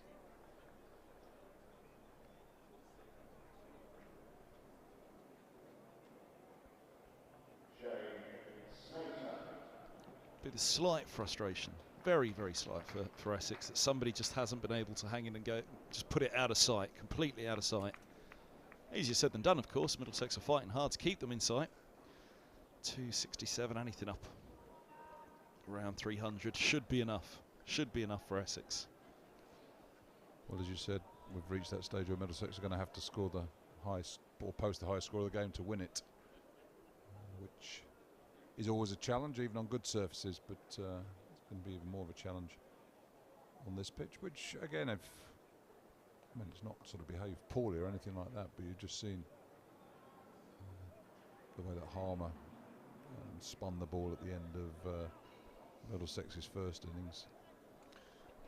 And again, getting through that new ball spell, testing spells that you would imagine Porter and Cook will produce. I fancy B for Middlesex, that top 4. Some very good players there for Middlesex at the top of the order. A great deal of pride, a great deal of experience, international experience as well. One of them will really fancy trying to get in and get going and get it a good start. Try and take a chunk out of the score, out of the target. Long way off yet, still 4 wickets to take.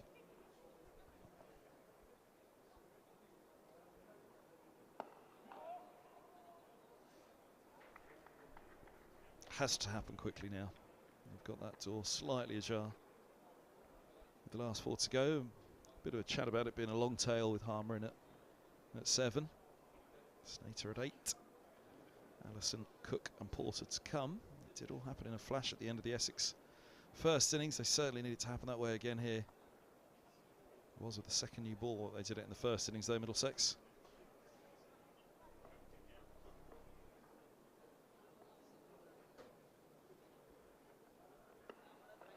It's nice.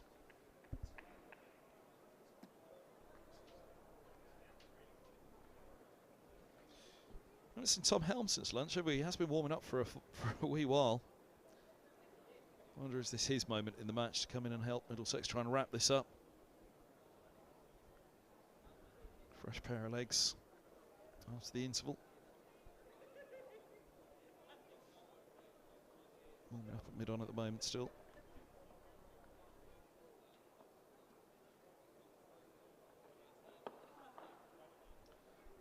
Straight back into the stumps at the non-strikers end, just to flex through. In fact, did it take them? I thought it was going to. I'm not sure it did actually. I'm not sure if it dislodged the bail at all. 171 for 6, end of the over. So Critchley's done for 53. Gus is done as well. Hopefully some good news when I see you again from a Middlesex point of view, that they're in with a chance in this. See you soon. Thank you, Gus. He's back off to his office that he's never invited me to. I'd imagine it's a bit like a trip to the headmaster's office, though.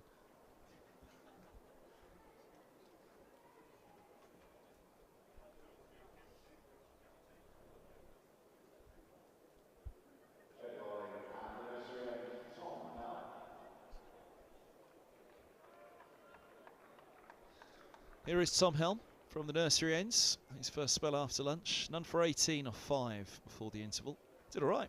A couple of loose balls, a couple of 4 balls, but overall he grouped them nicely and was trying to build some pressure. Can he be the strike bowler to see this off at the end? Can snare Harmer, who's been out there for 45 balls. Oh, goes to the short one, straight up. That same fields on the onside as Roland Jones had as well to bounce out Harmer. This one's through to Simpson. Down the leg side.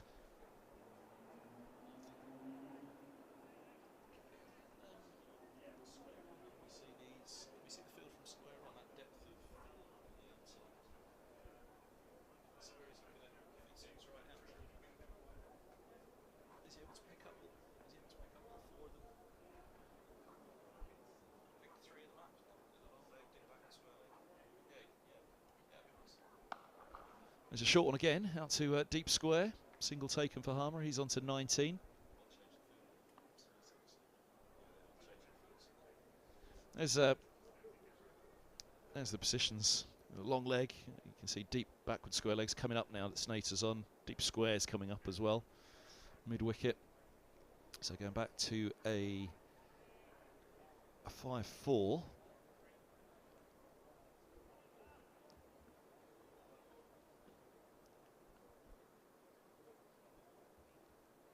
What was a 4-5? I don't often see a 4-5 field. They're up and in front of square now. Well, 3 of them. Still a long leg in place for Helm Snater.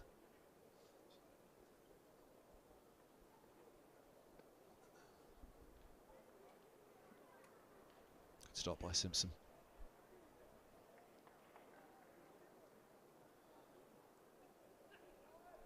Snater snared early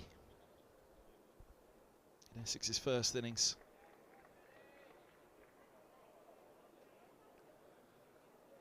Part of that collapse that ushered the end, had the Middlesex tails up, but then came the stunning start from Essex with the ball.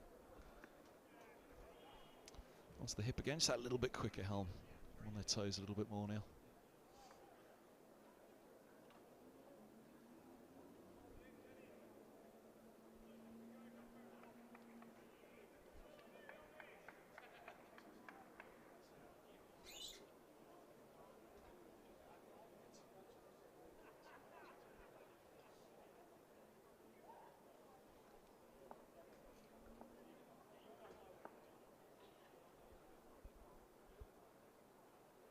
Oh, just followed that one. Little swish at it. Snater.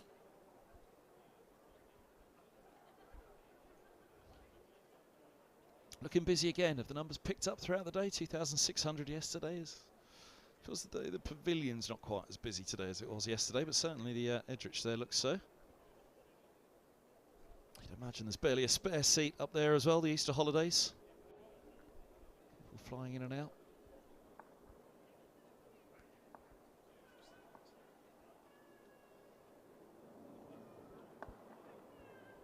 Double turn the over, just the single off Helm's first over back. Number 19 from 6 now to 172 for 6. So 268 the lead. And yeah, it was Snater, as I say. It was one of those who slipped quickly in and out again in that Essex first innings, and then came the for 4 for 4. The 4 for 4.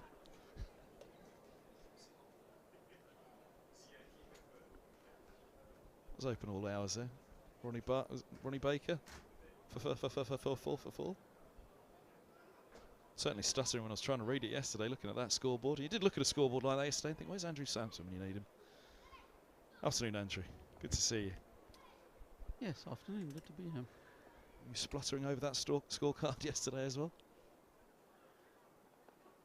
Oh, edgy. It's back with a point. I'll pick up pick up a couple. Helm moved to 21, 174 for 6. Well, I was spluttering over the database, looking at stuff from that scorecard, obviously. Certainly quite interesting. Well, top 4 batters all getting ducks. No runs off the bat when it was 4 for 4 out. The 2 no balls, I believe, to go with the 4 ducks. That's right, so the scoreboard did read with 6 ducks in a row, with 2 not out batters as well, Higgins and Simpson. Yeah.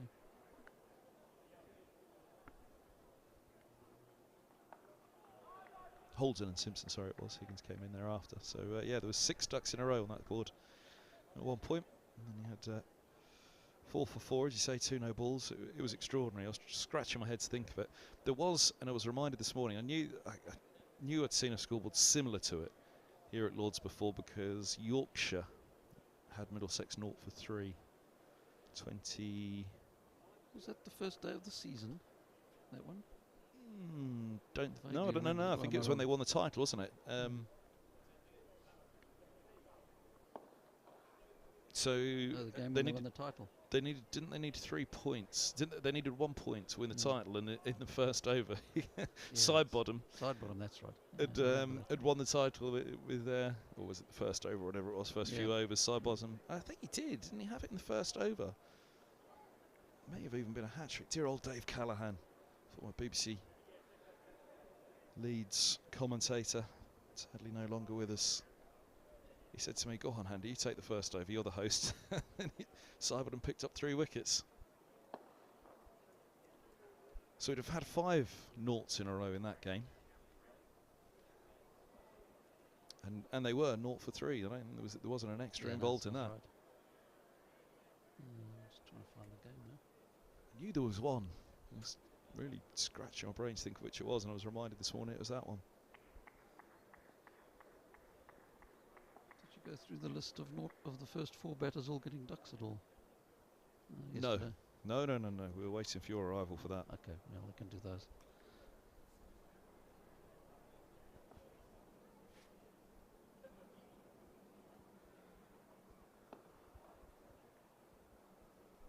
Single more for Harmer on to 22.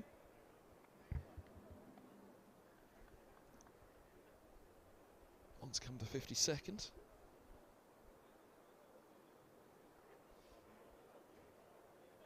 Yeah, I had to go back and find that Yorkshire match.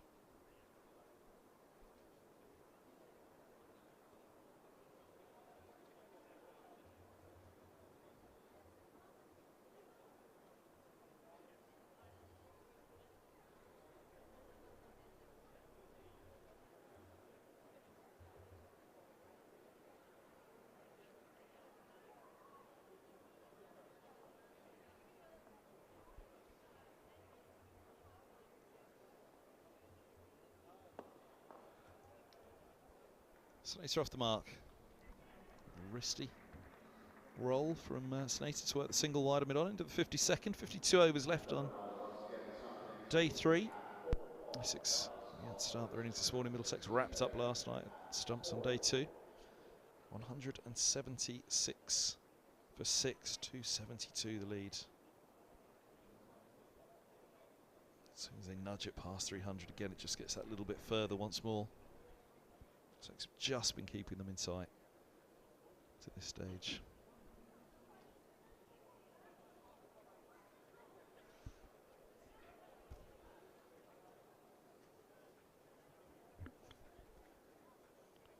Struggling to find that game because it wasn't the last. It wasn't the Yorkshire. It wasn't the last game of the season. The 2016 one. No, it wasn't the 2016 one. That was the Middlesex win. So it would have been 2014, 2015. Lovely from Helm.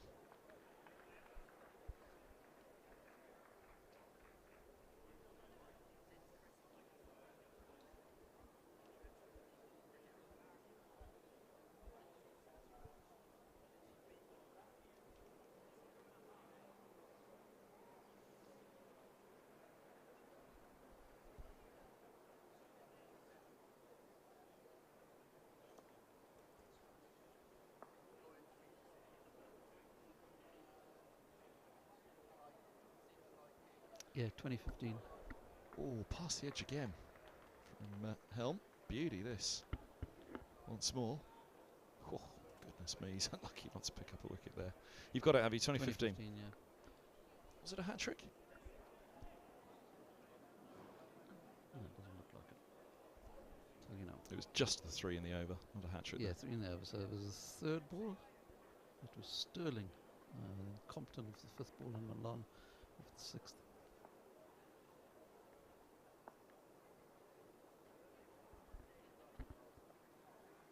Oh, wow. Has he got him this time?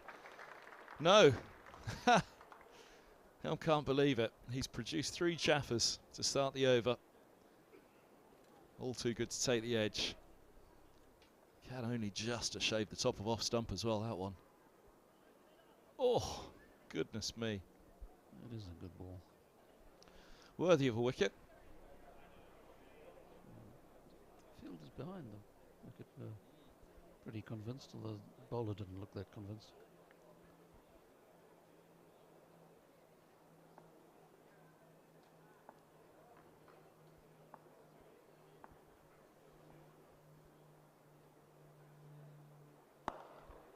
There's your response. 4 down the ground. A use of the feet from Snater. Snater can't cut it off. Snater's batting came on quite a lot last season, didn't it? I think it had to, the way the middle order performed last year for Essex. Oh, yeah. Plenty of opportunity. He did it that one hard, and yeah, he had plenty of opportunity last season as well. First 4 batters making ducks in an innings in County Championship. Yesterday was only the 4th time that happened in County Championship history.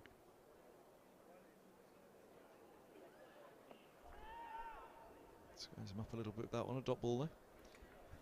Which is a long history, as you know, since 1890, well over 20,000 games.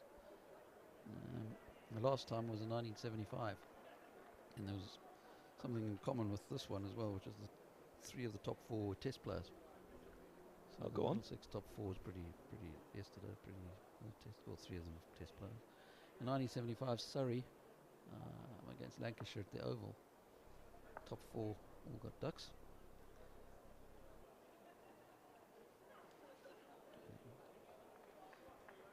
That top 4 was a pretty decent one. John Edrich. He opened with Lonsdale Skinner. I don't know if you remember him at all. He was the non-Test player out of the 4. Wicket keeper. He played about 5 or 6 years for Surrey. And then number 3 was Jeff Howarth, who captained New Zealand quite a lot. And number 4 was Yunus Ahmed. He didn't play a lot of Tests for Pakistan. He did have an interesting stat, though, of course, having played 1 Test in 1969 and his next Test in 1986. 17-year gap.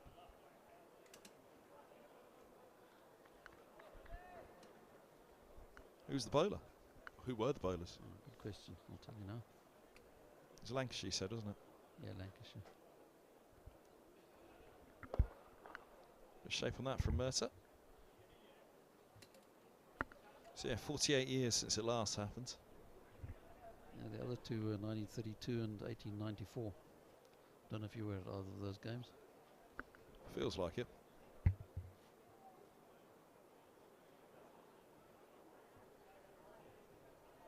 It's only the 2nd instance post-war. Yep.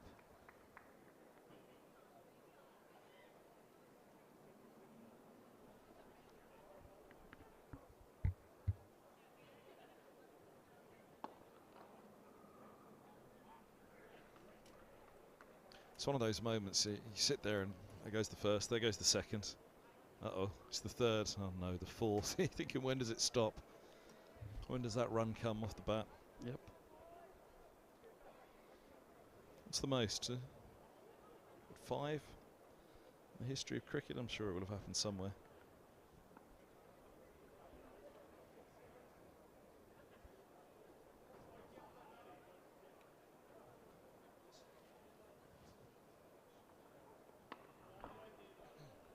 The other thought on that was, well, sorry, 0 for 4. Middlesex were 4 for 4 because of the 2 no balls. Well, Surrey were cruising along at 17 for 4. They were 0 for 1, 1 for 2, 1 for 3, and then 17 for 4 because Graham Roop came in at number 5 and scored a few runs. Bowlers were Peter Lever and Peter Lee, got 2 each.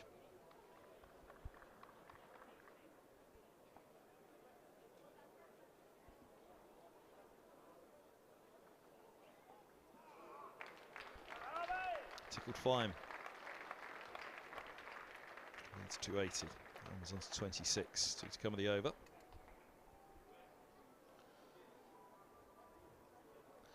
Yeah, the more esoteric stats, of course. That innings of Middlesex's was the fifth wicket fell at 23, so the first 5 wickets fell for 23, and the last 5 wickets fell for 20. And in between there was a partnership of 127. So I tend to look at these kind of things, and the number of innings in which the first 5 wickets have fallen for under 25, and the last 5 have fallen for under 25 as well, and there was a 100 partnership in between. Oh, now just drifting down, I think. No, gone. Finger goes up. Harmer's gone for 26. Murtagh has a 4th wicket, 4 for 41. 184 for 7. The lead's 280. Can they just get this over the line and finish it off and try and keep Essex below 300 in that lead? Was a carbon copy of the Critchley dismissal, that one. Ooh, just clip him. Yeah, maybe that was quite far back when it hit him, wasn't it? So maybe it wouldn't have missed. That maybe would have hit leg rather than missed it. That one looks a little bit more in line, didn't it? But Murtagh, 4 for 41. Roland Jones doing the damage in the first innings. Oh boy, Murtagh doing it in the second. Yet another wicket, yet another 5 for on the line. Just keeps rolling along, doesn't he? Anyway, so I was innings where there've been first 5 for under 25 and last 5 for under 25 and a 100 partnership in between. There've only been 5 of those in the history of first-class cricket. Wow. This was the second one in the championship. A few Essex fans might have remember the last one, which was Darren Stevens and Geraint Jones back in 2012 for Kent against Essex. So Stevens and Jones got the century in the middle of it all. Yeah, they came together at 9 for 5, added 194, and they were all out for 225. Wow. Who did the damage there? Have you got the scorecard? Look at that one as well, yeah. What year was it? 2012. Chelmsford. 2012 at Chelmsford. Let me see if I can remember. Masters? Napier?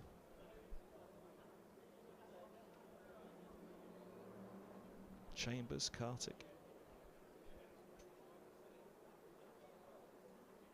Tell you what, if I've just named the 4 bowlers from that year, then I really do need to get a life, don't I? Well, but I'll also be seriously impressed. So there's that. Might be a little bit too late for Napier, was it 2012? No, it might have been. Might have been around then.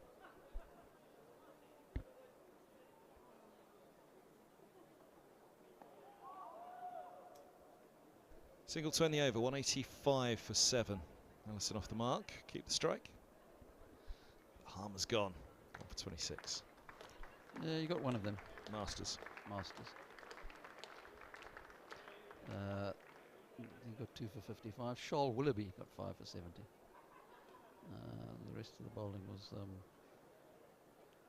Greg Smith, was he? Greg, yes, Greg. It was Ian Smith's son, Ian Smith, who used to be the financial director of Cricket South Africa.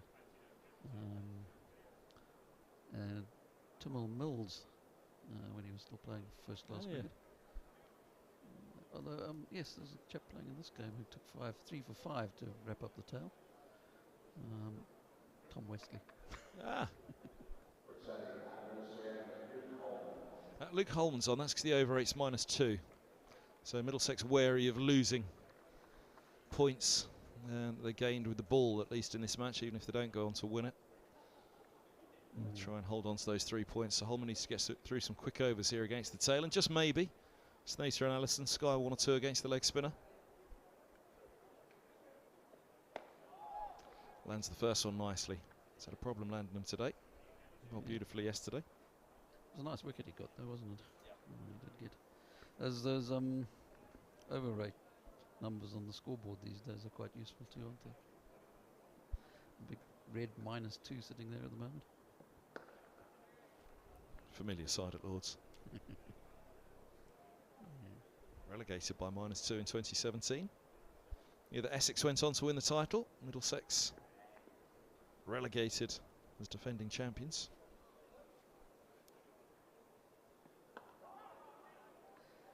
Yeah, it is a little bit embarrassing when that happens, isn't it? And that's not an unusual one either. I think it was the fourth. Exactly. It's happened more often than you'd expect. Nottinghamshire, Lancashire, Middlesex. There was an 8. There was another. I can't remember who it was.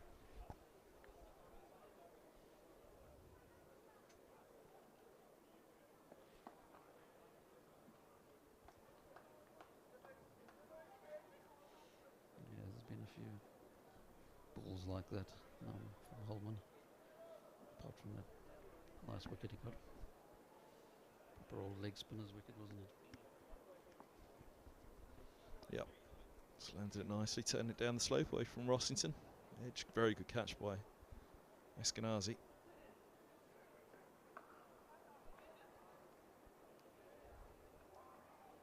On to come of the over.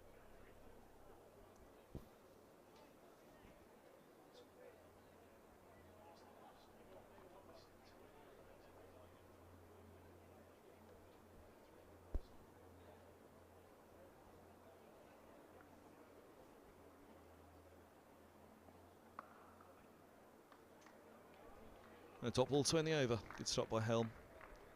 186 for 7, lead of 282. Less than 2. Senator on 5. Andrew Simpson's alongside myself, Kevin Hand in the commentary box. Live from Lords, where Essex are on top. 4th place in the championship last year. Middlesex promoted in 2nd spot behind Nottinghamshire. Long wait. It's felt like it to return to Division 1, particularly for those two.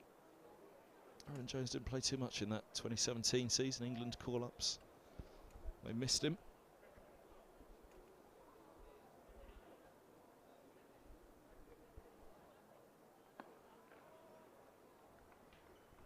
Murtagh up to 928 first-class wickets now. That's thousands. Well, going to happen, look, I don't know if he can play. I mean, what did he got? He got 30 last year from 8 games because he was injured. 30 from 8. Can he do 35 this year, 35 next? Oh, yeah, that might just get him there. 43 by the end of next season, won't he?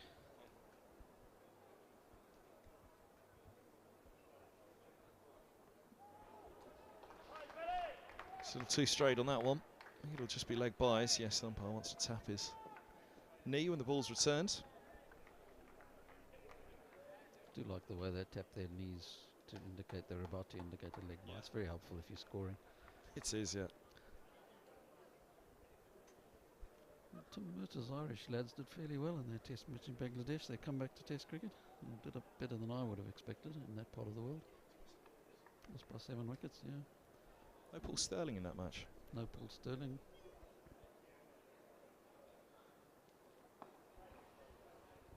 Seven debutants, because that kind of entire era of the entire group of the great Irish era that kind of got them to test status in the first place, it's pretty much all gone now. Yeah, Balburney's still in there, former Middlesex man.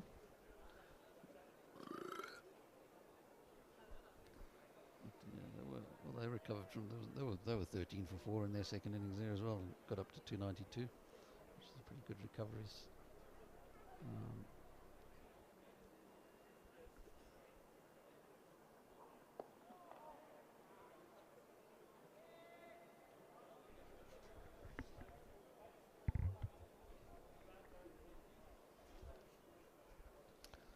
Should remind viewers, wondering when tea is, 4 o'clock it'll be set out again today with overs being made up from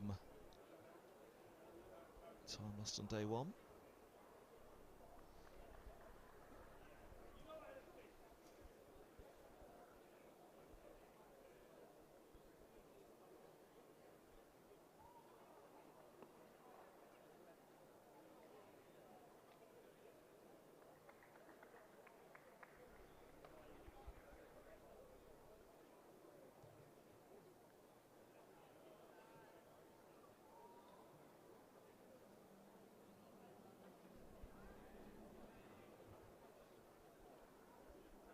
Mercer off the short run. 2 slips in place for the last ball of the over.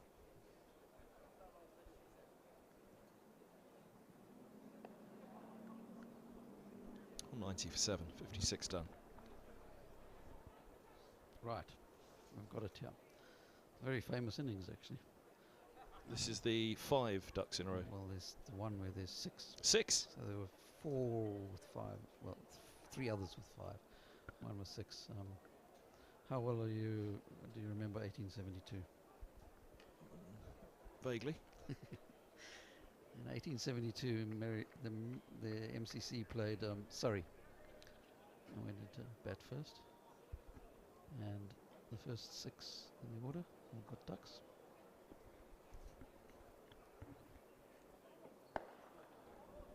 Full bung up from Holman again. Doesn't get away with it this time. It bursts through the hands. I'll take a single. The MCC famously found themselves at 2 for 8. That's not the Australian version. That's the normal version, 2 for 8. What did they finish on? And they finished on 16. So in fact, the first 7 in that innings. No, sorry, it wasn't first 6. First 6 made ducks. Number 7, a chap called Beecher, made 8. Number 9 and 10 got ducks. This is a 12-a-side game. 1, 2, 3, 4, 5, 6.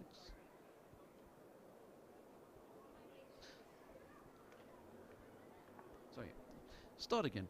The top 6 was right. Got ducks.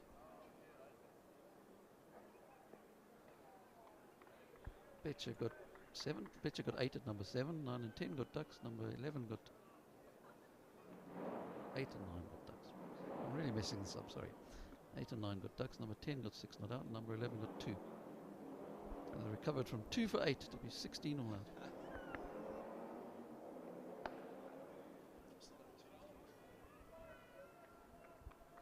Low score in first class cricket, well, it goes back to many years, in the days of underarm and stuff, where a team called the Bees made 6.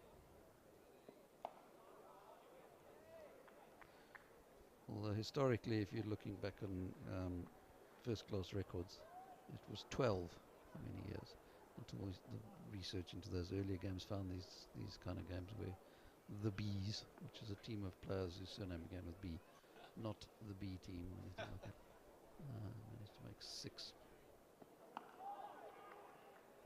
End of the over, 91 for 7, just a single off it. Well, last year was the 250th anniversary of the first-class game, wasn't it? Or certainly the first-class game that they could find a scorecard for. Yeah, it's a game at Hambledon. Hampshire beat England, I think, in 1772 at the good old Broadhalf Penny Down. In Hambledon. Have you been there? I have, yes. Little pub next door, the famous pub next door, which was closed. We went there early in the morning, so the pub wasn't open, unfortunately. Let's find this game. The Bees versus England in 1810 at the old Lord's Ground, not the current one. Dorset Square. All out for 6. Yeah. So I mean, the historically first-class records kind of were kept from about 1864, which was when the first Wisden was. Is Helm replacing Murtagh? Pavilion end and clipped away. Fine for 4. Slater on to 11, 195 for 7. There's a lot of research, obviously, into earlier days of cricket, and they created a list of what they originally called important games, or great games, which included teams like the Bees playing against England in 1810 at Lord's. They managed to make 6 all out in their second innings. Just looking at their team, they cheated a bit because there was a chap called Laurel batting at number 10. All the others, they were Bentleys and Bennetts. Oh, no, they cheated more because there's a Wells at number 3. So the LBWs. And did you say it was an L and a B and a W? LBWs. The LBWs, yes. All the others were Bs. Bentley, Bennett, Budd, Beldam. That's the famous old silver belly Beldam. Lord Frederick Burklock. He was very famous in those days. He ran cricket. He was an interesting fellow, to put it mildly. Bridger, and then a couple more Bentleys and a Barton in that team. believe they cheated.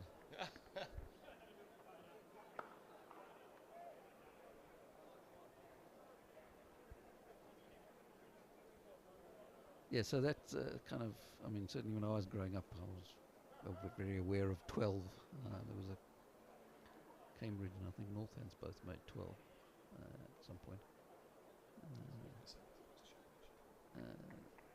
But lowest championship was would be the 12, I think. I'm pretty sure. Let's find that one. The Surrey 14 got a mention. Oh, that was a famous one. At Essex. Yeah, at that point, that was in a top four had 4 for 4. You were starting to worry. Could it be one of those matches? Could it be a 14? Yeah, that's Rock right. was going. Of course, Simpson was put down on 6 yesterday. It could have been a very different story. At 14 all out, they were in danger of beating the 12. That's right. Wasn't the last? Sylvester Clark hit a 4 hit a or 4, Neil yeah. Foster or someone. And the other famous part of that story was Henry Blofeld. Yes. So he's looking to carve it back to mid-on. There's no run. Yeah, that got a mention. He left when the Essex innings came to an end and said, please fill in the blank. Please fill in the blank because there was only going to be another half an hour, hour of play, and so please fill in Surrey 16 for naught or whatever. And it turned out they were all out for 14. You'd have scored for Blowers over the years, hadn't you? Yeah, I did a bit, yeah. I saw him the other day. He was doing his show in Bolton. Went along to that.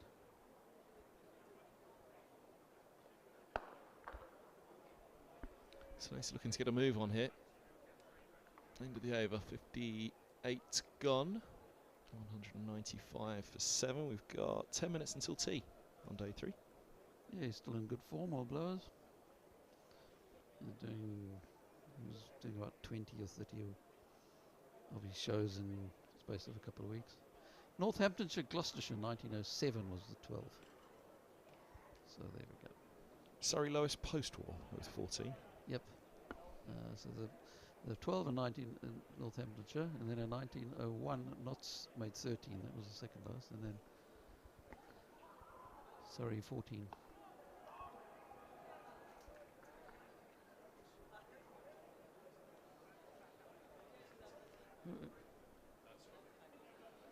We're having a few technical difficulties. That's me. I've just sat on the remote control. Oh dear! Oh dear!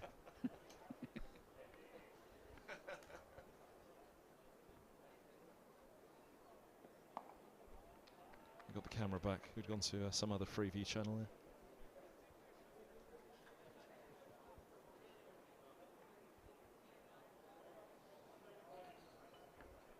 Leeds getting disturbingly close to 300 from Middlesex, isn't it? Oh, we saw that record chase here a few years back. Chris Rogers, that's got to mention as well, and he hit 241. Middlesex chased 472 to beat Yorkshire. That would have been some innings. It was. Angus Fraser was mentioning that one yesterday, saying it was the finest innings he'd seen by a Middlesex batter. Ever? Really? By a Middlesex batter. Yeah, and bearing in mind you've had Langer, Callis, Ramprakash, Gatting. Best innings that he saw. Chris Rogers, sorry, I'm being bad here. Chris Rogers is one of 2 Test cricketers to retire in there. To retire with the number of Test runs being the same as the year they retired in. 2015 he retired with 2015 runs in his Test career. Anisham Gaikwad of India was the other one in 1987. But I'm sure you didn't need to know that. No, I like it.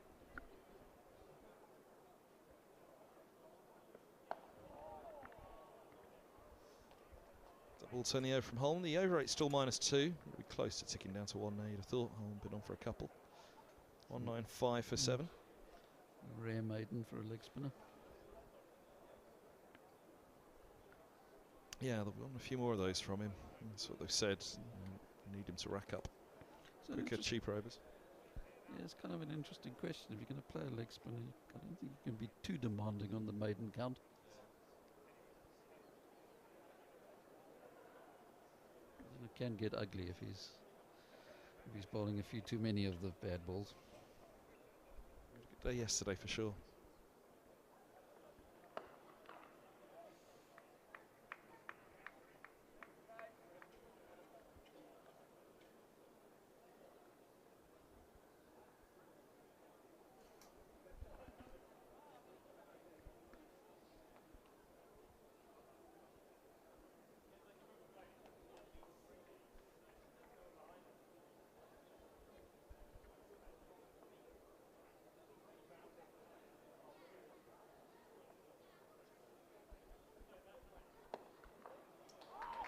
It's nicely clipped.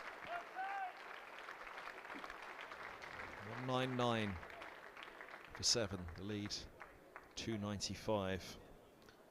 How do these regulations work when there's elongated days? It's tea time, which is normally 32 overs to go before close of play on a normal 96 over day. Yeah, it's set by time. Set by time. So 10 past 1 lunch and Yeah. 4 o'clock tea. You were here quite late yesterday. What have we got left today? Another 44. Yeah, good luck. Oh dear. The lead is 299. Essex 203 for 7. So they will have to make 300 if they want to win. 44 overs is 3 hours. 3 hour final session. Good luck, as you said.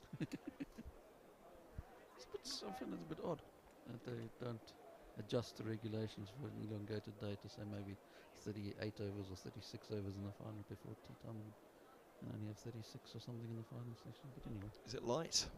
Is it that they think, well, let's get as many in we can and then whatever you can do of the last, because light may or may not come into it. Yesterday evening the shadows were all across Lords. Even though it was a clear blue sky overhead, but the sun was down below the grandstand, so the floodlights are required behind the Warner.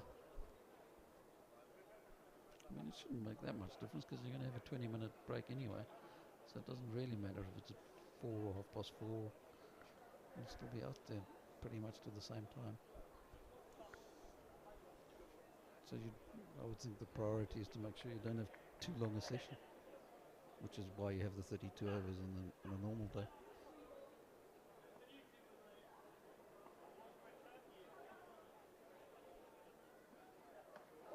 Bowls him. Big swing from Snater. He's been looking to take on Helm, take on the pace. Helm has a wicket in the second innings, 1 for 35 for him. 203 for 8. The lead is 299. How quickly can they pick up these last two and set about it this afternoon? It's a good old-fashioned slog, that, wasn't it? Let's watch the replay. Yeah, came down the slope to him.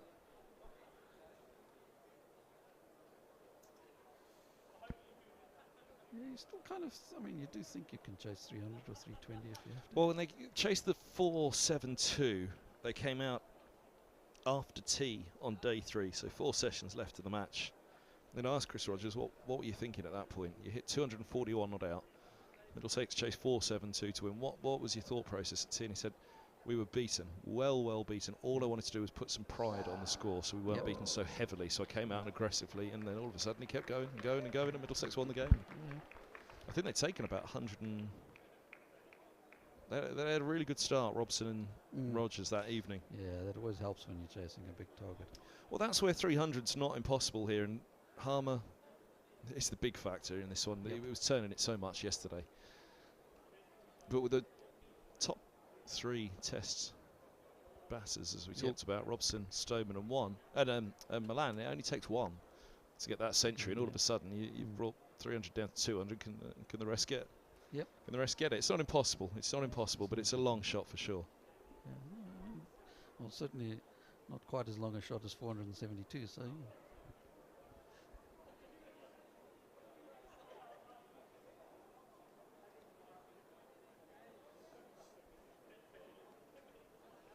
I suppose there's a bit of a difference playing against a team that was in the first division last year, having played second division cricket all of last year. I don't know how much of a difference that makes. It's certainly they're pretty much the same players playing as we're playing last year, both teams.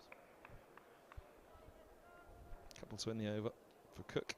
Alison will have the strike, 205 for 8. Yeah. I think everybody said it really. The big difference between Division 1 and Division 2 is you lose a session in Division 1, you're going to struggle. You can't lose them big. You've got to lose them small if you're losing a session in Division 1, and they've lost some big sessions in Middlesex. Yeah. Certainly was an odd scorecard, that first innings. Yeah. I knew there was a bit of oddity in Essex's innings as well. First thing, well, oddity, I say, it was the collapse at the end. Not quite as dramatic as. Well, it was 12 for 87 was the collapse across both innings. Yes. I saw that of 11 players, of which 2 got 8, 1 got 6, 1 got 1, and the other 7 didn't score. Well, the other thing for the Middlesex innings was the partnerships you mentioned. The 2 guys got 50s, Simpson and Higgins. Yep. And then the rest mustered 19 together, yep. and extras were 18. Yeah. Holden's racing between the deliveries here to try and get this over rate down. It's still -2.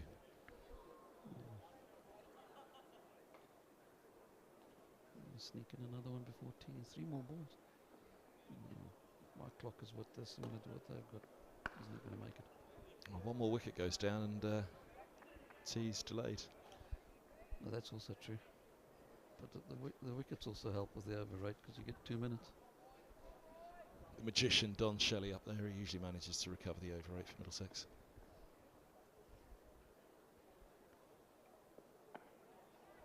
Oh, that squirts away the outside toe of the bat. And chase for Eskenazi. Couldn't quite see the peroxide blonde hair at the back of his cap. That's why I hesitated there whether it was Eskenazi. Maybe it was just he was too far away. Or he's managed to find the barber mid-match. I managed to find one of those yesterday or the day before. No, it was the day before. Yeah. So I'm looking vaguely civilised for a while. I did think you were looking very well. Trimmed. Oh, that was the other side from Holman. Just dragged it down. Had him rush between the deliveries. His teammates have got a rush to get the ball for him. 3 more taken. The lead's 306 to 10 for 8. We are not. Yes, we are. Going to make 1 more. I'm just going to hold the time up there. It has got a minute more to go. Well, this was a good effort getting through that over there. I thought it was the third umpire who was the guy who mostly found the minutes to deduct to ensure that the over rates were okay rather than the score. Oh, have they taken it out of the score? So the scorers usually, as I understood it, maybe it has changed now, but as I understood it, the scorers usually went to the umpires at the end and kind of showed them a list and said, look, yeah, fine, all right, go on. And it gets scratched off. But maybe that's been taken. Maybe I think it's probably at international level where the umpires keep a proper there you go. These kind of things, I think. Although obviously in conjunction with the scorers. Nice start from Helm.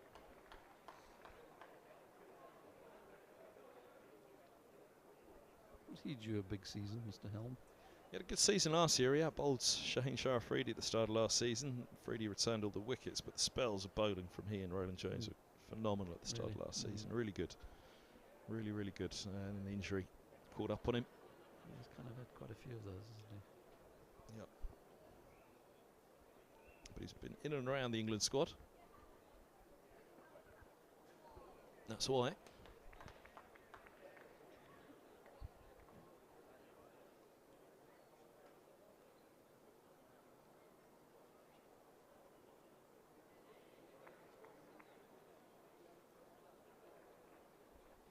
So a wicket in this over and tea would be delayed. He's nearly 29, Mr. Helm. Yeah, it's gone by quickly for him. 2013 was his debut. A lot of excitement when he started, wasn't there? Yeah, always hark back to a game at New Road against Worcestershire. He picked up 5 for 32, something like that. There was a fair few of the England bowling coaching set up were there at the time. I looked at him and said that's as close to test level as you can get. And that's going back a fair way now, though. Yeah, it would be. So yeah, he's been around a long while and had high hopes, aspirations, expectations placed on his shoulders. He's been a great white ball bowler for Middlesex.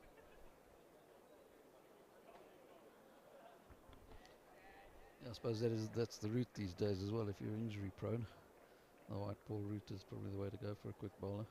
Yes, it's true. Yeah. Well, we were saying 41 first-class games at 29 for a season, really. It's not enough to help you develop your game.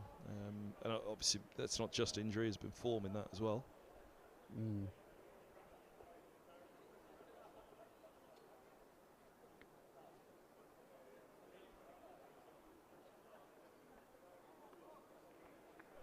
Essex playing for tea?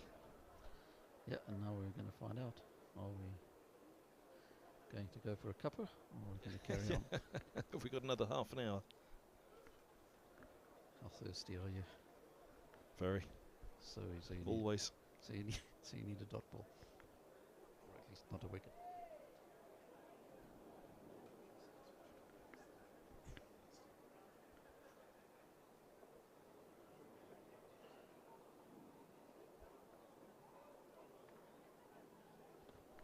Tea on day 3, 210 for 8, Essex leading by 306. 5 wickets in the session for Middlesex. It's one too many runs. Going at more than 3 and over Essex, which will frustrate Middlesex. That, you know, if they were doing it at 2.5, which is what they aim at, then what's that? They're 150 on the board now, and the lead's 250, and they're 8 down. So just leaked a few too many in search of the 8 wickets that they've got. We'll be back in just under 20 minutes. Thanks very much, Andrew Sampson. Yeah, no Good problem. to see you. Good to see you. I'll go and pick your brains over tea for anything else we missed on those stats. Yeah. Over a piece of cake. Join us back at 4:24 and play will resume. So 210 for 8. And the lead 306.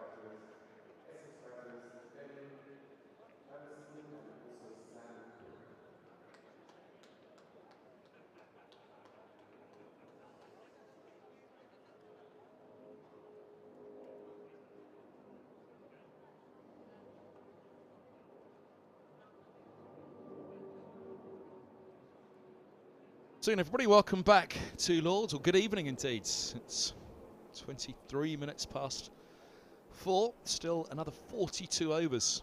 Light permitting to be bowled today.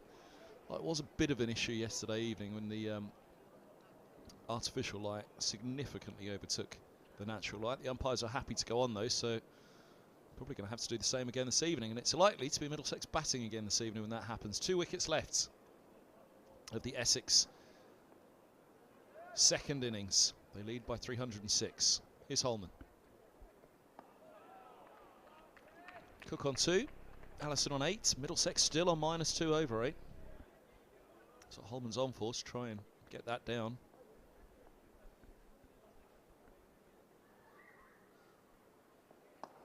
Otherwise, they'll be walking out of the match with a -1, but just maybe they'll win it. That's dollied up into the offside. Simple catch for Higgins, or certainly he made it look simple. 210 for 9, 1 to go. Middlesex still need to get that over 8 down. Cook's just chipped it. Couple for Holman, 2 for 37 for him in his 11th over.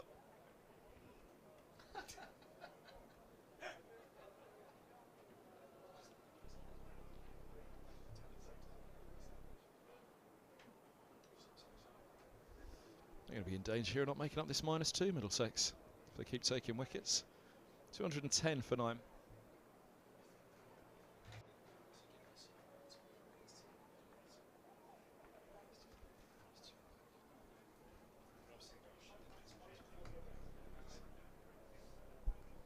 So 210 for 9, the lead is 306.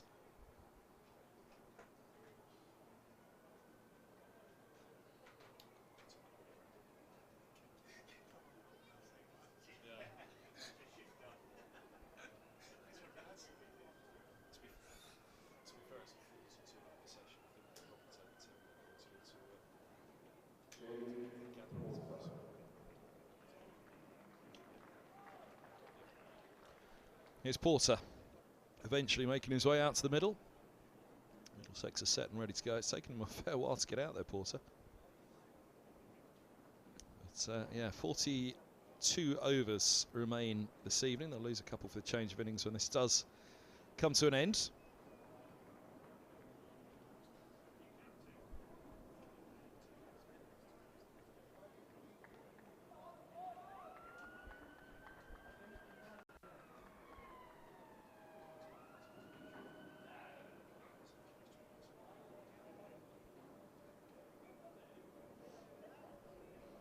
So here's Porter.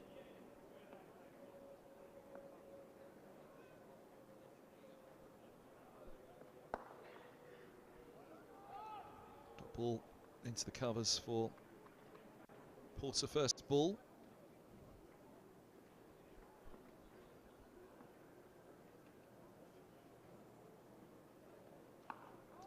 Track that one down a little. Let's give it a rip. See Holman getting in 11 overs so far in this innings, got in 6 in the first.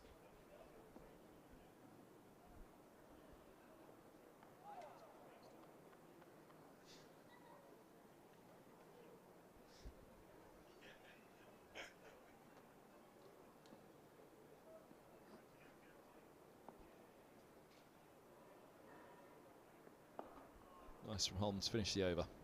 210 for 9. And wicket maiden for Luke Holman.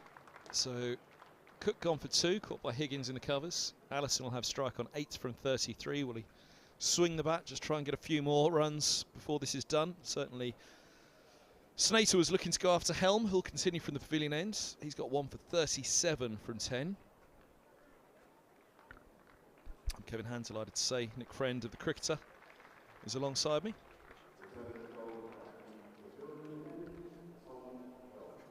Evening, Nick.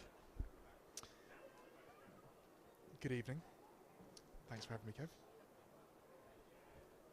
Thanks for joining us. So could be a long evening session ahead for Middlesex with the bat tonight. We've just been musing off air about how difficult it was, or how difficult it certainly looked, batting under the floodlights last night. Short, up in the air. Short of Holden down at long leg. Single taken for Allison. He's on to 9. 211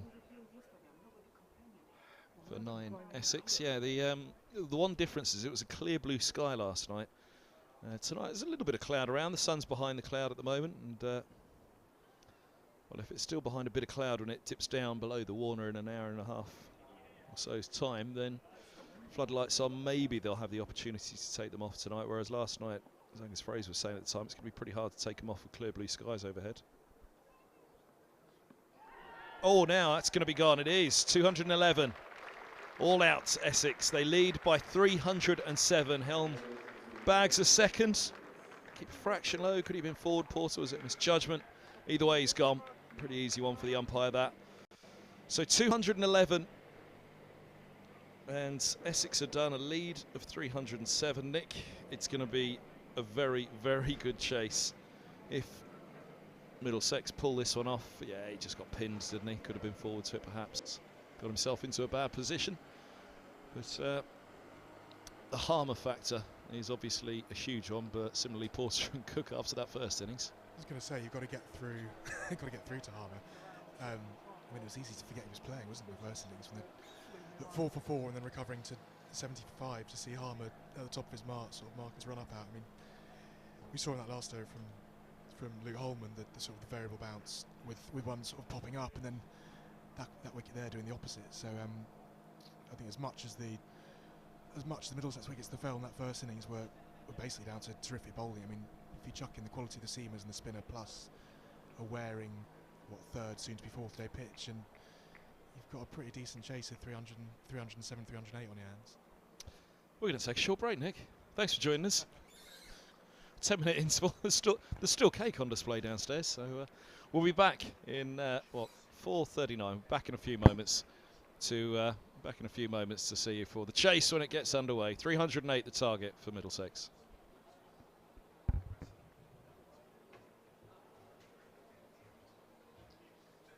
Yeah, he's got the message. He's buggered off. He was standing right next to the tripod, making it shake like a leaf. Bloody snappers, all the same. No, I told him to go away. He was standing 18 inches from my tripod. Unbelievable. Trying to get the shot down the straight down the wicket, but can't have it. Not acceptable.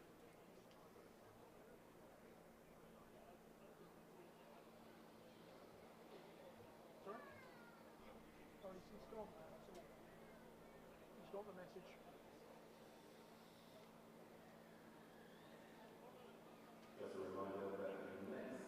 He claims he was here all day yesterday.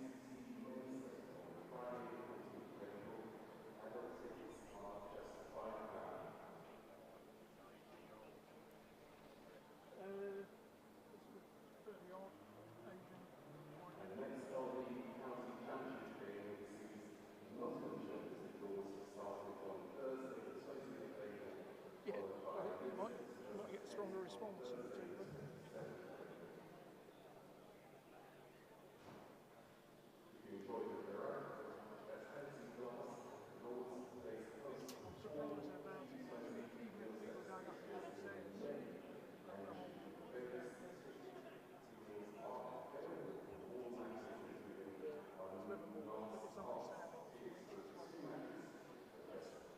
Juggling their equipment about, so it's not acceptable.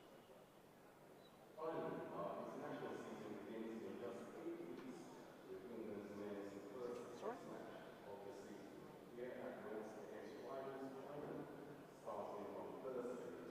don't know, no idea.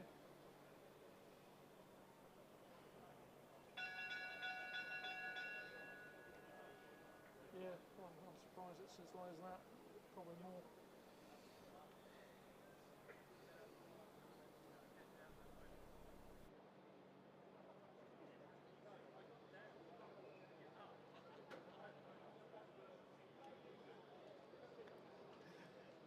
okay, cheers. He's got the message. He's done a vanishing act.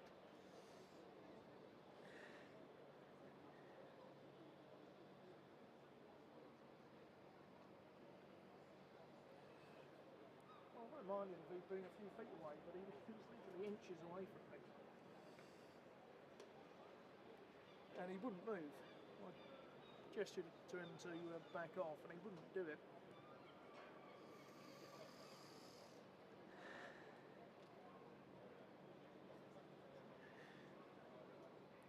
I'll keep polite, but yeah, it's unacceptable.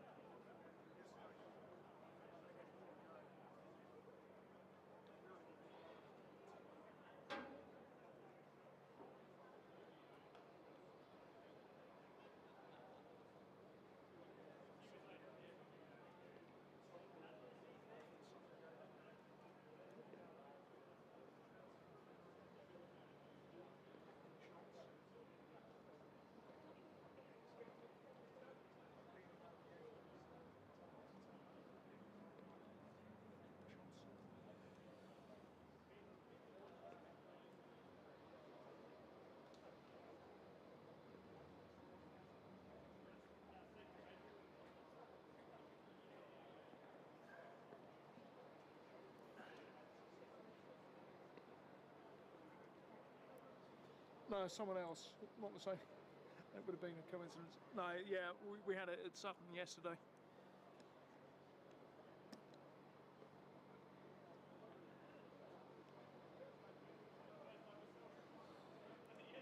Yeah, Sutton Doncaster yesterday.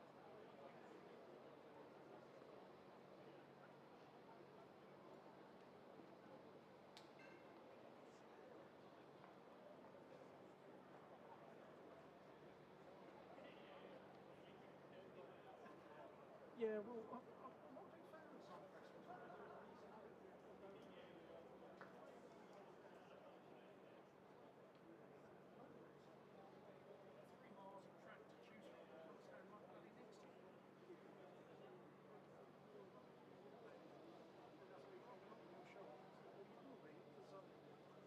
Going to keep pointing in the same direction, being going left to right.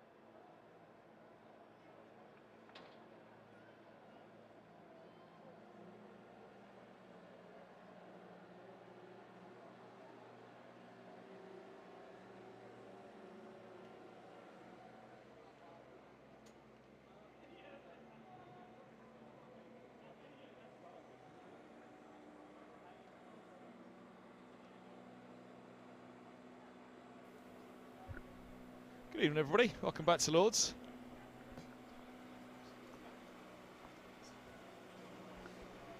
.211 all out Essex. And Middlesex, well, all eyes on the start of the innings. 4 ducks in a row to start their first innings. It was a rough afternoon yesterday for the top order. It's going to be Mark Stoneman to face the first ball of the second innings. It was Sam Robson who faced the first ball of the first innings, and he was out LBW. A no ball second ball, and then Peter Milan bowls third ball. Eskenazi strangled, Stoneman done as well, and 4 ducks in a row. Here goes Porter, the man who did so much of the damage in that first innings. He's got 3 slips in a gully, and he's around the wicket to Mark Stoneman.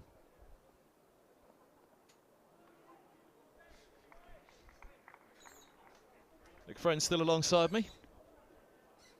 That's quite the contrast, really, isn't it?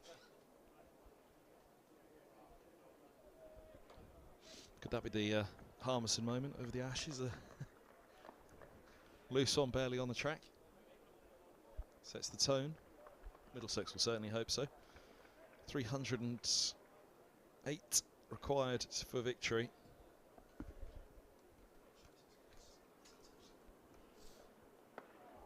That's better.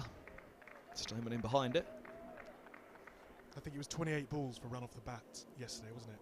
And then I think 47 before more than just Max Holden had a run to his name. It was interesting, wasn't it? It was pretty terrifying. Surrey's and yet 14 all out, looked in danger at that point. And yet you felt they were largely blameless, the top 4. I mean, Eskenazi was unfortunate down the leg side, but otherwise... around the wicket to the left-hander, he's given him! Now, he had a long thought about that. Stoneman's gone for a pair in the match. Middlesex are 0 for 1 in their second innings. Well, they'd almost given up on the appeal there, hadn't they? Porter was just about to settle down, I thought, but the finger went up, and Stoneman has to go back. 0 for 1, Middlesex. Oh, dear. Not so sure. Not so sure about that. Looked as though he was outside the line, but long thought. And then the finger went up.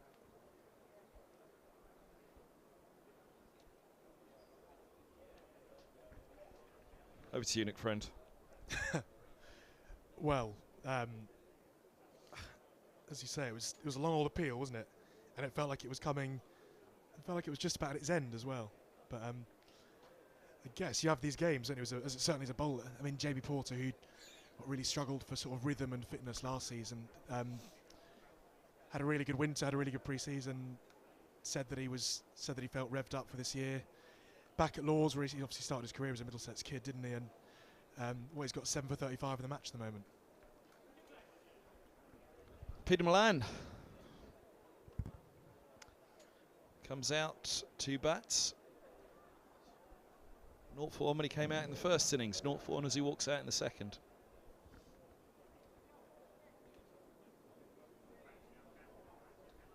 Bowled by a ball that nips back through the gate. This can't be happening again, surely.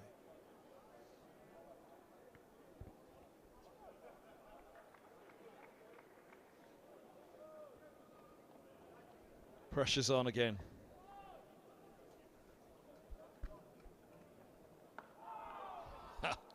Comes jagging back down the slope. Milan gets some bat on this one.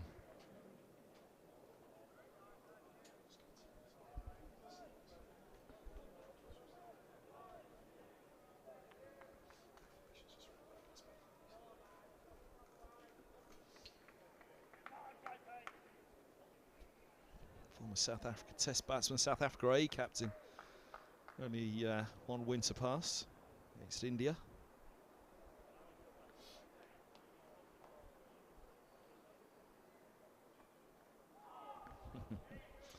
Would have enjoyed that stride, but high in the air. Thank you very much. Leave well alone. I think he changed his flight, didn't he, last week, so he could land, drop his bags off at his flat, and go straight to the Oval, and then 2 hours later be at the crease in the warm-up match. So he loves batting. That's the that's the gist of it, isn't it? He's going to need to love batting here.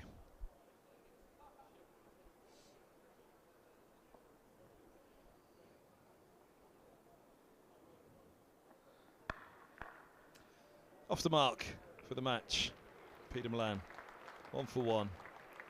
Naughty little Apollos around Lords.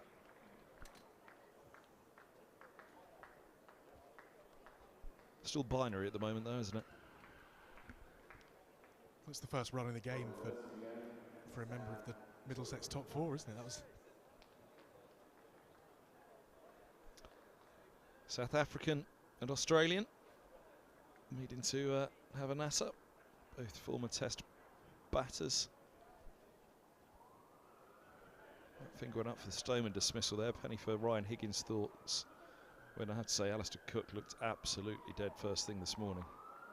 Not given. be interesting for Sam Cook here, wasn't it? He's slightly he more or less bowled his first few overs just left-handers, didn't he, in that first innings between Stoneman and Holden, I guess, and then so I guess sort of finding his radar against the right-handers first up is a slightly different challenge, but he's certainly one of the leading seams on the circuit these days. Oh, just about in behind that one.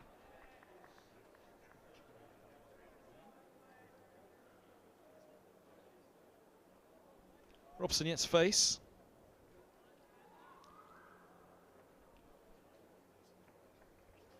He remains on a king pair.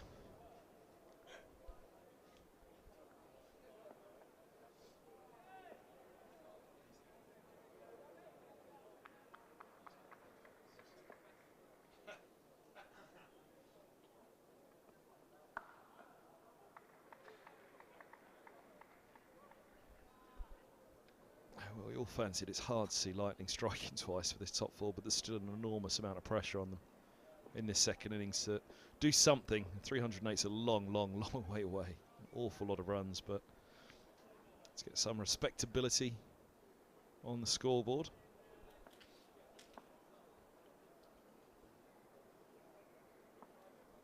Certainly, though, what they saw from Simpson and Higgins,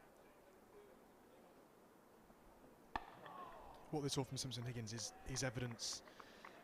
I mean, I guess that if you can get through this opening burst from these two, then there is an opportunity to score. There is an opportunity to form a partnership. I mean, I think what's quite interesting with this game is really it's been a game of three stands, really, isn't it? I mean, this game really is hinged on Wesley and Lawrence, Critchley and Lawrence, and then Simpson and Higgins, and otherwise it's been clusters of wickets sort of either side of one another.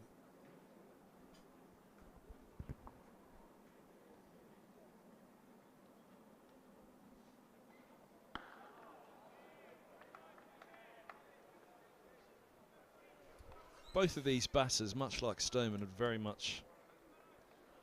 Stoneman would have liked, of course, would very much like to hang around in there and be gritty, have a fight, test their mettle.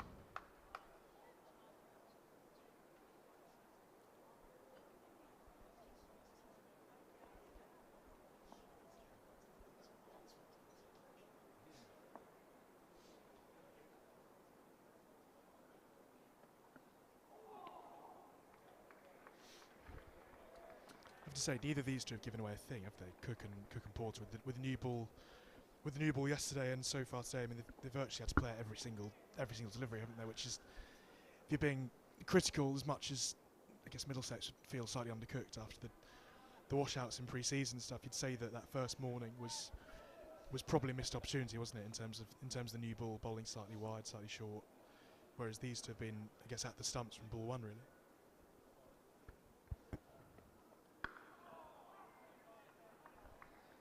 Maiden start up for Cook.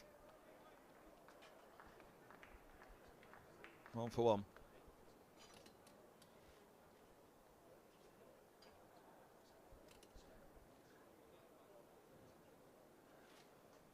Robson's have strike them on a king pair.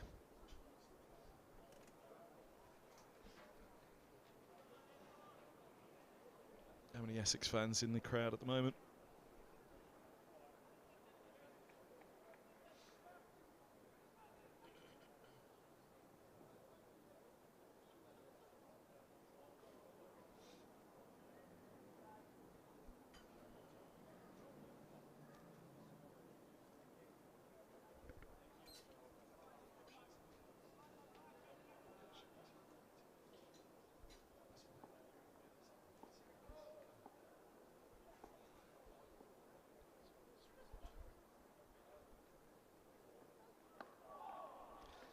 off the king pair. I think everyone on the field there knew what that delivery was going to be, didn't they? Just that probably wants to be a bit fuller, Porter, than just try and hit him right on the same bit of the shin as he did last night.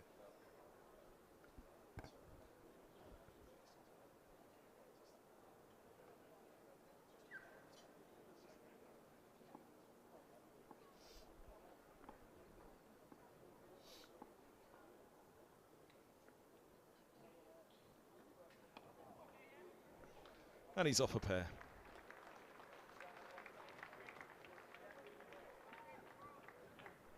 With 3 as well, Middlesex 4 for 1. Without the help of the extras in the second innings. They are comparatively flying. This is from a former Middlesex youth team man, I have to point out for listeners.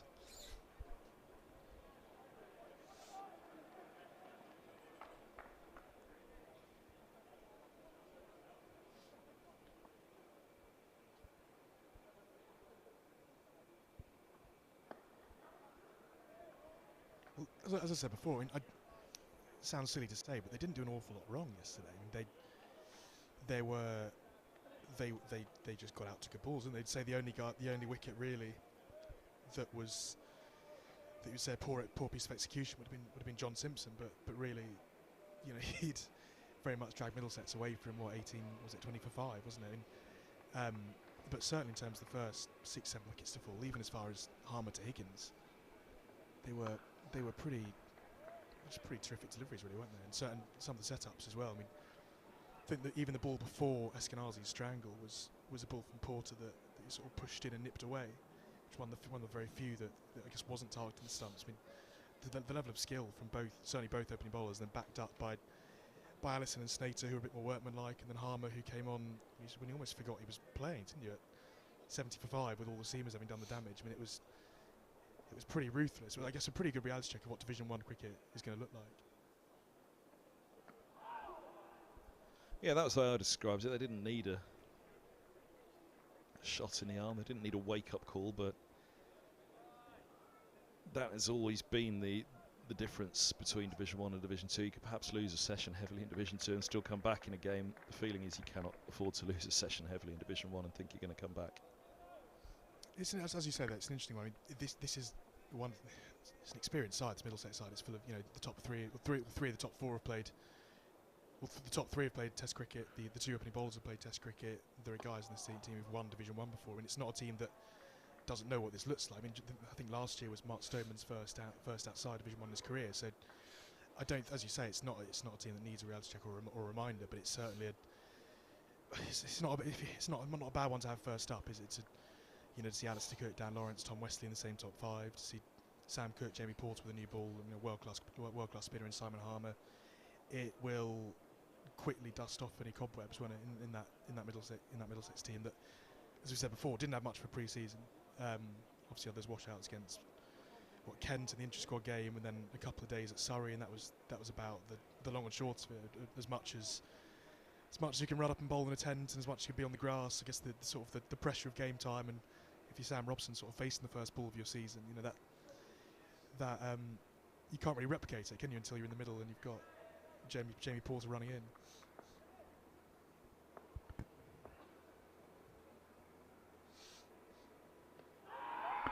Raps on the pad. So he's given 4 for 2. Middlesex 4 for 2 in the first innings, 4 for 2 in the second. Robson's gone for 3. Row of ducks may not remain, but the scorecard has an unwelcome ring to it.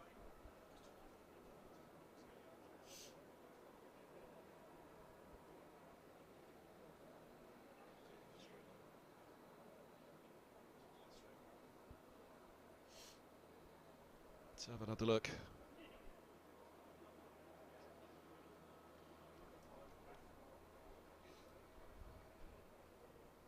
Not the worst shout.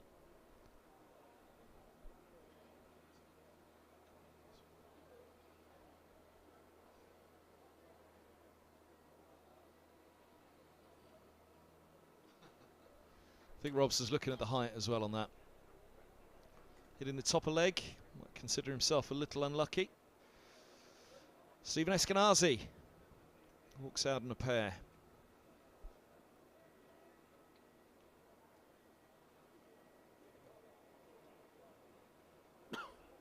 4 for 2.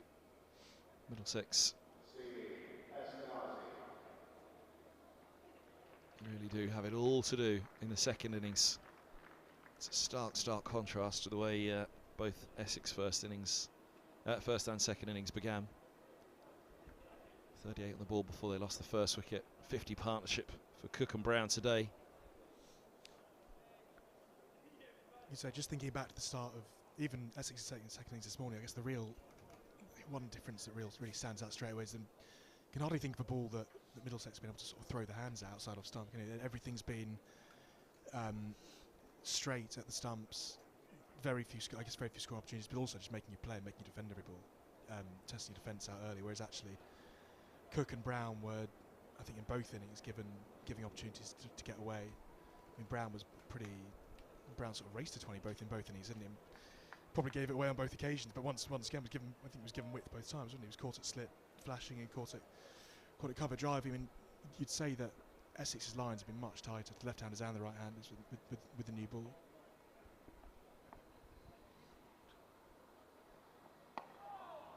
Good ball, well played. Good stride into that one, Eskenazi. Good ride in the top and middle and off.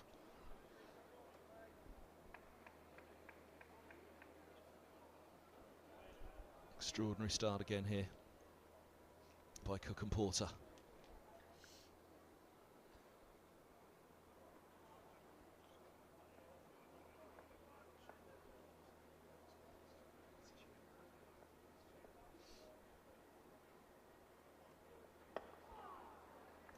Eskenazi again, long way forward. He was unlucky, strangled in the first innings.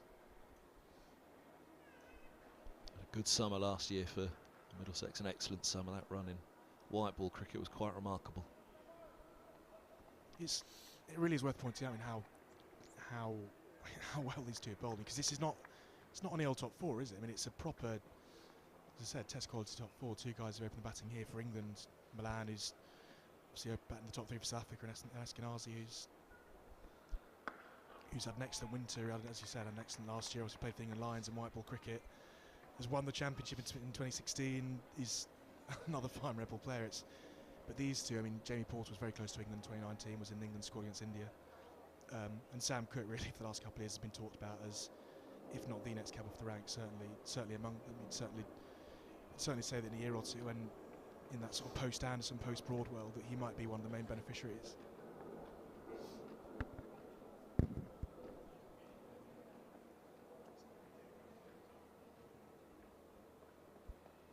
Oh, goodness me. That was taken from a very straight line by Eskenazi. He's off the mark in the second innings. Middlesex are 8 for 2, but the lines on this were dangerous for Eskenazi. Goodness me.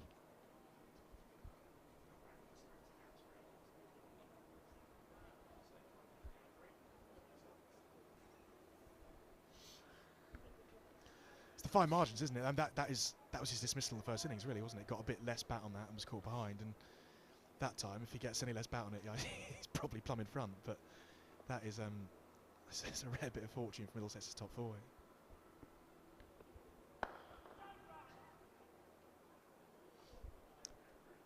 End of the fourth. Wicket off the first ball of the over. As Robson departed, LBW for 3, 8 for 2. So both openers gone.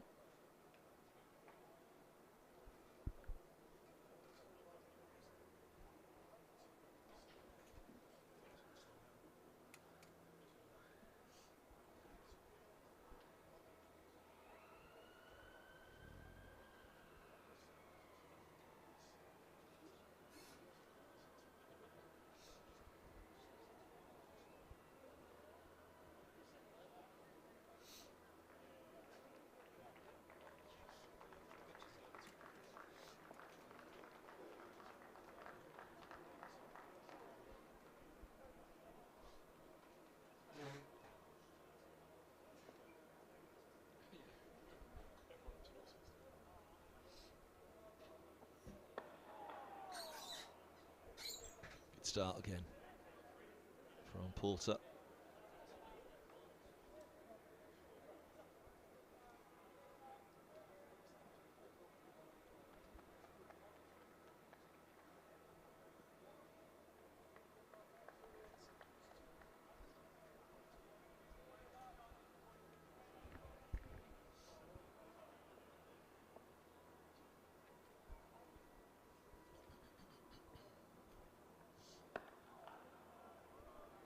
Solid again from Milan. And again, it thought really 308 is an awful long way away for Middlesex, but what you would fancy is one of these top four to get in, do something in the second innings. Such high calibre, high regard. 3 test batters at the top. Eskenazi, a lion at 4.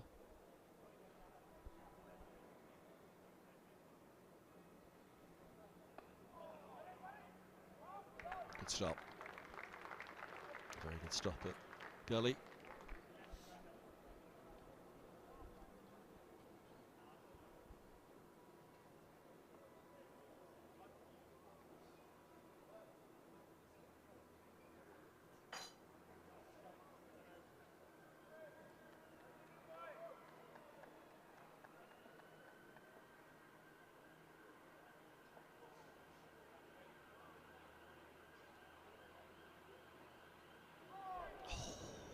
Sucked into that one, Milan.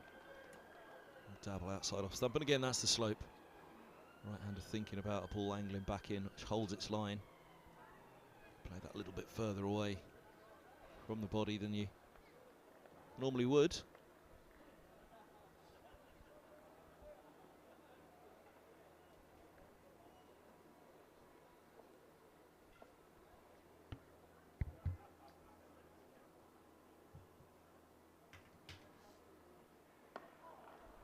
Good stride on that one.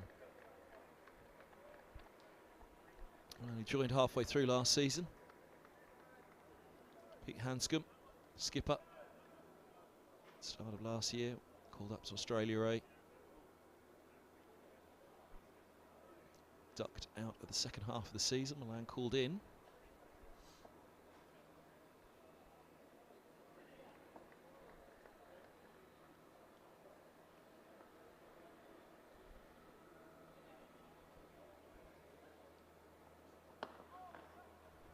Nice shot. Trap the bat down on that one. Take 3. Eskenazi charges back, 11 for 2. End of the 5th. Milan's on 4, Eskenazi's on 4. And Milan will keep the strike. 33 overs remain to be bowled this evening. Middlesex Stream live here at Lord's. Myself, Kevin Hand, Stephen Fletcher's alongside me, Director of Communications for Middlesex. And well, we were just pondering Milan and his second half of the season last year for Middlesex. How many times he'd have played here at Lord's? Of course, there were a couple of games in September that he'd have played here.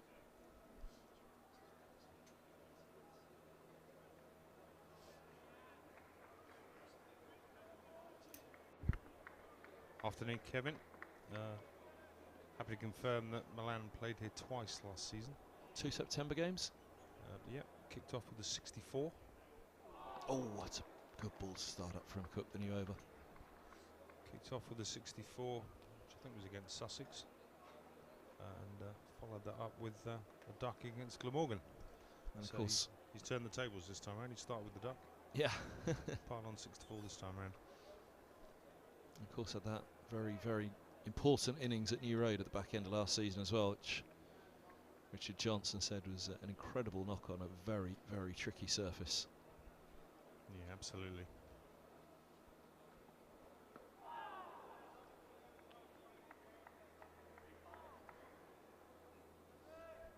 So it's just ducked behind a cloud here at Lord's at the moment, dimmed the light momentarily. But still pretty high in the sky. I was just thinking of last night. Really did drop quite quickly. Anyway, 5:05 now. There's still 2 hours of play to go.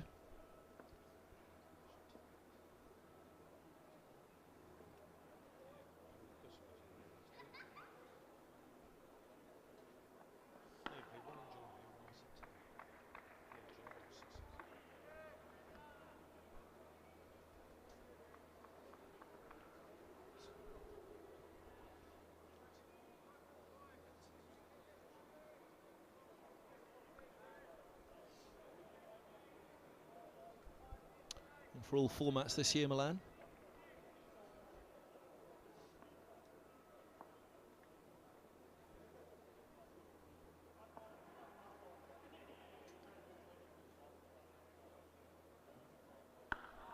Title winner 2 years ago with Warwickshire, so he'll have seen it all before in Division 1.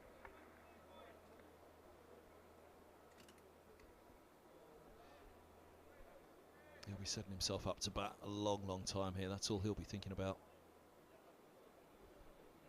Chance to go out and bat at Lord's early season. It's not a freebie, far from it. But Middlesex are clearly heavy underdogs to do anything in this game other than walk away with defeat.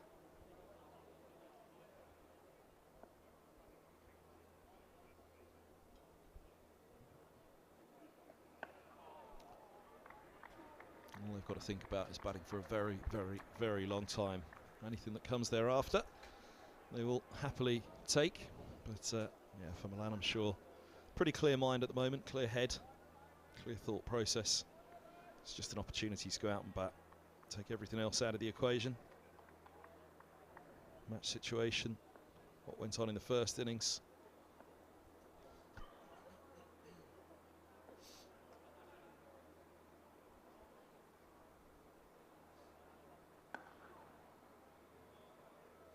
End of the sixth, 11 for 2. Milan has 4. Eskenazi will have strike on 4. Maiden for Porter, his firsts. For Cook, my apologies. His second. 3 overs, 2 maidens, 1 for 4.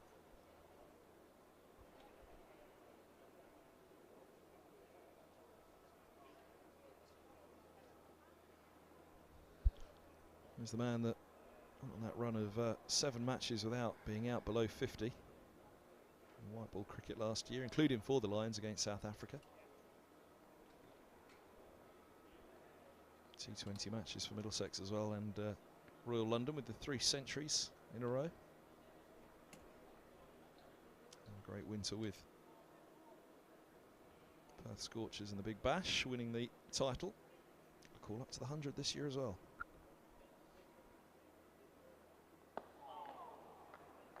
It seems incredible, Kevin, that when you look at the form Eskenazi's been in, certainly in T20 cricket, leading run scorer in the competition over the last 3 years, almost seems incredible that it's taken this much time for him to get into the 100 setup. Obviously the Welsh Fires reshuffle, rebuilding of their squad down in Cardiff has seen Eskenazi rejoining up with Shaheen Shah Afridi, former Middlesex teammate.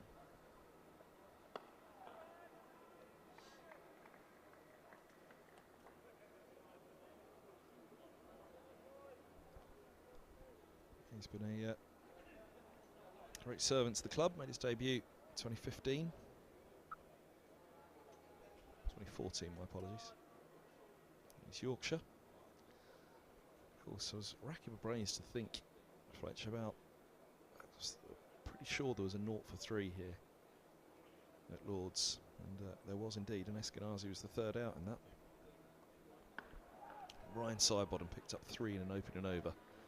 So there would have been 5 ducks in a row on that board, the top 3. Or in fact it would have been the 1, 3 and 4, I think, gone for ducks in that. So, but at one stage you would have looked at that scoreboard and saw 5 batters up there with 2 not outs and 5 noughts in a row. It's always a pleasure when you oversee the club's social media channels and somebody screen grabs the scorecard with 6 in a row. It's a beautiful shot. It's a beautiful shot. Perfectly in control, lovely straight on drive. Might have just cannoned off the stumps there.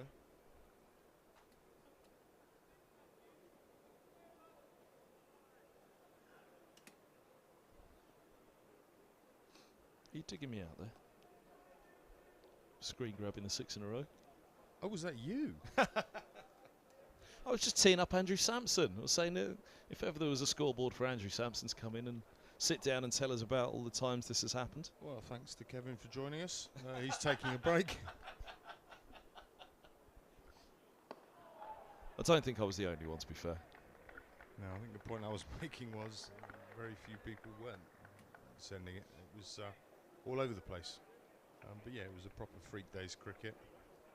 But you've said it yourself, Kev.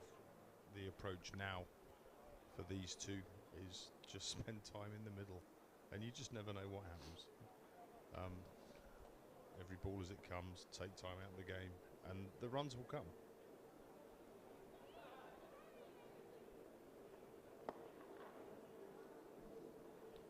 Far be it from me to make any suggestions on the quality of either of those LBW decisions, but I think both Stoneman and Robson could rightly be a little disappointed.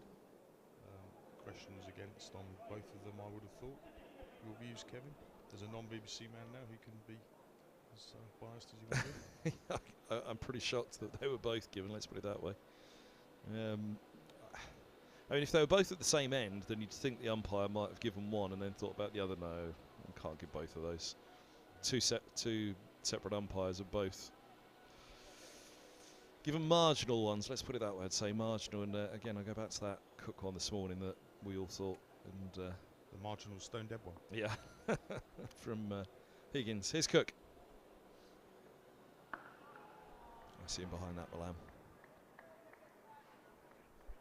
Cook and Porter both bang on it again in the second innings here, Kev. I think you used the term relentless yesterday and ruthless. And they're giving nothing, are they? Giving absolutely nothing, every ball testing. That's exactly what you need to do. Yeah, Nick Friend, just before he sat down, described it as a gentle reminder to Middlesex of Division 1 life. This has been a fine performance by Essex. Oh, Milan flashes hard at that one. Wasn't there for it. I mean, it zipped, it nipped, but I'm not sure the ball was there to go at it. The match situation was there to go at it, but 4 from 26 as he was before that delivery, perhaps feeling his chance for first boundary was there. I think you're right in what you say, Kev. I mean, it's a gentle reminder as to what we'll face in Division 1, but I'm not sure that reminder is needed. I mean, I'm absolutely entirely confident that the boys have come into this season knowing what's on the cards. Big appeal, I think height on it. No, he's gone. 15 for 3. Milan's gone for 4. Cook has 2 for 4 in his 4th over. And, well, the ball before looked to punch hard. A rare loose one from Cook. This one tightened those stumps again. They really have nagged away at the stumps.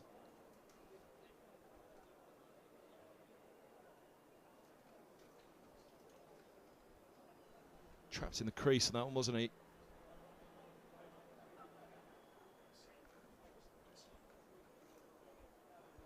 Let's have a look at it side on. The only doubt really would be height. So my first thought was he'll probably be okay, it's high. Yeah. Just above the knee roll. I think the depth in his crease might have done for him there. It looked high front on, but I think seeing from that angle. Certainly would have clipped the bails at least, wouldn't it? Yeah, perhaps tells a different tale. I think that one certainly fair. Pavilion Steward seems the funny side of it.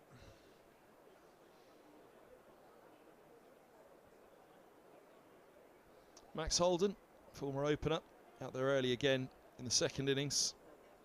Big deep breath.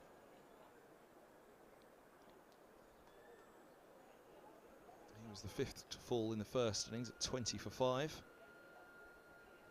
One of those that did get off the mark in the first innings. But what Cook and Porter have done well, and as Nick Friend described it, a gentle reminder. I think he corrected himself. He called it something else, and then he said what he meant was a gentle reminder for Middlesex Division 1 life, which it wasn't needed. You know, it's not a, as I said yesterday, it wasn't a shot in the eye. It wasn't a wake-up call. Everybody knows full well the relentless nature of Division 1. Nice to see Stephen Eskenazi with a smile on the face there as he greets Max Holden. Take the pressure out of it. They don't need any tension built, only more pressure added. Enough of that in here, Kev. But yeah, what they have done well, Cook and Porter, is they've just given themselves a chance. As I say, the first 2 LBWs looked a little harsh. on Robson and Stoneman, but these two have just been at the stumps, giving themselves the chance, making the umpires make a decision. 3 slips and a short leg. And a solid forward defence from Max Holden. So one thing they have done consistently is just targeted the stumps, and you're absolutely right, Kevin. They hit the pads. The umpire's got a decision to make. It's going to go one or two ways, but you're not going to get that option if you're not bowling at the stumps. And they're a skiddier pair of bowlers than Middlesex have. Middlesex with Helm and Roland Jones in particular hit the deck bowlers. Murtagh and Higgins don't possess the pace of Cook and Porter to skid it through as they're doing. Holden just looking to use his feet to negate anything that was there. And Cook see him coming, bangs in one short.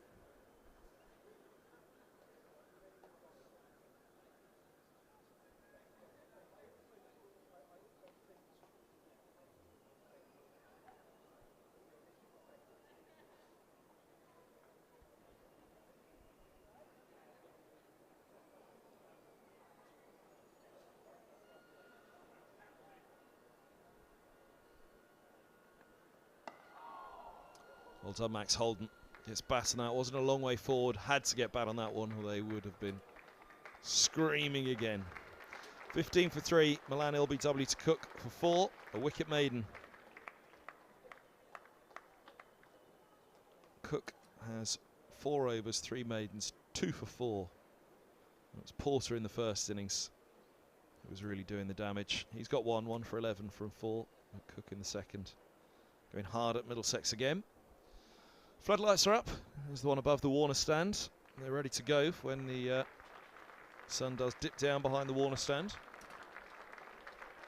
There's the applause for the Essex fans for Cook heading down towards deep third that you'll have just picked up on the effects mic.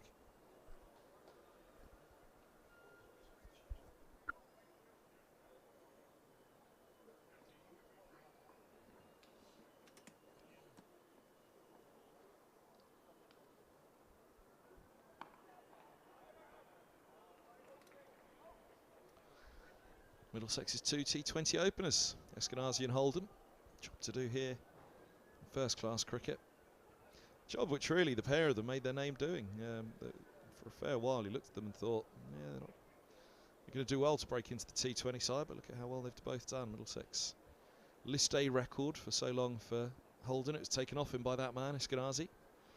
And the pair, formidable opening partnership in T20.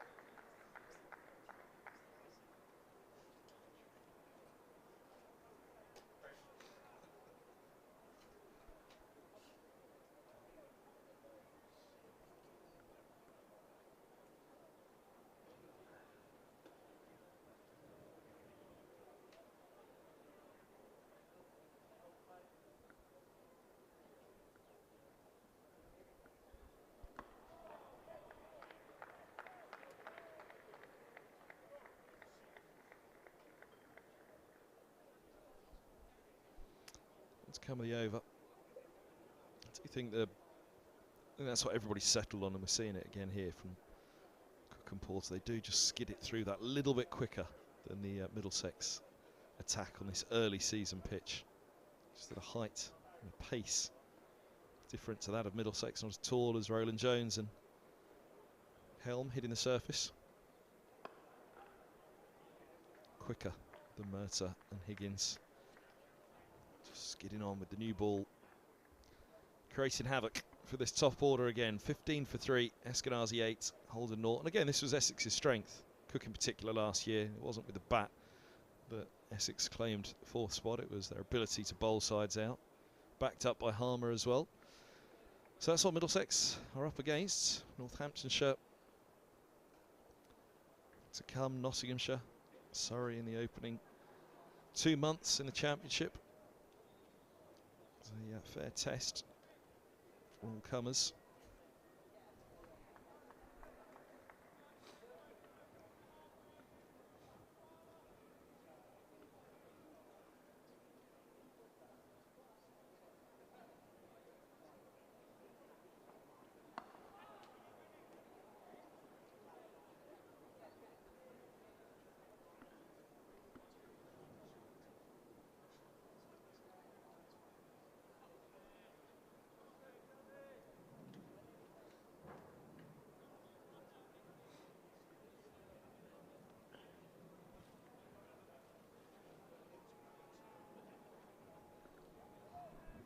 Lovely scene in the sun.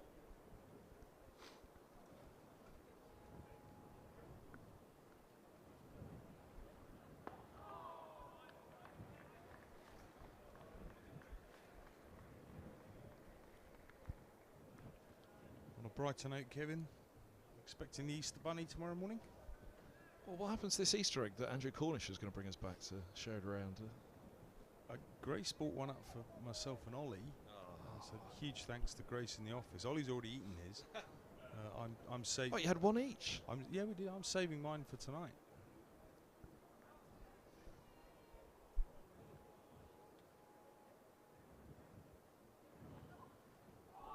Beautiful. Lovely from Cook. It's a wonderful delivery. That's what Higgins was going for this morning around the wicket to Brown and Cook when he opened up. Was this line and this length, just getting it to hold its line up the slope. Holden not wanting to get too far across and overcommit and have the ball come back down the slope, beat the inside edge. So if it does hold its line like that, it's trouble. Higgins did get them to swing away from the left-handers this morning up the slope. That's where Cook's doing as much off the surface though, and just at a skiddier, quicker pace.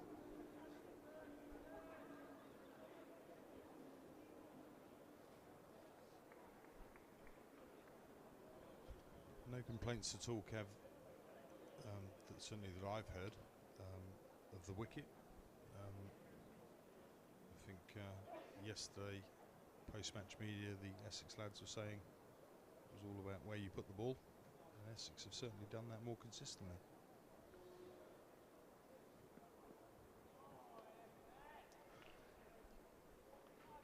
Yeah, it's a surface that suited them more. There's no doubt about that. Their style of bowler, they've just extracted a bit more out of it than Middlesex have been able to. Look at those Essex scores of 266, 211. And Middlesex have done well. They've stuck to their task to get Essex 211 in that innings. They were 50 odd without loss, and then climbed again. Middlesex really were just keeping Essex in sight with each wicket they took.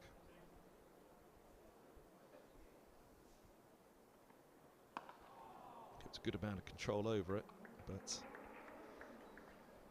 the end of the day, the biggest difference is the start to each innings at the moment. Essex have made the new ball count a little bit more in both, well, an awful lot more in both innings.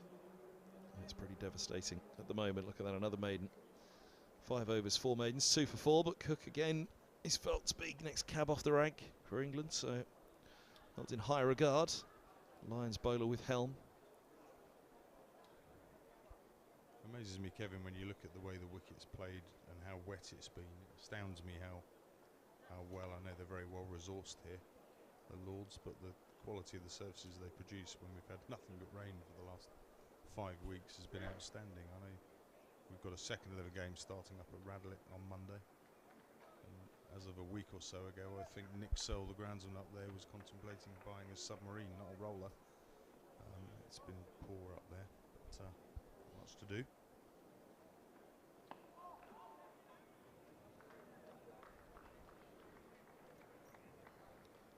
Stand to be corrected, but I think I'm right in saying that Chris Silver played a big part in Cook and Porter coming through in his Essex days. Worked hard with the pair of them.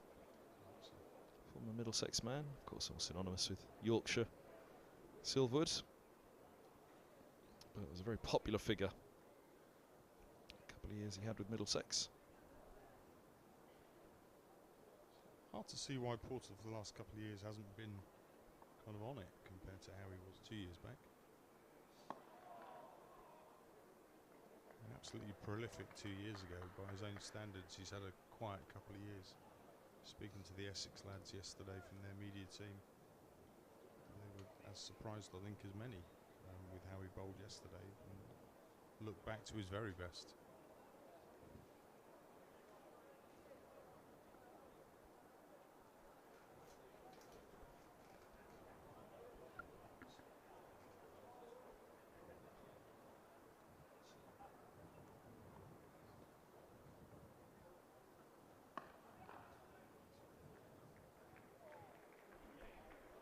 Nicely done from Eskenazi. That's the other thing they need to do. Right-handed, left-handed combination out there. Keep that strike rotating.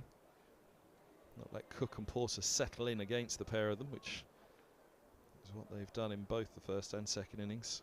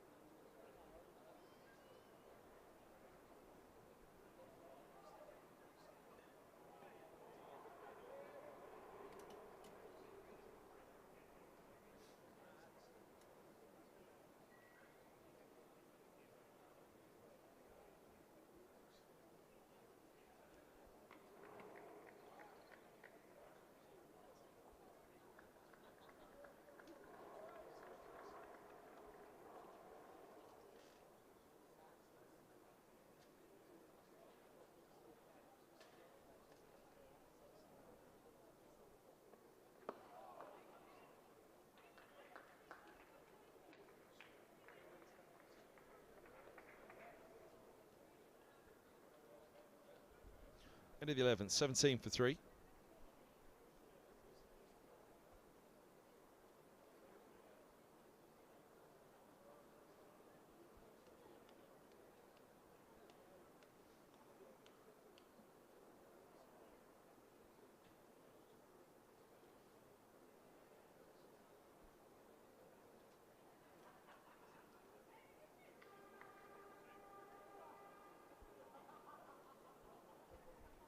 Change of bowling.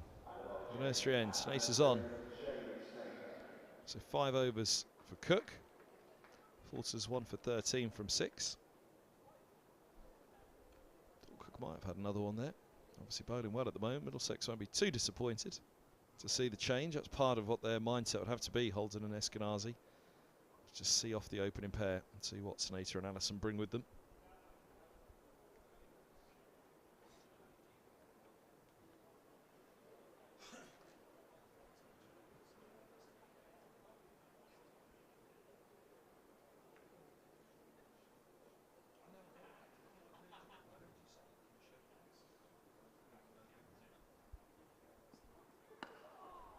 On the money, straight away. Snater around the wicket.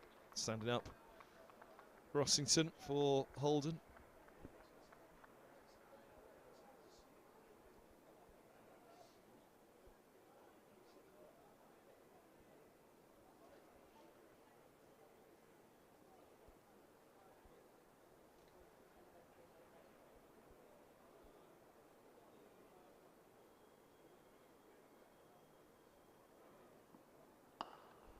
Leg side, and punished. A rare loose one. Holden has a boundary, his first. Middlesex 21 for 3. Just over pitched, half volley onto the legs. Holden says thank you very much.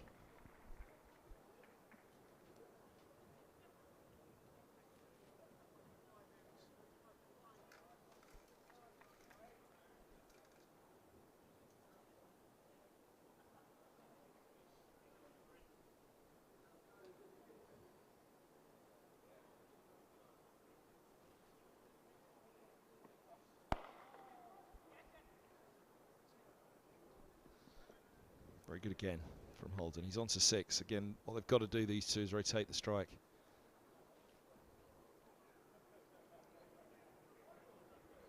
Cook and Porter, the main threat, but that's not to underestimate what Snater and Allison will do as well.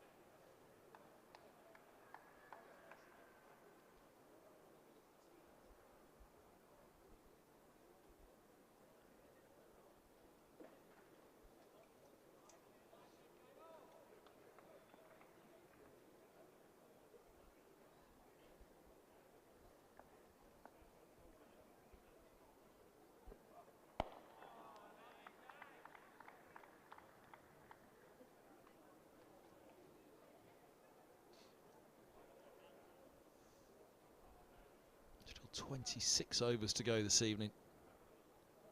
It's a good session to get your teeth into, though, if you are a batter and you can get in. Some serious runs to be had.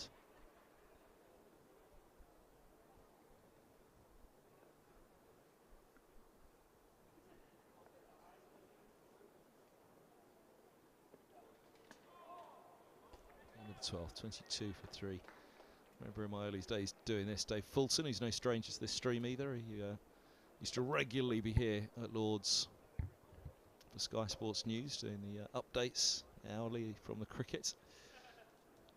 And a rain delay, you'd get to pick his brains about life. I just remember one of the things him saying towards stumps, where you think, oh, you know, it's got 3, 4, 5 overs to survive, or oh, they've got to survive 16 now, it's going to be tough. He actually said, well, no, as an opener, I actually preferred going out and having to have a long evening session out there, even in a tricky circumstance, rather than a short one, because in a short one there's so much that can go wrong and nothing that can go right apart from just survive, whereas get out there in an evening session, you can get your teeth into something. Again, that's going to be an opportunity for Holden and Eskenazi here, just to try and bat time, get themselves into the season, get some runs on the board in a situation which is perilous one for Middlesex as a team, but as a pair out there at the moment, you can almost just think selfishly about it. It's time in the middle for them to get themselves into the season. And if it goes well for them, then obviously it goes well for the team as well.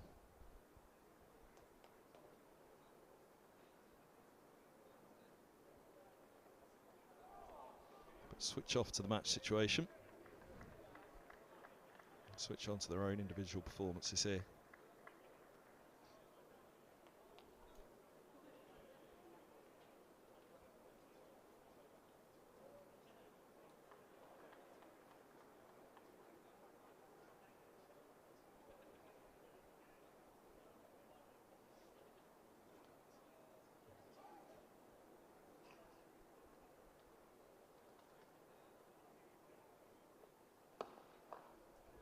Good shot from Holden. Should pick up 4, does pick up 4. Holden on to 10, Middlesex 26 for 3.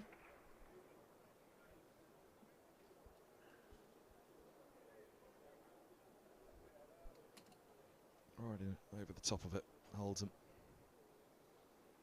Good sturdy, solid drive through the covers. As much as a push as anything else, all you really need, especially when the boundaries so short and going down the hill as well.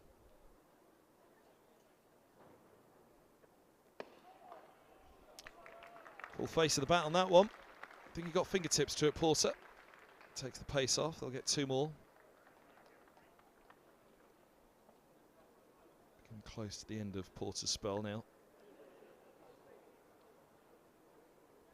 1 for 19, 6.4. Prakash up here yesterday was talking about this being a big season for Max Holden, a real opportunity for him to try and kick on. He's been given this number 5 position in the lineup.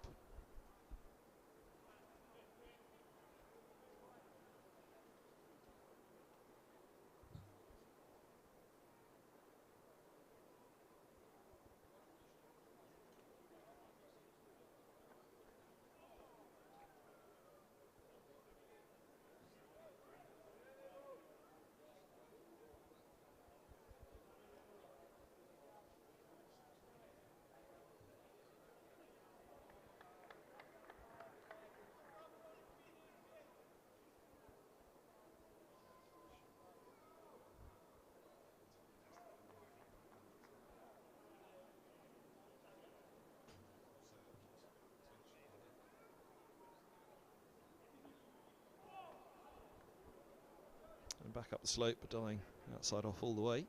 End of the 13th, 28 for 3. So still 25 overs to go tonight. It's at the end of Porter. 1 for 19 from 7. Will they get another one out of him? Feels like it's about right for a change from the pavilion end. Snaith to continue in the meantime. 5 of his first over.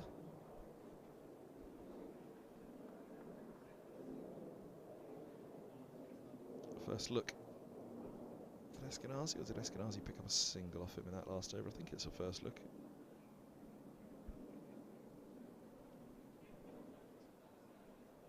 Pretty sure he bowled that first, bowled the entire first over that he had to Max Holden, the left-hander.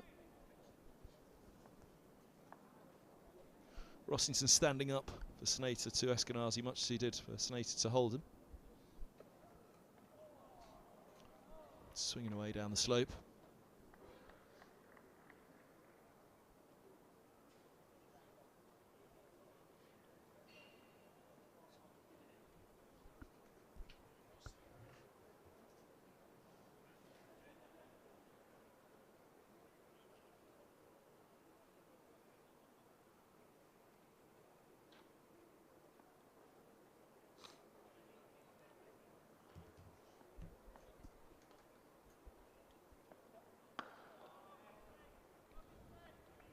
Full face of the blade again. Eskenazi on this occasion.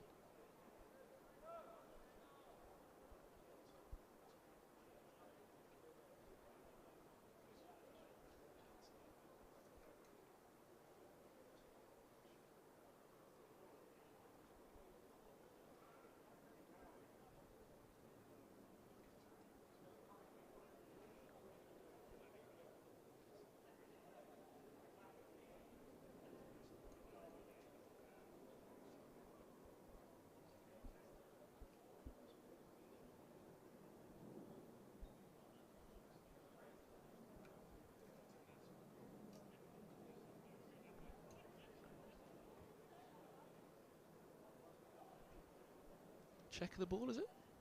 It's a little bit of the seams come loose. It needs snipping off. Yeah.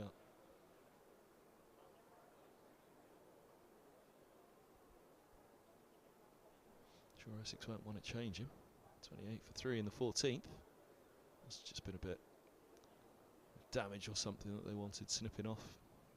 Usually the seams. If it's just come a little bit of the stitching.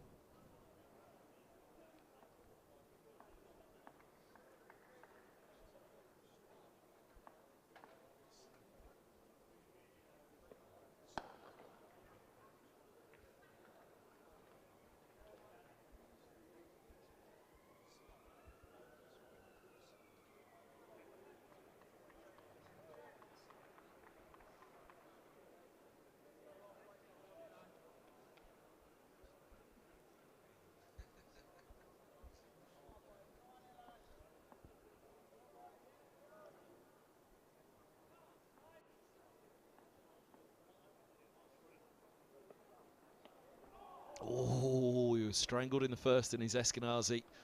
Trying to help that one on its way down the leg side. Could have been stumped down the leg side in this.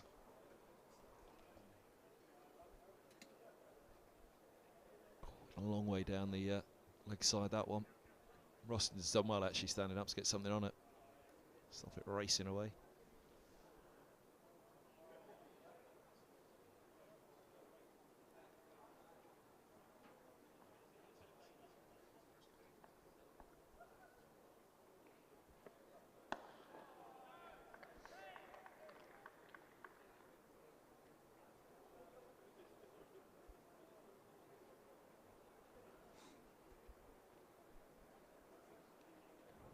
To come the O from Snater. We'll see if it is time for a change for Porter. Particularly seen Allison warming up for a stint at the pavilion end just yet. Maybe we'll get one more out of Porter.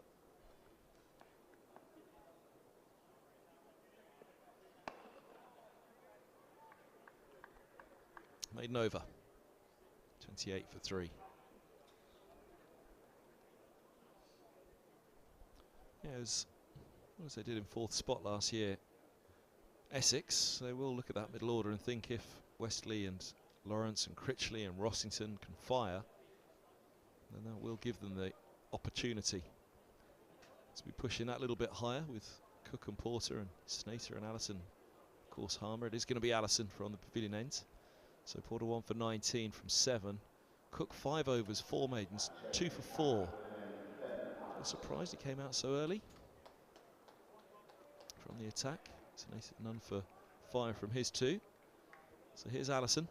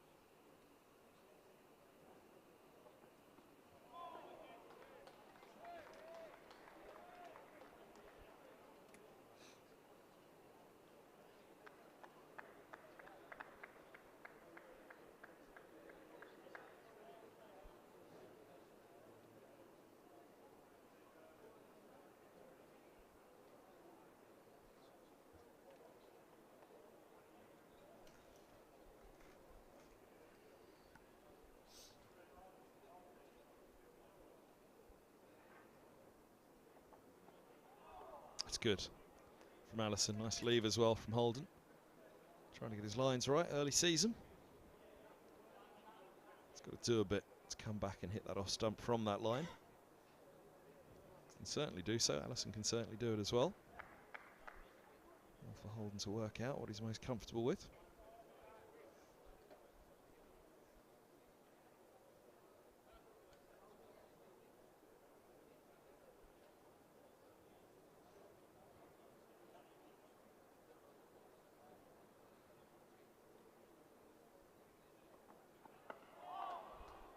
Fuller, straighter and well dug out by Holden. Watchfully played.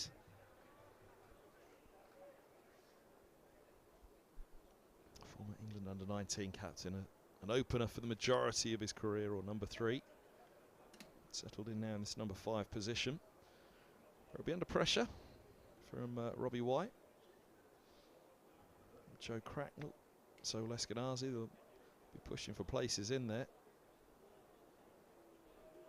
Jack Davis, Josh DeCary's up at the top of the order as well. helped on its way. 32 for 3. Fine margins from around the stumps, but very wide on the crease. That'll help around the corner.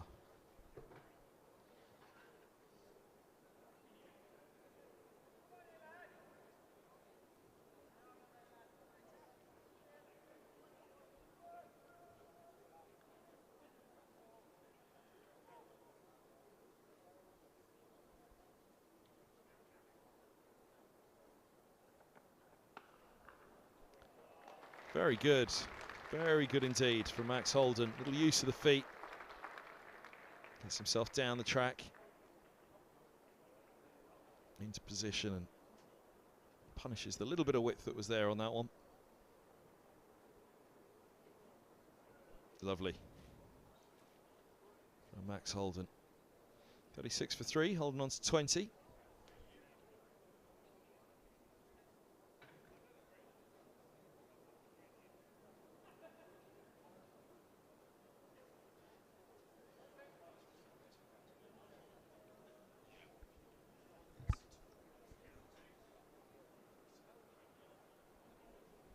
Well, Harmer.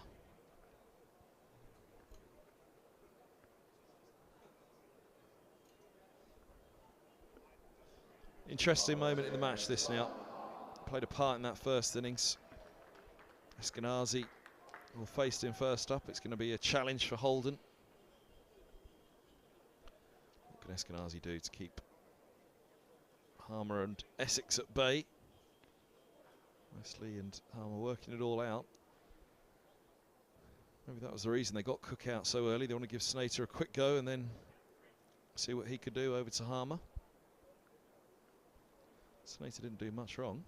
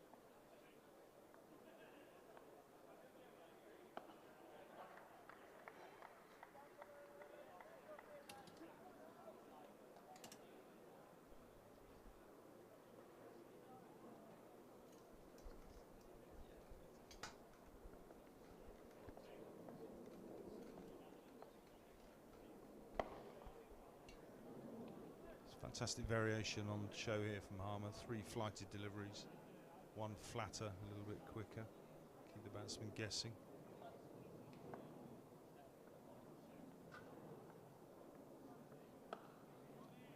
Flighted up again outside the off stump. Nicely forward from Eskenazi. Getting nicely to the pitch, killing the spin.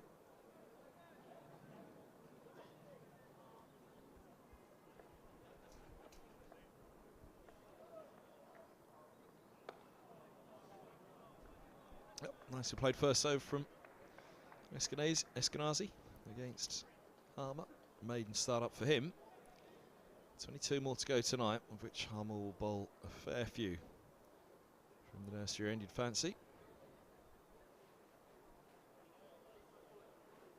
Little touch of the Mark Churches there, Kevin, with the Eskenazi comment. How long have you been watching him? Was that much? Dave Callaghan. Churchy's favourite when Andy Balbirnie played for us. He spent an entire game calling him Balbirnie. I even took to ringing him on day 3 and saying it's Balbirnie. And then next session, here comes to the crease Balbirnie. No, Churchy.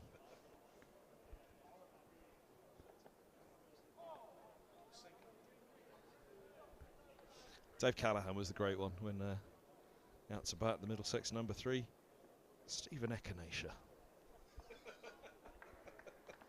And he was on air with Jason Gillespie at the time as well. He's never going to be let. I mean, we'd have all let him off. We wouldn't have said a word to dear old Callie, but Jason Gillespie still rolls on the floor every time he thinks of that one. Brilliant. Stephen Eskenazi. Great accent as well. Dear old Callie. We all loved him dearly. Absolutely. Absolute gold in the box.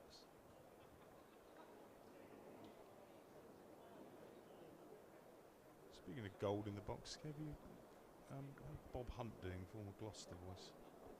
Bob, right? Yeah, Bob, what a legend. Absolute legend. He had a great stint with Stephen Finn one time in the TMS box next door. To which Finney started doing West Country accents to wind up Bob, but Bob's from Barnet. Also had a stint up there with Max Holden years ago, which led to that Max Holden. It's really surreal sat here, Bob. You know, I used to sit there as a kid listening to Kevin tweeting him. And now here I am playing for Middlesex, sat in the media centre. Made me feel old. I used to love listening to Bob. Fabulous voice on BBC local radio.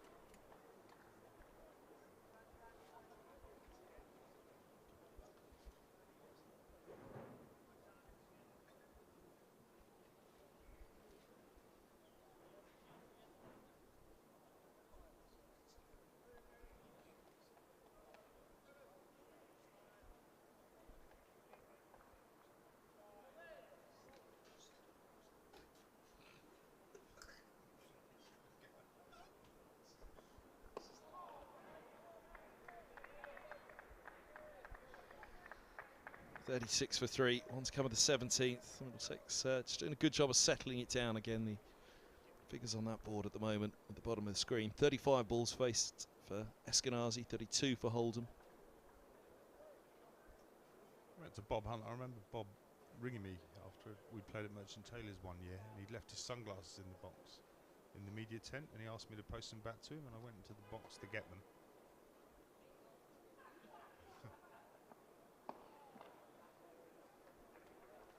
Single to rotate the strike again. 37 for 3. I kid you not, they were the worst and oldest pair of sunglasses you've ever seen.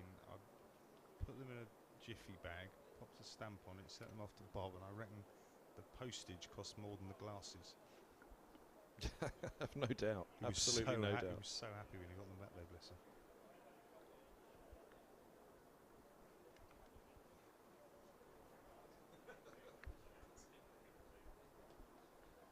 That game he was talking about losing his tennis racket in the Mediterranean.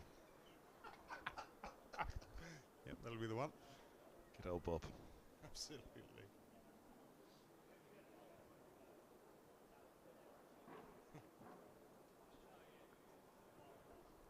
When he retired a couple of years back, they dedicated an hour to him on BBC Radio Gloucester and did a constant montage of the best Bob moments, because he was the Forest Green Rovers commentator as well, and when they were promoted to the Football League, Forest Green being a eco-friendly club, vegan, fair, and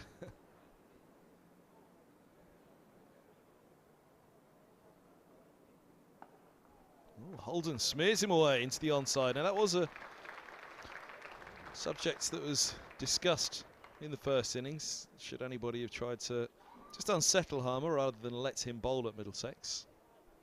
I like this from Holden. He's playing his shots. It's important not to get bogged down. Just applies that little bit of pressure back on the bowlers. Likes the reverse sweep as well, doesn't he, Max Holden? I'm not sure we'll see that right now against Harmer. We might do. He does bring out the shot early in his innings. Yeah, Forest Green Rovers are promoted to the Football League, and quoted all the League 2 teams. You'll all be eating hummus next year.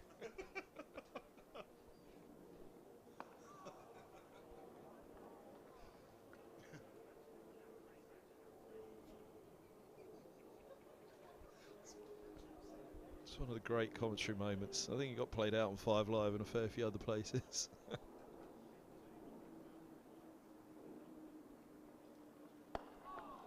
was it the Turkish football commentator years ago, Maggie Thatcher, Elton John, your boy took one hell of a beating. It was along that lines. He quoted all of these teams in League Two. You'll be eating hummus next year.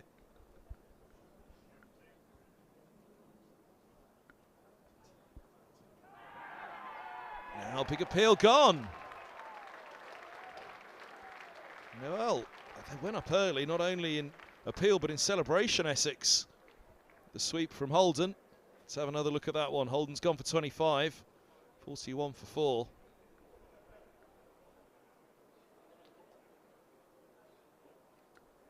Ooh, that's a good shout. Big stride from Holden. I mean, it's got to do a bit still.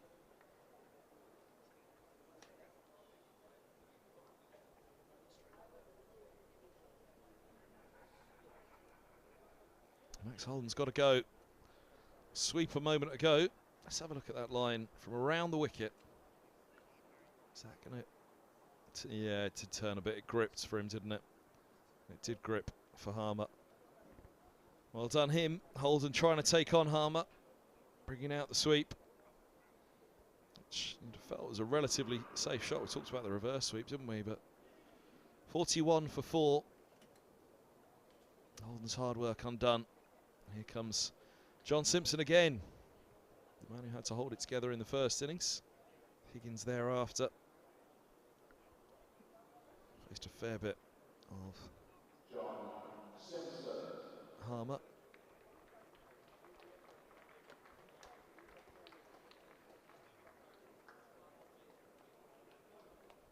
Eskenazi still there on 9 from 35. That's 20.2 overs to go this evening. In the 18th. Middlesex once again having to mind their work. Reads a little bit better than 4 for 4.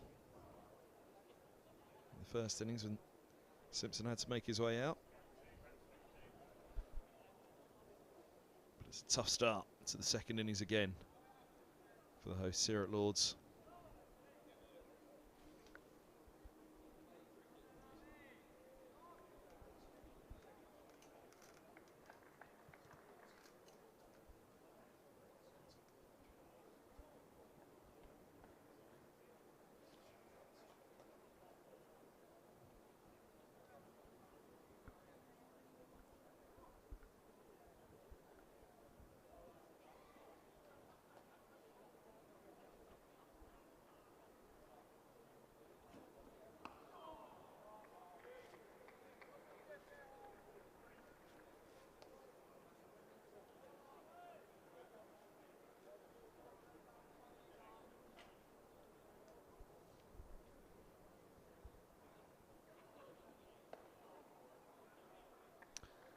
The ball come on to him.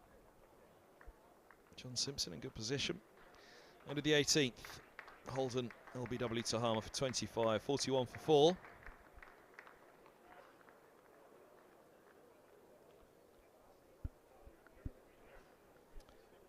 Missed a message from John Simpson's dad, Jack, yesterday evening. We were discussing with Angus Fraser when Simpson opened the batting for Middlesex at one stage. And we were trying to work out who he was opening with and why. Opening with Andrew Strauss, nonetheless. Circa 2011, that would have been.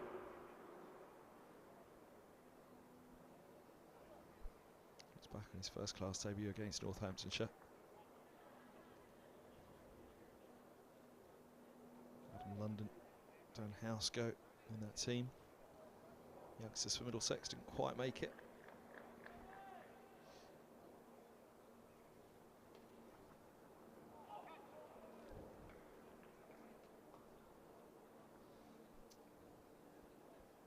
Simpson certainly did. Player of the year again last year. They need him again tonight. Another Simpson rescue act. Eskenazi as well. Last of the top 5. Last of the named batters. Wicket keeper at 6. All-rounders at 7 and 8 in Higgins and Holman.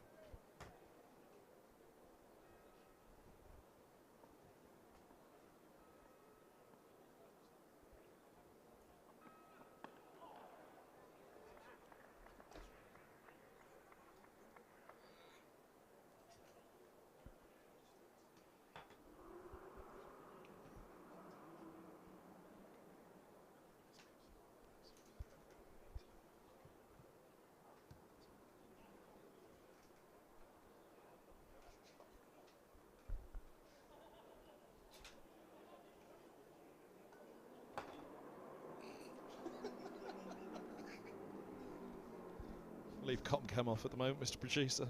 It's Fletcher and I making a mess of the commentator's desk.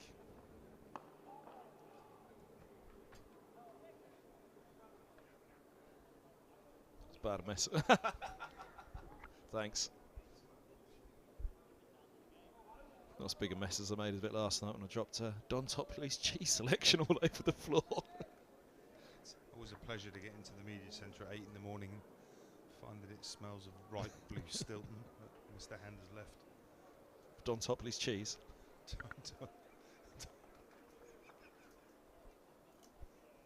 Good to see toppers yesterday.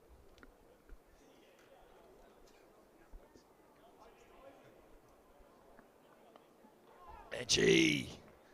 Got a leg slip in now for Eskenazi. Strangled in the first innings, of course. No gully. Might have been a one for fourth slip, maybe. Let's have a look.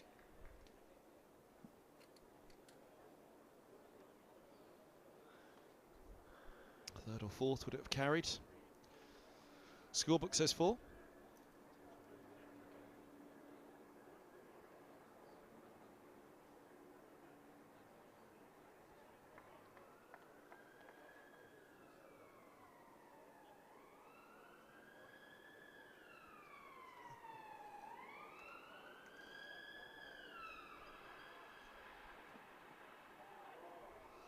Now, they've got the leg slip in place. So a shake of the head from Eskenazi. Strangled in the first innings. We saw him step across earlier and had to be careful not to be stumped down the leg side by Rossington off Snater. Clearly a little tactic that Essex, a theory they have against Eskenazi here. With the slope as well. Let's see if he tickles one down the leg side. 4 go down behind him.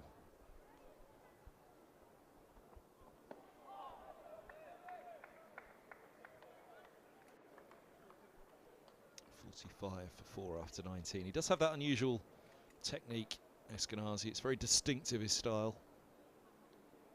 Always hark back to Ben Brown, the Sussex skipper saying, it's Eskenazi, you think you've set the field perfectly for him, and then all of a sudden he's got this weird little angle that he's managed to find, squirt the ball through. I think, has he managed to do that? You can certainly see it in his technique. It's yeah, it's a wristy one. I was talking about that with he and Sam Robson last year, and they were in a way putting it down to the cage cricket that he grew up playing in Australia. Whether that was the technique formed, it clearly was, but whether that was the reason for it being more wristy from Eskenazi.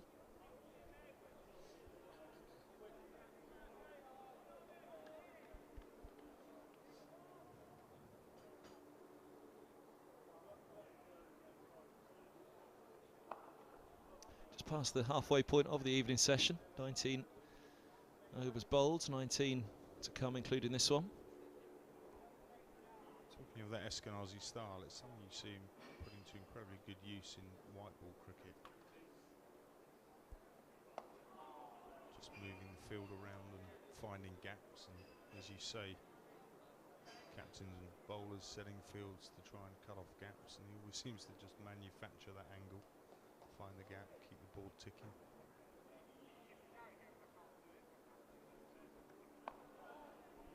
Middlesex will miss him in the Royal London this year, the One Day Cup. Just the One Day Cup now.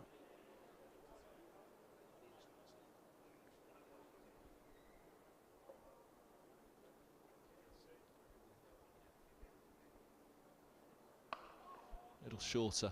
Simpson pushed back.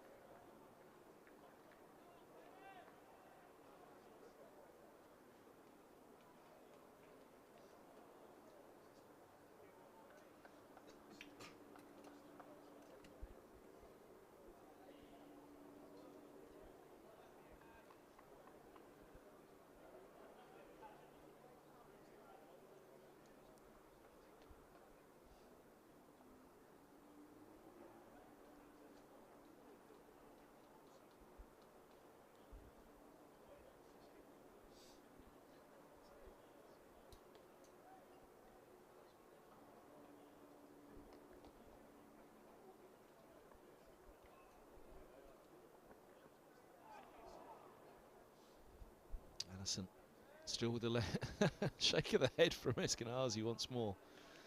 As they persist this very straight line to Eskenazi, trying to get him to nick it through to the leg slip. If it does go down the slope, if it holds its line, then maybe outside edge is in play for slip and second. Well, there's a little bit of chatter out there as well that's got him shaking his head, but I'd be surprised if Eskenazi was getting involved with any of that.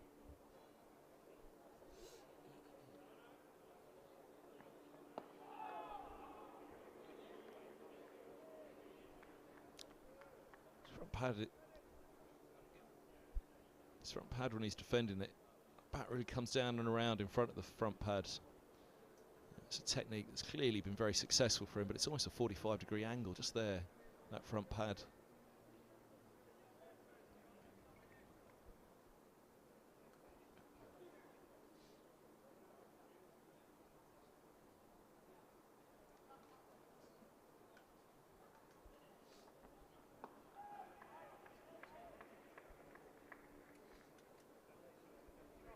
Very, very distinctive technique.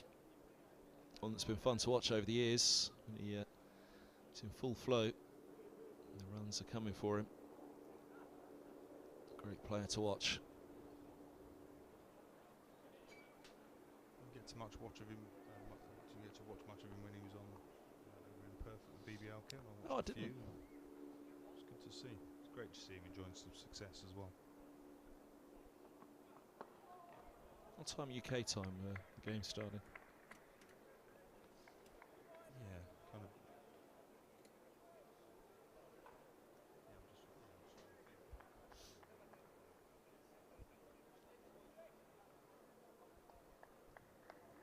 Yeah, I certainly remember watching 3 or 4 of them early morning over here.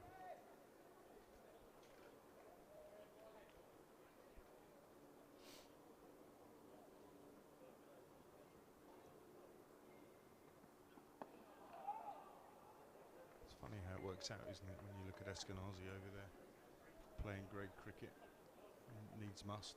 Adam Voges, former teammate, head coach of Perth Scorchers, gives him a nod, gets him down there, and Esky finds himself playing with a load of old schoolmates, kids he grew up with, playing in Australia's Premier T20 tournament, and takes Scorchers to another title, and played a big part in it as well, which was really important. So good to see him at the final, running on at the end, enjoying it, and see him in the celebrations with the trophy.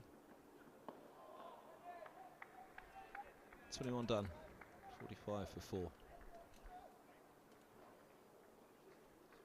Very different challenge for him here, of course. Yeah, Voges, title winner with Middlesex. Played half that championship season. George Bailey was in as well, another Australian. I remember Bailey hitting a really important 100 here that year. Against Surrey. Yes, indeed. And a lost cause. Yeah. Voges, what a genuinely nice bloke. One of the nicest overseas players to grace the club.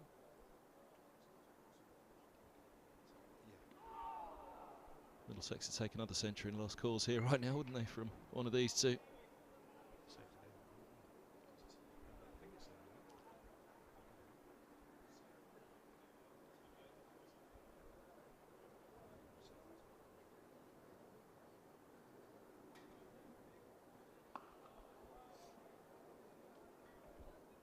Overseas players, Kevin, you enjoy your catch up with Tyrone Henderson? Loved earlier it this week. He's Loved such it. a great man, isn't he? That rolled back the years, didn't it? Oh, absolutely.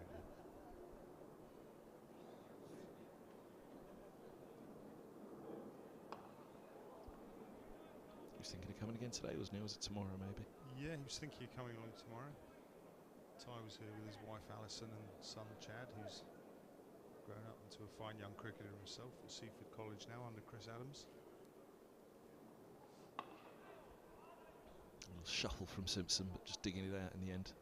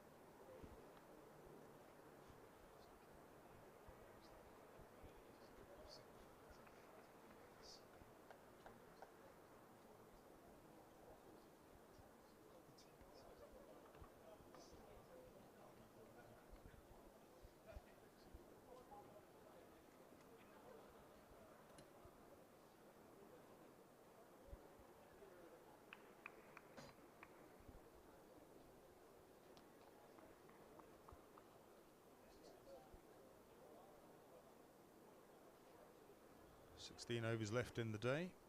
Shadows just starting to creep across the square as the sun drops. Lights up, not on. Plenty bright enough out there, but those shadows will creep over.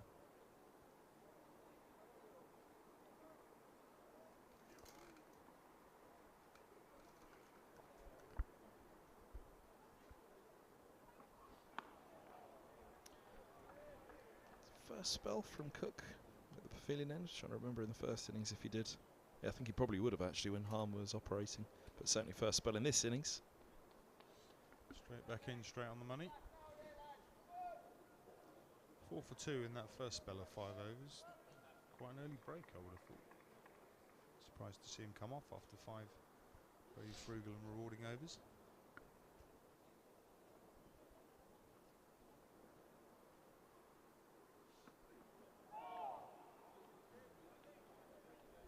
Same tactic from Cook as it was from Allison to Eskenazi. 2 slips and the leg slip as well.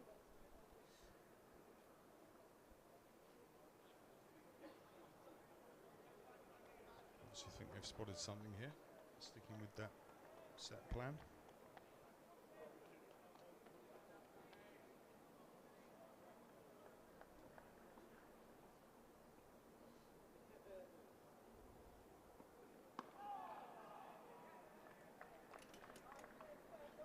If your plan is to set that trap with the leg side slip, you've got the natural slope taking the ball down towards the leg side with Eskenazi, the right-hander.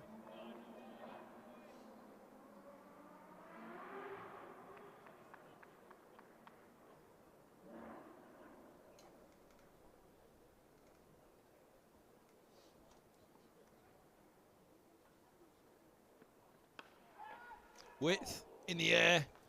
Cry of catch. Now, was it a put down? Got a hand to it, I think. Not sure that's going to go. Took the pace off it.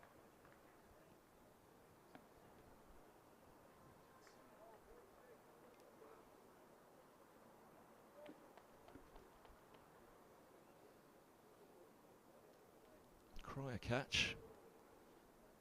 Can't quite tell whether there was anything on it.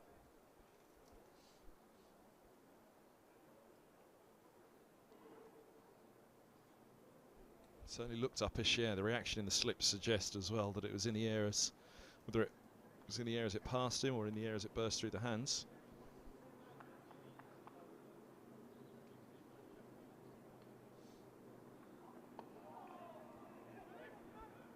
Well run. Well run, take the single. There. Very good rotation. Keep turning around.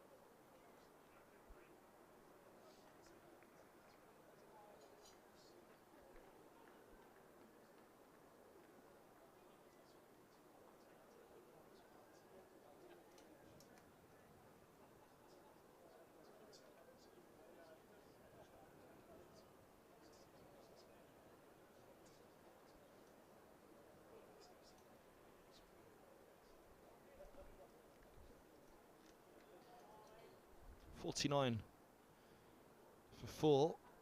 23 overs gone, another 15 to go tonight, another hour. Light permitting, you can see those shadows stretching away there in the distance. In front of Simpson, over towards the grandstand. Darker patches that will be creeping onto the track in a little while as well. A lot of the cloud cover that was around that I fancied might give the umpires the opportunity to take them off tonight, whereas it was blue sky last night. And that's disappeared. That nearly slid on from Harmer, much as the Holden delivery dismissal yesterday. Simpson on the back foot. Get right in behind it.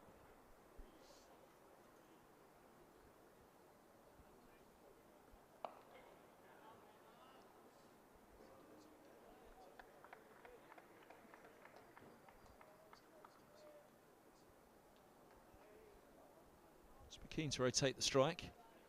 Harmer 3 maidens in his 5 overs so far. 3 dot balls in this over.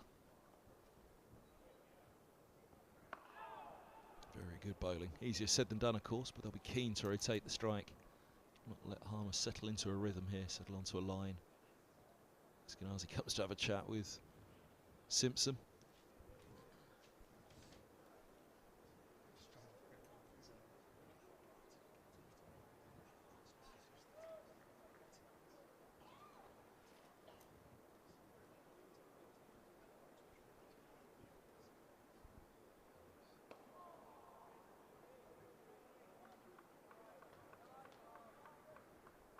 One's come with the over. I'm looking for a 4th maiden in 5 overs. Just that one scoring shot actually would have been the Max Holden sweep for 4.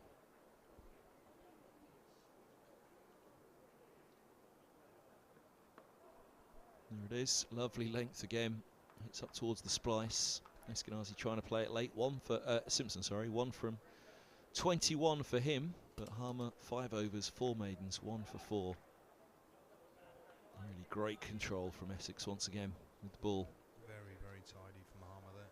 Every ball testing in the money. Making the batters play, leaving nothing. Testing times for sure. Simpson content on just playing the ball on merit, using up some time.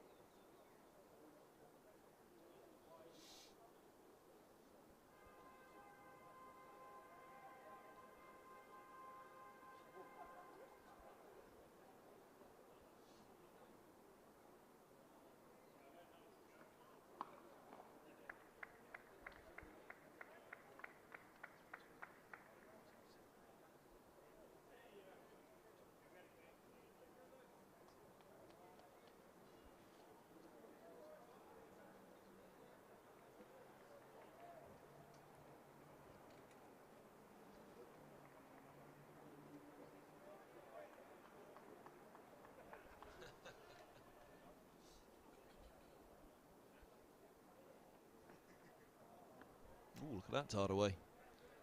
Up the slope from Cook.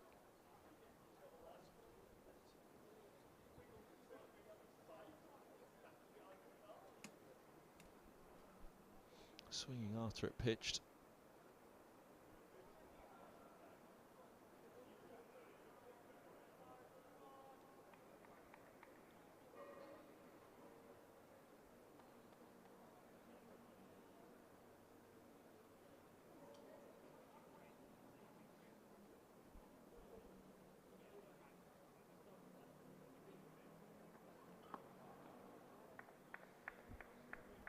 Such a watchful innings from both of these now. 16 from 55 for Eskenazi, 1 from 21 Simpson. Battling hard for survival. Battling hard for a little bit of respectability on the score, take it into that final day, see where they go. Target figure 308 completely out of their minds at the moment. What they can try and do is put overs into the legs of these Essex bowlers early season.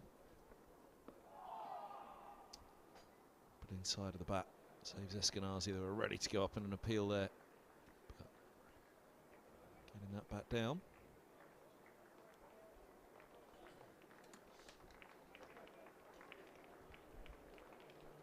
It's going to help get Simpson off strike against Harmer as well. 2 to come with the 25th.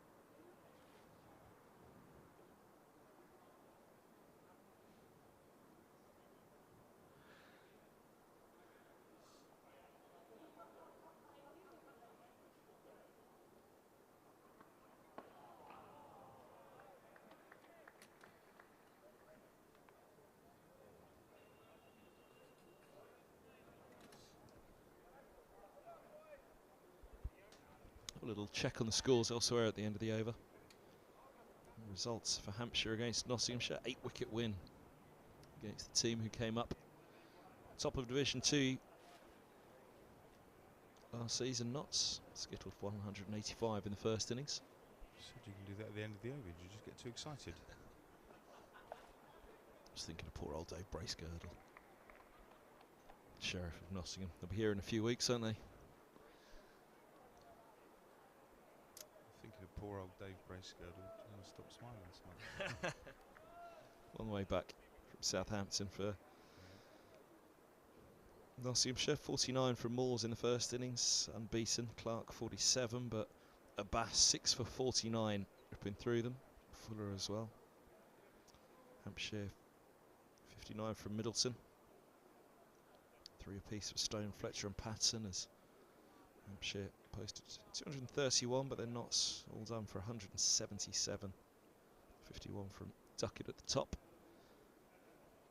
Abbott with 4, Abbas with 3 more in that second innings, 9 in the match for him. Sartake. That was another one I was thinking of when Abbas went through Middlesex down at Hampshire in terms of those top order scores.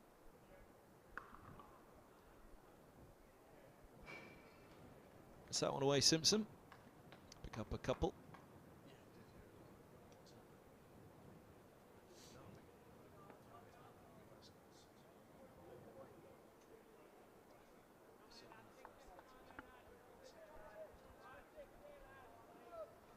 Three for 4. No.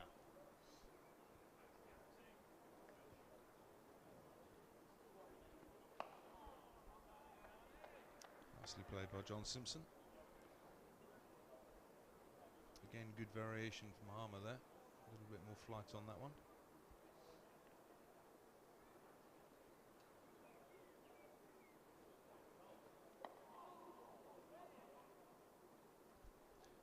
Where did that go?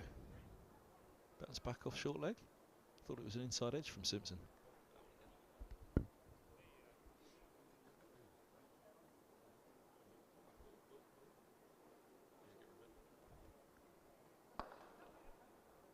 Yeah, it was just a little inside edge, which short leg darted back at the stumps.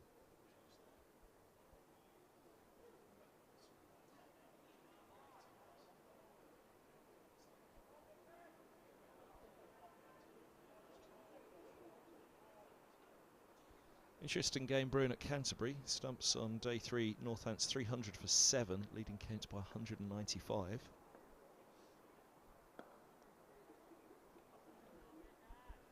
Northants were 117 all out in their first innings. Kent 222. And Keogh with 101 unbeaten. Berg with him, unbeaten on 49.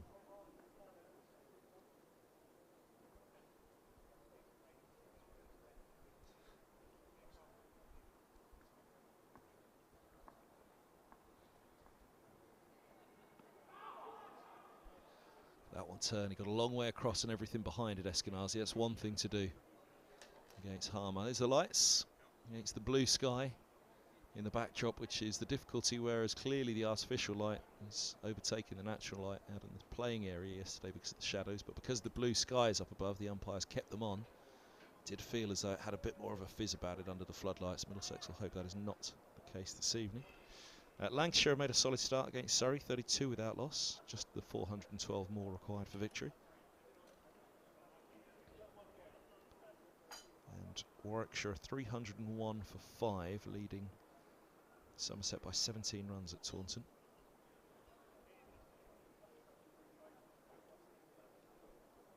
Still in the first innings.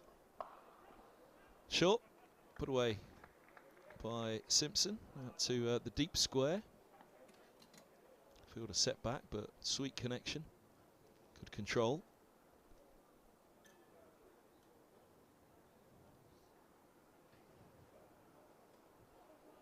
Having gone through that little lot there, Kevin, in Division 1, I'd say there's only one side in the country that have maxed out on batting points after the change in regs. Got to get 450 now and 110 overs. I think, am I right in saying it was just Yorkshire that got there?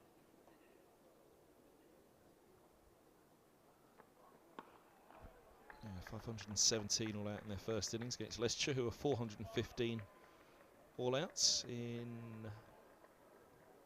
115th over of their innings. Yorkshire 102nd over of their innings, 517. Wow. Right, Baz ball alive and well in Henning. Yeah. Milan with 132, Bean 118. Finley Bean? Is it Finley? Yes, Finley Bean.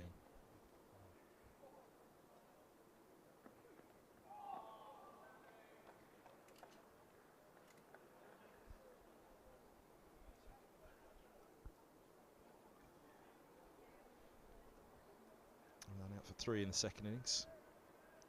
Yorkshire 285 ahead and 183 for 4 against Leicestershire, Division 2. Can't help thinking that Yorkshire might steamroll Division 2 this year.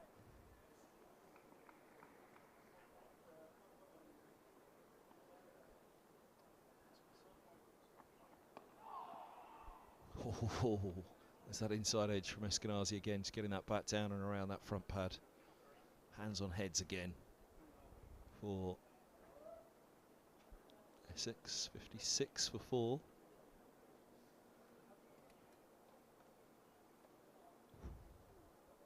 Anyone score any runs in that one for Leicester, Kevin, against Yorkshire?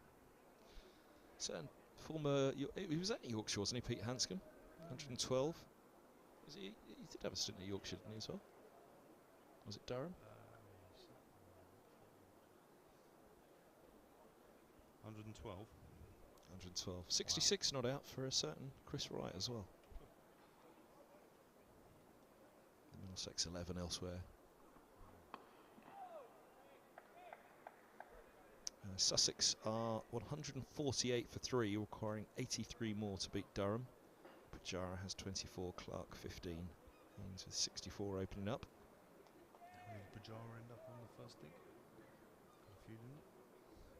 115. Absolute class. That was one of the things last year. Division 2 had the better overseas players than Division 1, didn't they?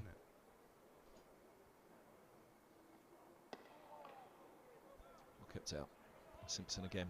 Off stump targeted relentlessly still by Cook. 2 for 12 from 8 overs, 4 maidens. 56 for 4, 27 gone, another 11 to go tonight. Chatting to our consultant coach Ian Salisbury, Kevin, about Pujara and just the influence he has on the younger cricketers down at Sussex that play with him. Just saying he's very giving with his time. And the youngsters are just happy to lap it up, soak up all that knowledge, and to be playing alongside someone like Pujara week in, week out, learning so much from someone who's mastered his game. Huge asset for them. The MCC flag flying high, or I believe it's a pennant as opposed to a flag. We got told off last year for calling it a flag. Do you know how I discovered it was a pennant, not a flag? Was it a pedant? I told you that. Yeah. Pedantry. We'd all queried why the flag wasn't at half-mast when Prince Philip passed away.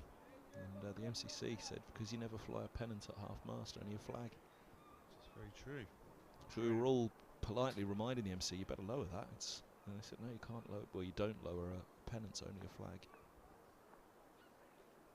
I'm not sure anybody's questioned, and my eyes are so bad I can't see whether it's up yet, but I'm not sure whether anybody's questioned whether why the Middlesex flag isn't flying from the home dressing room. Or the Essex one, we did notice that the other day. Yeah, we were told the Middlesex one wouldn't be flying because the flagpole was broken. Oh, look at that now. That's like the Higgins dismissal.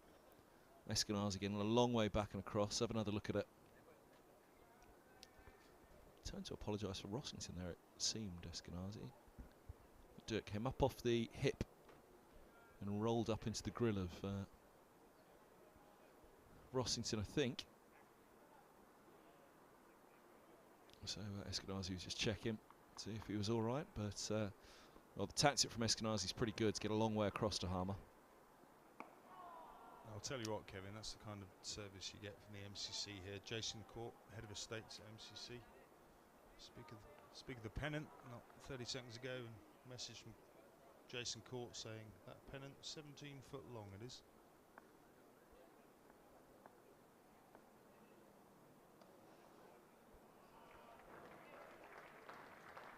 Nicely swept away by Eskenazi. He's been out there a long while. 66 balls faced, he's into the 20s. Middlesex 60 for 4. Is that a fact? You wouldn't have thought. Yeah, I guess all the way up there. So whilst Mr. Court's quite happy to point out that that pennant is 17 foot long, he's also the man responsible for mending the flagpole, so he'll probably message me in a minute and tell me to stop talking about that.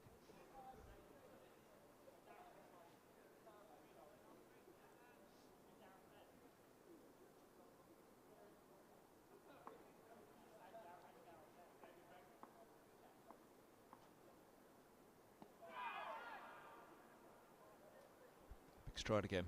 End of the 28th. 10 overs to go on day 3. Gloucestershire stumps at Glamorgan. 373 for 5. They lead Glamorgan by 134. Really fighting back. Skittled for 165 in the first innings. Glamorgan had centuries from Carlson and Root. Byram at the top as well with 81.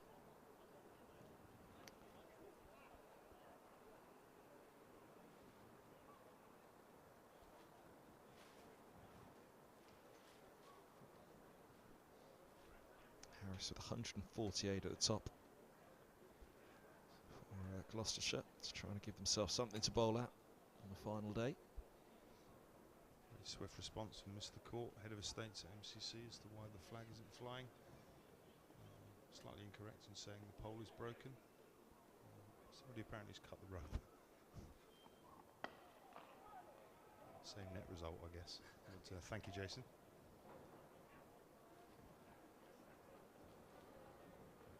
Being set to be mended on Tuesday, I'm told.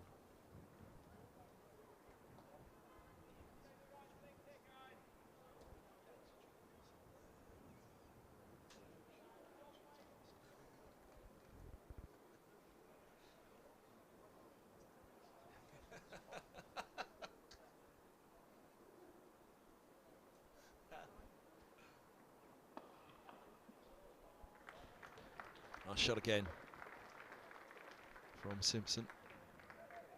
Thinking about 2, but they'll settle on 3. Last game to tell you of. Derbyshire 234 for 5. Lead Worcestershire by 82 runs. Got them with 86. 65 for Hayder, a good start. 134. Got a 70 in the first innings, in fact. Madsen 87. And Worcestershire responding with 473.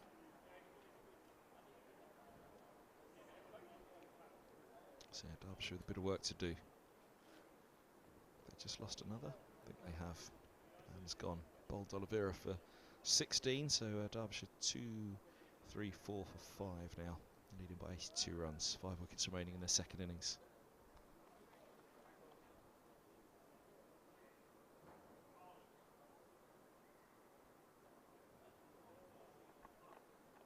Oh, Simpson, it almost felt like he lost that. Now look, he's shielding his eyes from the sun there. As he looks back up the track at the umpire, the shadow of the Warner has crept onto it, but let's have a look.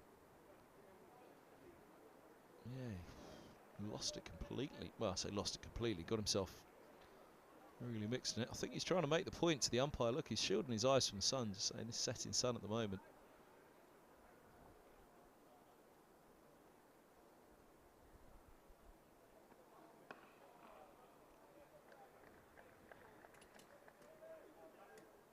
It's always the way, isn't it? You make a point to the umpire and put your hand up to shield the sun because you get hit in the midriff by a shorter one. This one comes down, it comes straight out the middle of the bat, you kind of lose your argument there, don't you? I did always wonder that here at Lord's. I remember making the point in the early years when I first started commentating here. I mean, look, he's shielding his eyes. Well, let's look back up. The sun is low and he's getting very... It's clearly causing Simpson an issue there.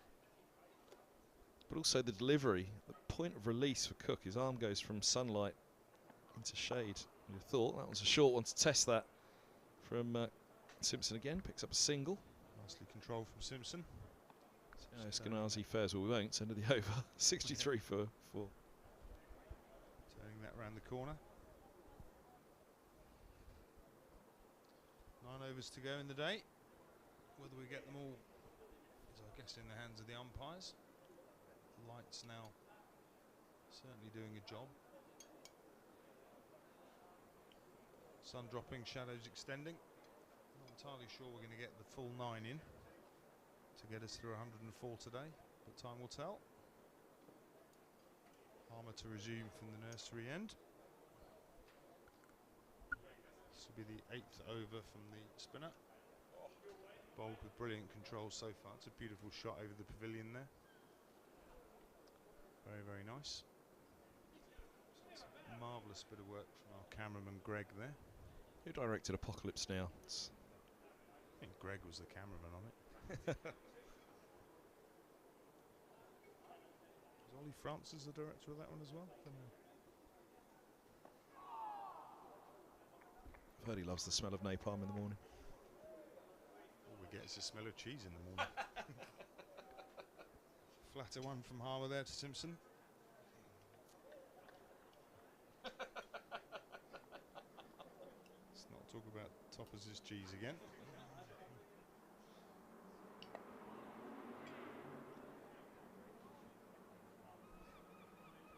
I'm surprised he hasn't come down for the day again. Maybe watch him. Toppers. Toppers replaced by Dick Davies for BBC Radio Essex today.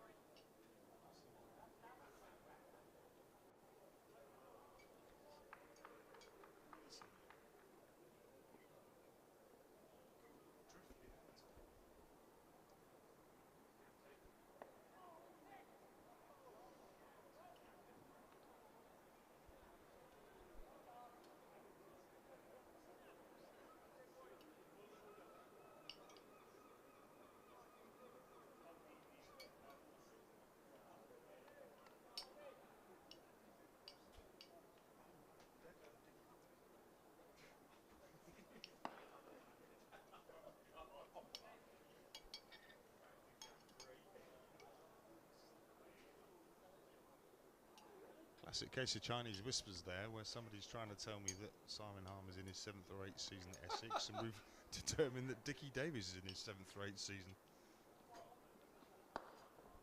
78th, maybe. Yeah, I think Dickie Davies is a good 50 years up on that. Sorry, Dick. Good man, Dick Davis. He was mentioned actually earlier today. He was tuned in, listening on day 1 or day 2 to us when we were mentioning that Essex match. Middlesex didn't enforce the follow-on in 2017. He said, I'm glad to see that still rankles with you, Kev. It was Dick who was sat alongside me that day commentating when Middlesex didn't enforce the follow-on. Essex saved the game. Middlesex had to wait 7 or 8 matches to get a win on the board, and Essex went on to win the title. Middlesex relegated. I wasn't going to talk about what happened to us, but yeah, it was a head scratcher, that one. 550 odd I think we got in the first dig, declared for 7. And a bit southbound thereafter.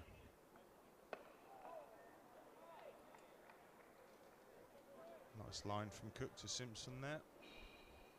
Just prodding forward, pretty comfortable. There's Sydney the Seagull. Popped into Lords. Looking for Toppers' cheese. Yep.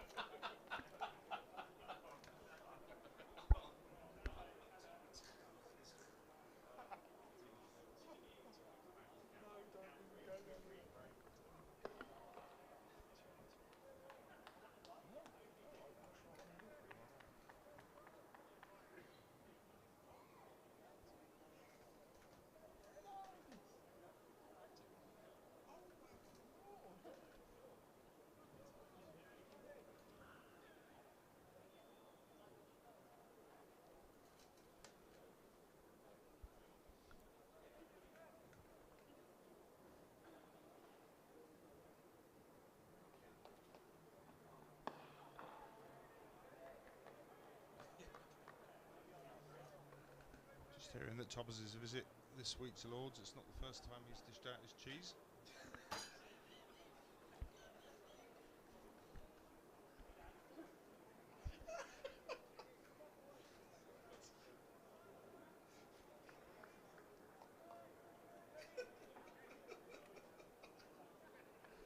Extremely jealous yesterday walking the BBC TMS box. Five different choices.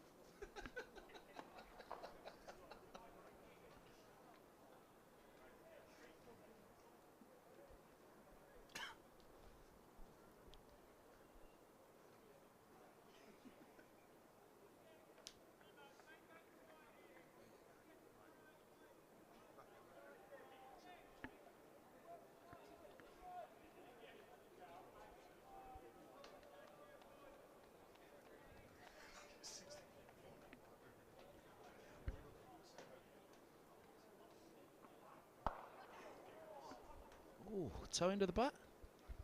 He's through that one, Simpson.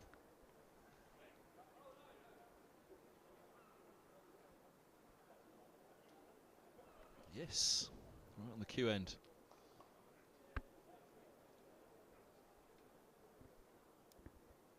Shadows all but covering the square now.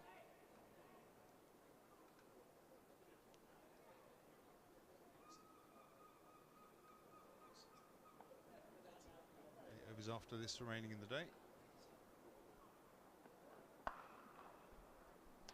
Pulled away. Single for Simpson to end the over, keep the strike. He moves to 11, 65 for 4, so 31 gone, yeah. Yeah, my apologies, 7 to go.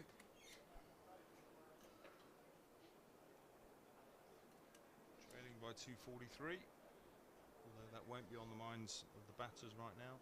It's about occupying, taking time out of the game, restock in the morning, small targets and build from there.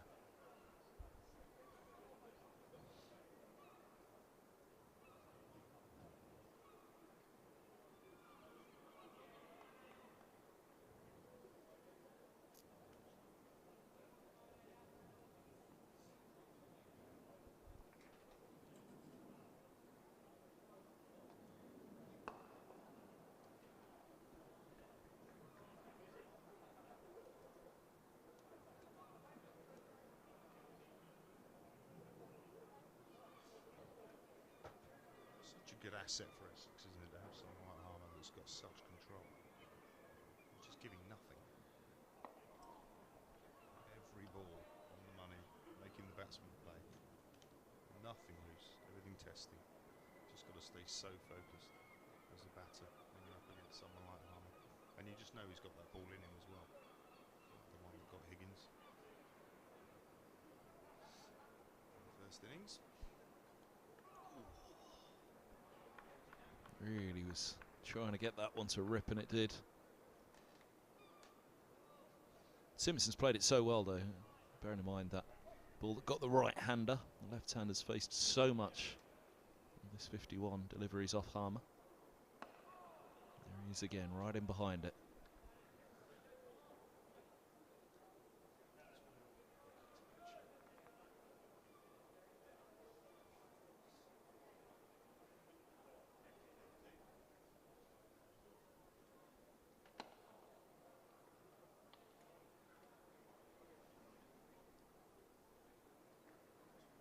Porter warming up in the background there.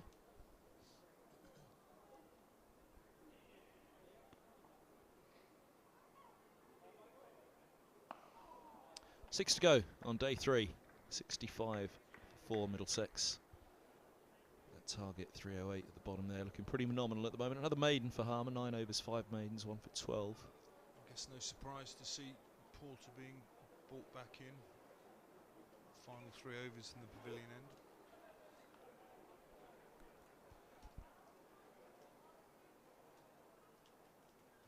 Seven overs under his belt to this point. 1 maiden, 1 wicket for 19 runs. He'll be looking to find his mark early, get on the spot, get the breakthrough for the visitors before we finish up for the day.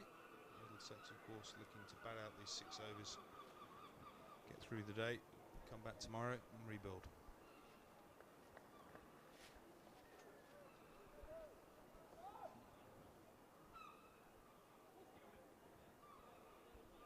We've talked about Harmer a lot being one of the biggest obstacles in this final innings of the match, of course. As it pans out now, 40 overs done. The best part of 40 overs done at stumps tonight. Just after lunch tomorrow, that second new ball available to Essex.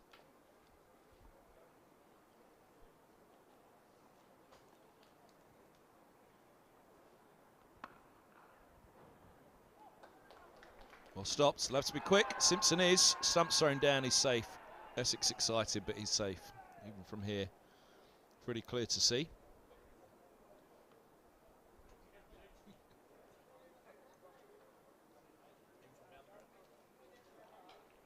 Looked pretty comfortable from here, unless Simpson hadn't grounded his bat. Fine piece of work. Ooh, just out of shot. If not a fine piece of camera work.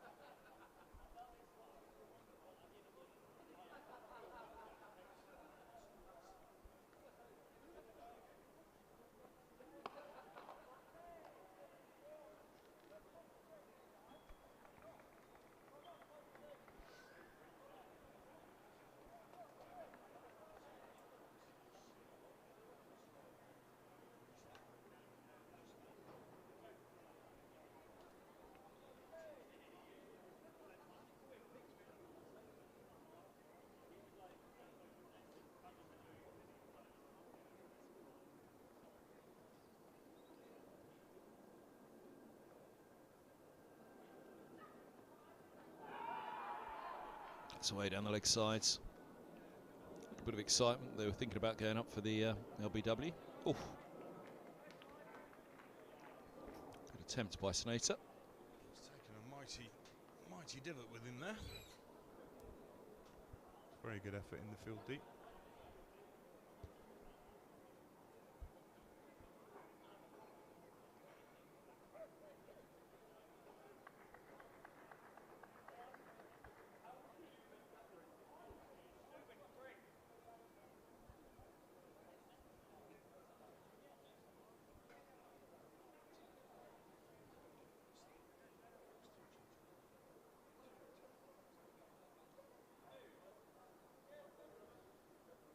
Result of that was 2 leg byes. Valiant effort from Snater saving a boundary. Good from Simpson, right in behind that delivery from Porter. Pushing back up to mid-on. Very solid.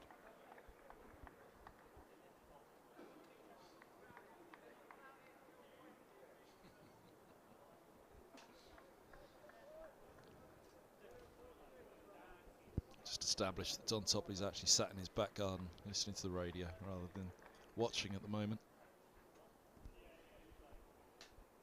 Missed out on all the fun.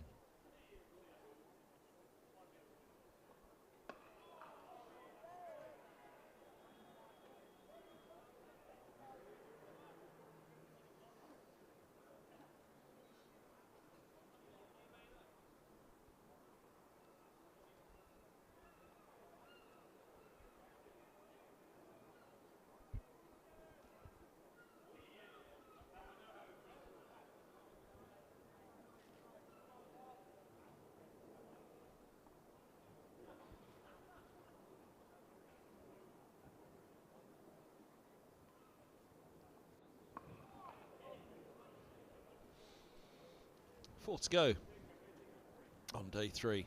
A real countdown this evening. 5 to go, my apologies, on day 3. Real countdown this evening for Middlesex. They've just tried to nullify this evening's session, and these two have done a good job of it. 11 for Simpson, 23 for Eskenazi, but balls faced. 68 Eskenazi, 59 Simpson. 27 runs of the partnership now. Been at it a long time since Holden departed. That's exactly what's required, nothing else.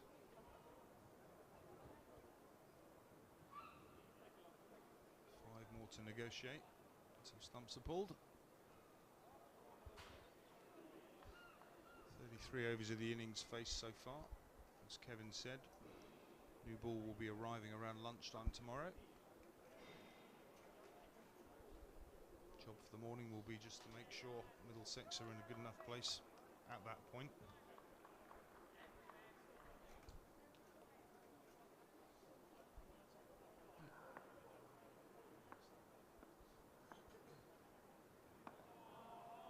And the silly thing is, Kevin, batting time as we are here, you get through to that new ball at lunch tomorrow, and you're still not thinking of the target, you're just thinking of time. But the natural consequence of being there for that long is the target will be coming down.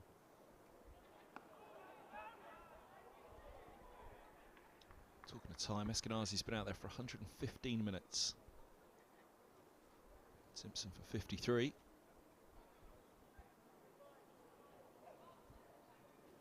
A job that's needed. It's good from Eskenazi. Getting to the pitch, nullifying the spin.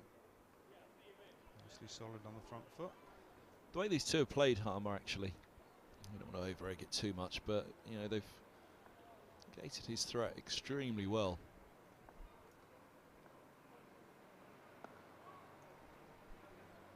Very positive in their defence, clear in their minds as to how they'll play him. He, for me, was the one that I really thought would kill any chance that Middlesex had of turning this match in the final innings. Seems an odd thing to say, Kev, positive in their intent, because they're not aggressively or positively going after the ball, but they are positively approaching Porter and getting to the pitch using the feet, killing the spin.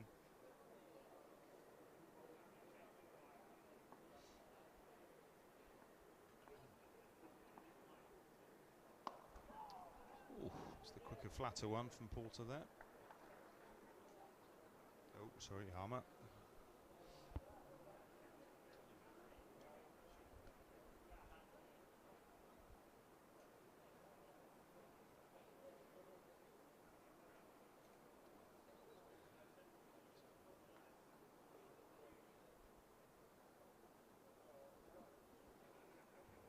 Four overs left. And we're looking at the shadows of the fielders there. You can clearly see four shadows spiking out from each one. Floodlights doing their thing. Which does beg the question as to why the umpires aren't thinking of that. It's plenty bright enough out there, but the lights are all on. So how much of it's natural light? Yeah, this is where we were yesterday evening. It certainly felt as though it was skidding through quickly enough last night, but of course that was against the Middlesex tail. These two are very well set.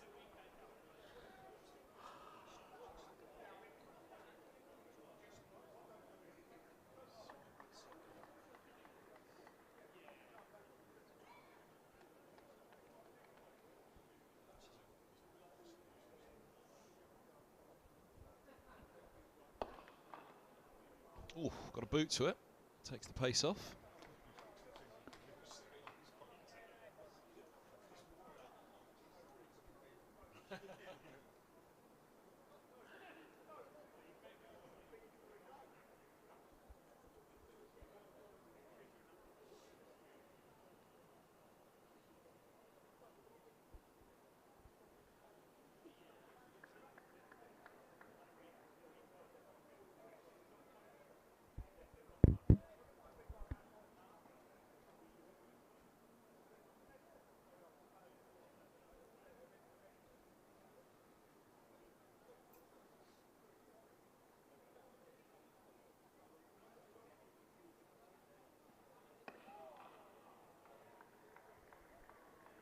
This from John Simpson.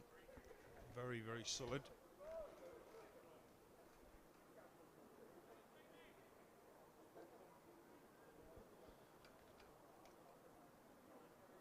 You don't want to speak too soon, but Porter not looking as threatening. Says he, hopefully not speaking too soon.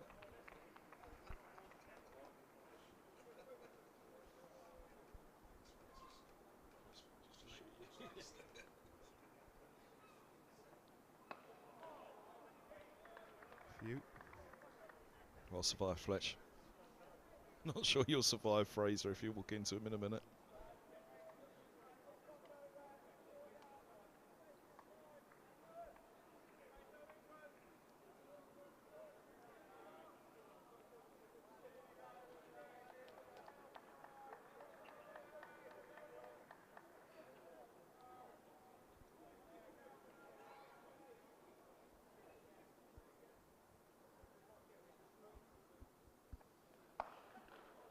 Short, given the treatment by Simpson.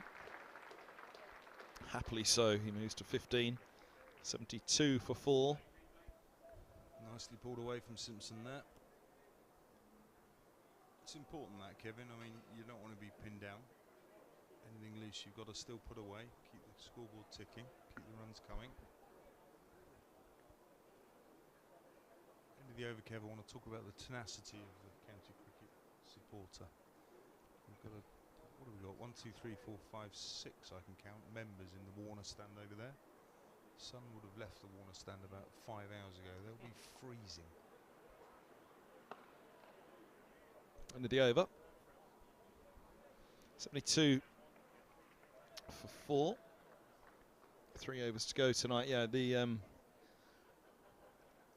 news from the mark is that it's pretty cold on the far side of the grounds when the sun's around the back. What do you got? 1, 2, 3, 4 up there in the top tier. 1, 2, 3 or 4 in the bottom. That one looks blue.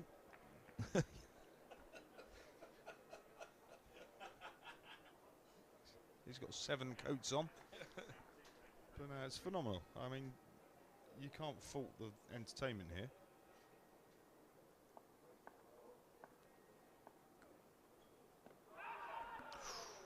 Pad together for Eskenazi. Where was that ball going to ricochet? Fortunately, all along the floor. Blanket on. Well done. Good preparation.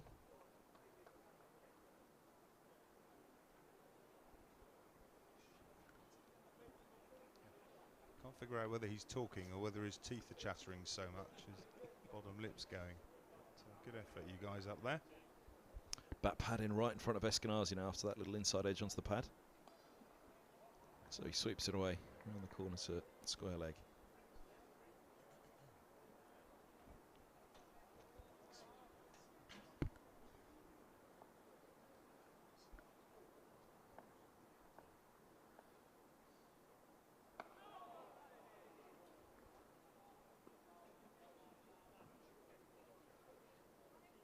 Just good sharp work there by the man in short.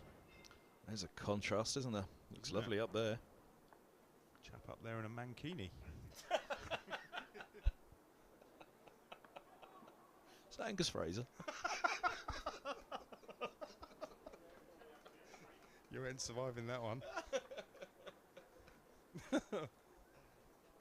it really is a ground of two halves, isn't it? I mean, it looks very cold over the other side, and chaps basking in sun up here.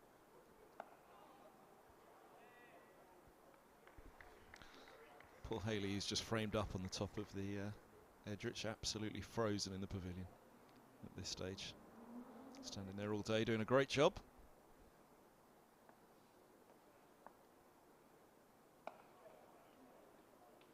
End of the 36th. 2 to go on day 3, 72 for 4. First game of the season. On the live stream, 3-man cameras in operation. We've got Pete down on the media gantry. Greg pitch side, giving us our close-up shots of Eskenazi and Simpson there, and Haley dressed very inappropriately without a warm coat on in the pavilion. But cracking job by the 3 of them. Ollie Francis directing the pictures up here in the media centre in production. Doing a very good job on Middlesex's live enhanced stream. There's Haley. Quick, Haley, come on. Lord knows what she's up to now. Yeah, get back in position, Haley. She's lost a glove as well.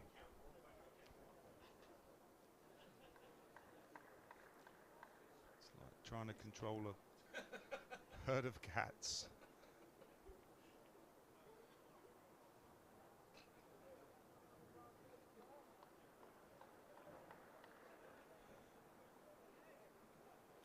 Critchley into the attack. Leg spin from the pavilion end, looking to turn it up the slope. That was nowhere near, but why not try and get in Simpson's brain with 2 to go. Simpson none too impressed with that.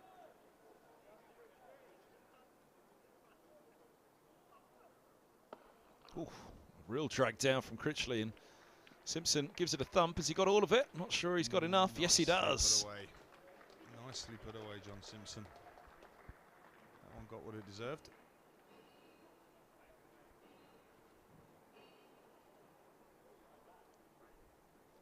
Yeah, Critchley did ask Angus Fraser, was there any truth in the rumour that Critchley at Middlesex could have been a possibility when he was leaving Derbyshire at one stage, and there was a confirmation that there was a conversation had.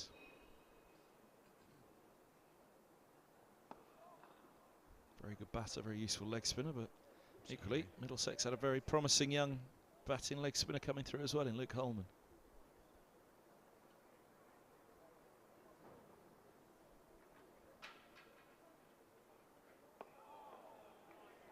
Just at different phases of their career. I guess, Kev, you've got someone in Luke Holden at the club, see a huge amount of promise in. He's learning with every game. Critchley a little bit more experience under his belt, of course.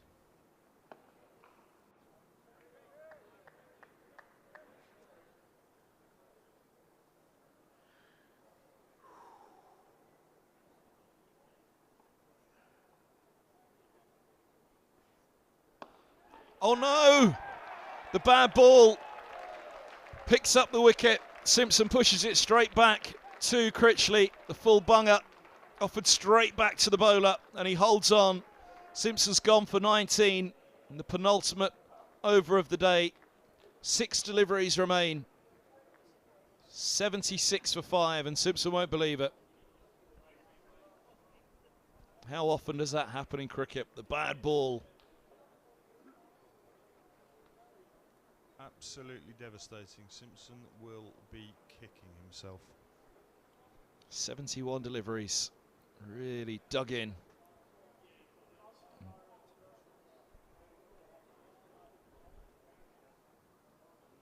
Last ball from the pavilion end of the day.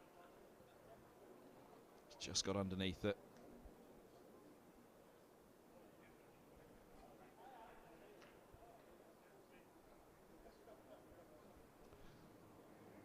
.76 for 5. 6 balls left of day 3, and just at the point where he's starting to think, well, 4 down at stumps.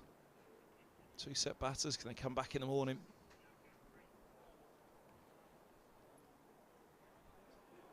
Helm's coming out as a night watchman ahead of Higgins and Holden, which means Roland Jones will be coming in at 10 tomorrow. If it does get to that point for Roland Jones, by then there'll be a little bit of freedom.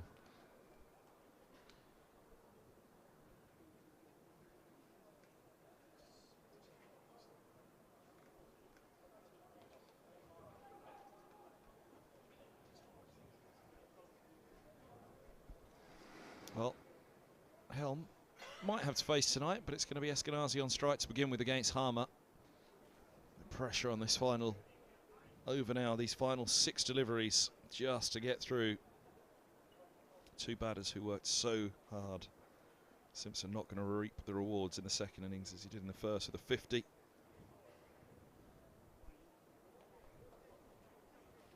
How often does it happen? Absolute filth picks up a wicket. Time and time again, Kevin.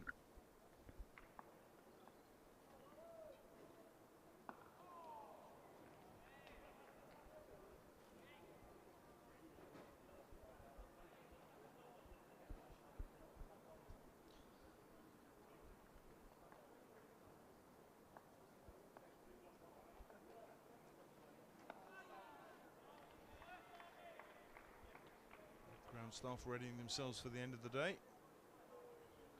4 deliveries to go from Simon Harmer.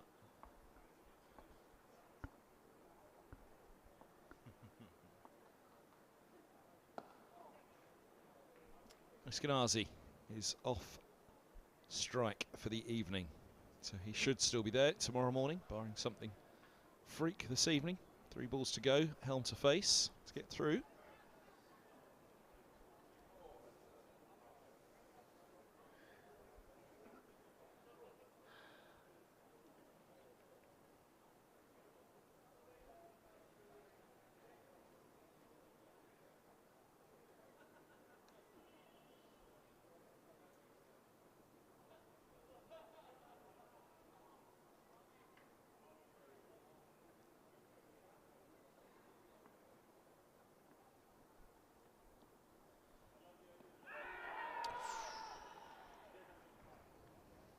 Through the gate, big striding outside of the off stump.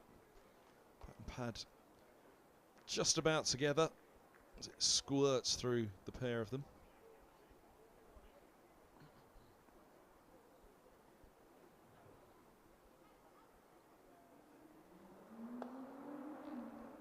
On to go. Of day 3 for Helm to survive.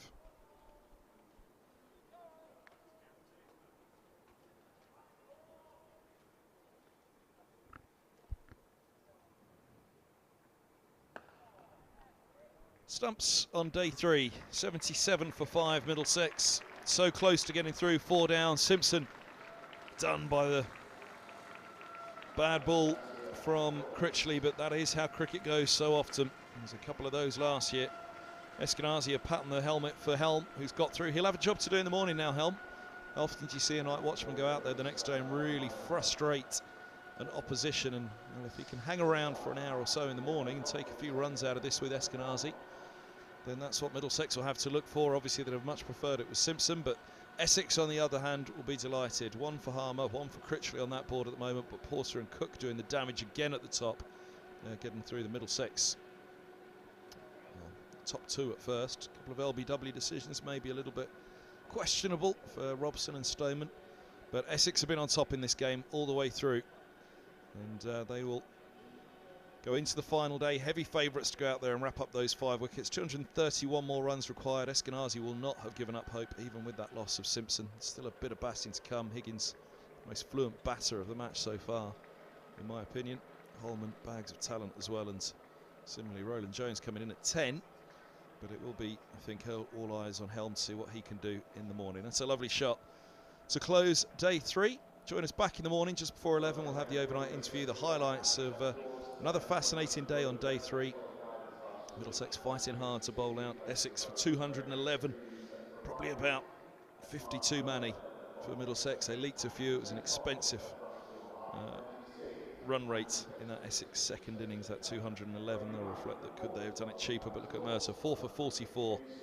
Old boy doing it again to go with Roland Jones's 7 for 61 in the first innings. But Porter 6 for 35 in the first Middlesex innings, and Cook now 2 for 16, doing so much damage for a side who are already well ahead. 231 more needed with 5 wickets standing for Middlesex. It's a long shot, but it's a shot nonetheless that Middlesex will have tomorrow. Join us back in the morning. Thanks for your company today on the Middlesex live stream. Thanks to all the guests as well. Myself, Kevin Hand, and the live stream service team here at Lord's. It's a very good night.